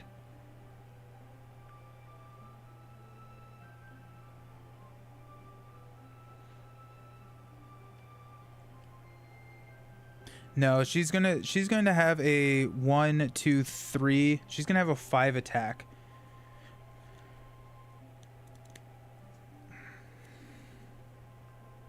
Okay. We're just going to push.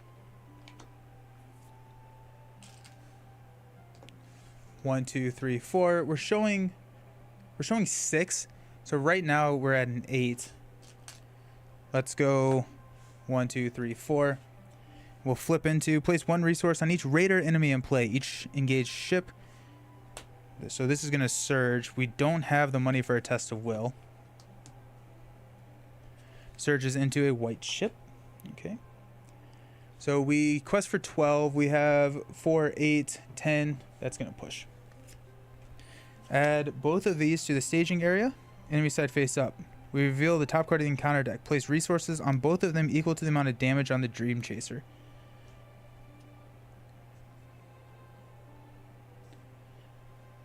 So that's going to be 2, 4, 6, 7.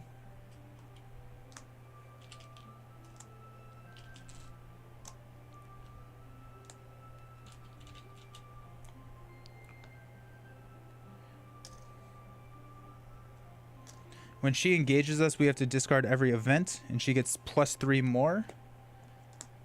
So now she is a 2, 4, 6, 8, 10. She's a 12, 12. So that's cool. Then when he would take, discard 1. So we can't actually.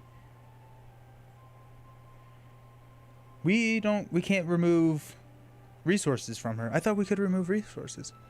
Yeah. Yeah, that's not great. And we have this. Add 1 resource to each other raider enemy, because that was not enough. Cool. Anytime players would place progress on this quest, remove an equal amount of damage from locations in play instead. Each raider enemy revealed from the encounter deck enters play with 1 resource. If captain Say here is in the victory display in each location is no damage to players win the game. Okay, let's go ahead and...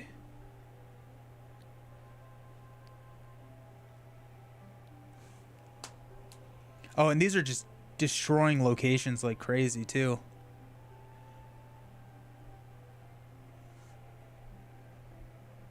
Oh, okay. Cool. Okay, we're going to travel here.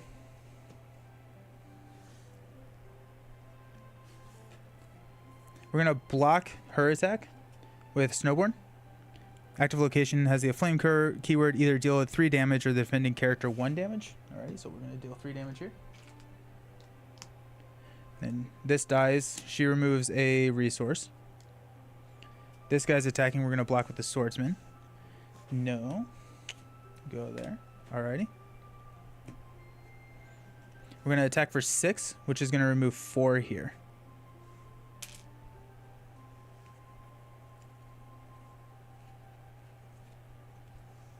Okay, let's stand up. Actually, we have to deal 3 damage to...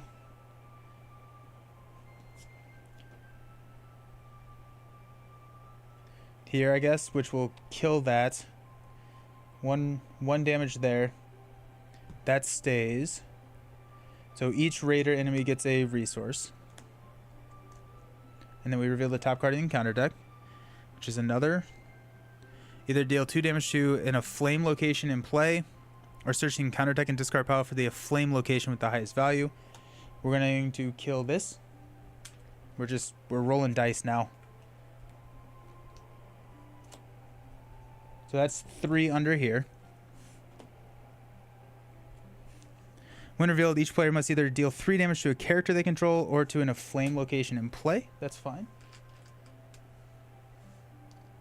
Okay. Oh yeah, this is one. I would say that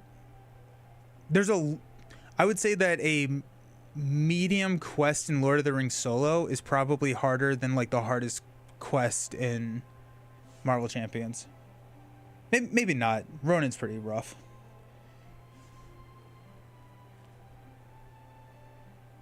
Maybe you'll have to do some Blood of Numenor, Gondolin, and Fire to make Aragorn a 12/12 as well. The problem is, like, we have no resources. We haven't even seen Steward. Draw into a hasty stroke. Pass out some money.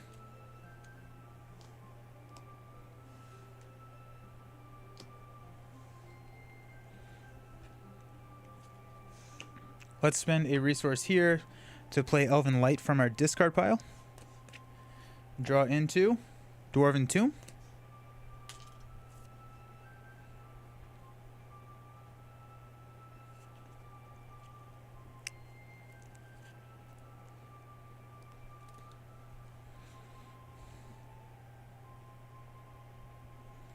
Let's toss Elven Light. Give Aragorn a resource.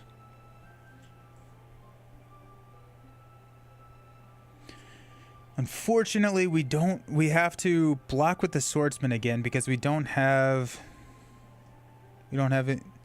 If we had Steward, I feel like we would be much better. The whole point of switching to leadership was Steward, right? And we just haven't seen it. Maybe I should have run 3x.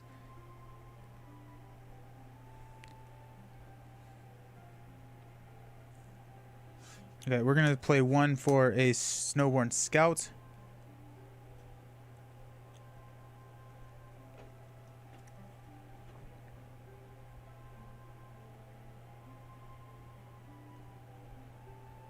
Okay. We're going to quest really, really hard right here. We're going to go 1, 2, 3, 4. 1, 2, 3, 4. 1, 2, 3, 4, 5. Spend a resource to ready. So we're questing for 13. That's really, really hard now, apparently. We got 2, 5, 8. Flip into a 3. So that's 11. So we'll take 2 damage off of this. We're going to add 5 damage. We're about to lose this.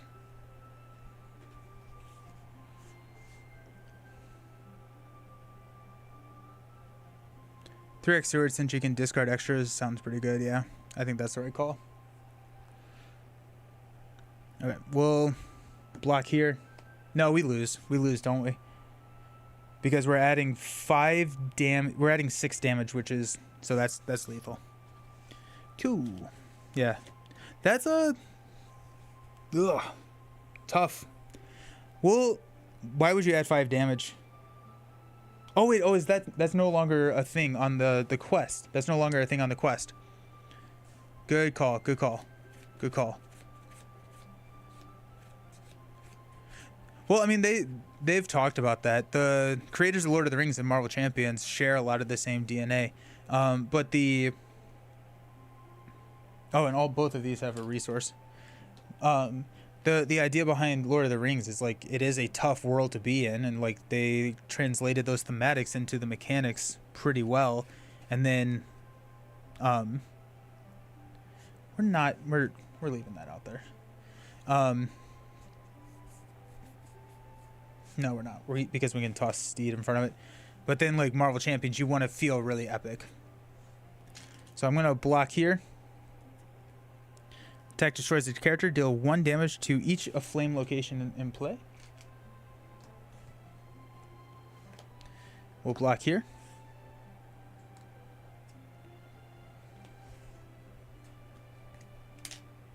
We'll swing for 6, which will deal 4.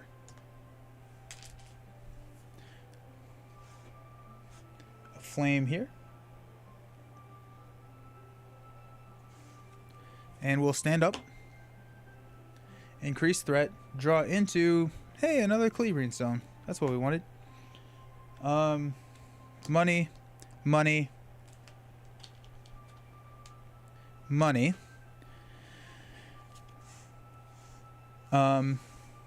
Okay.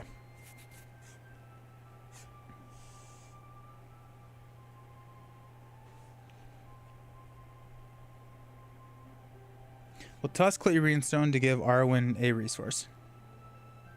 We'll spend 5 to play Gandalf.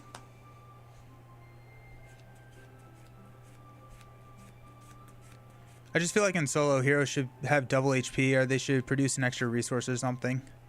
Yeah. Yeah. Okay.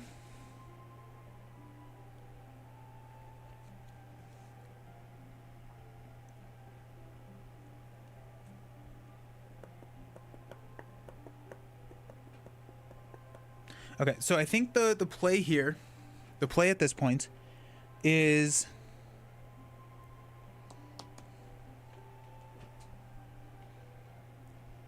We only have to kill Captain Sahir and remove all the damage from Dream Chaser at this point.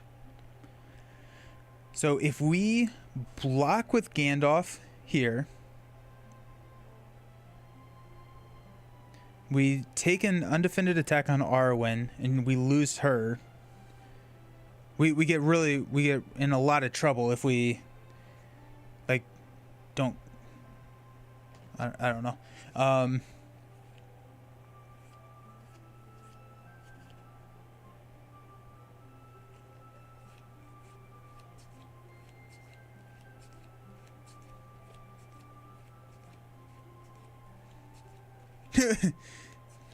Gandalf or Aragorn being down by a raider with a Boy Scout knife. They should not have called it easy. They really shouldn't have. I think Nelson is trying to stop playing ASAP. No. I think the right call is to sacrifice Arwen. Gandalf dies, but we get a 5 quest out of Gandalf. We can clear this. There's a potential we can go there, and then we can throw 4 damage back. If we get lucky, which we're not, but then I don't know. We'll see what the cards bring us. But I do actually have to go soon because which is a little unfortunate because I was going to film a video today, but I don't have time. So let's quest.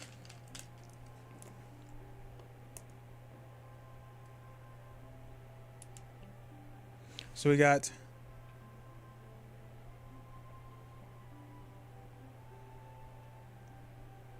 Oh, he has 8 more resources. Okay, I'm scooping. I have to go.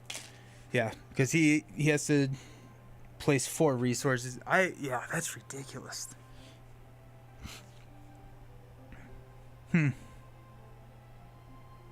Tough. Yeah, we're gonna scoop. Where are stewards? Second to bottom card. There are other elven lights there, and then just buried. Yeah. Ow. Okay, cool. Well, thank you for hanging out. I appreciate it. I appreciate hanging out, suffering through that with me. We'll break this back out. I'm not gonna be able to stream next Friday because I'll be in Minnesota at the Star Wars celebration, but we'll do I'll try and stream at some point, and we'll just bring some super S tier heroes against this. I don't think I agree with the 7.1 rating on this. I feel like it's maybe it feels harder than a 7.1 to me. We'll get you next time. It was tough. It was fun hanging out for sure. I appreciate it, all of you. Hope you have a fantastic weekend. I do have to run because I'm going to be late, but I appreciate y'all. See you around. Thanks for hanging out.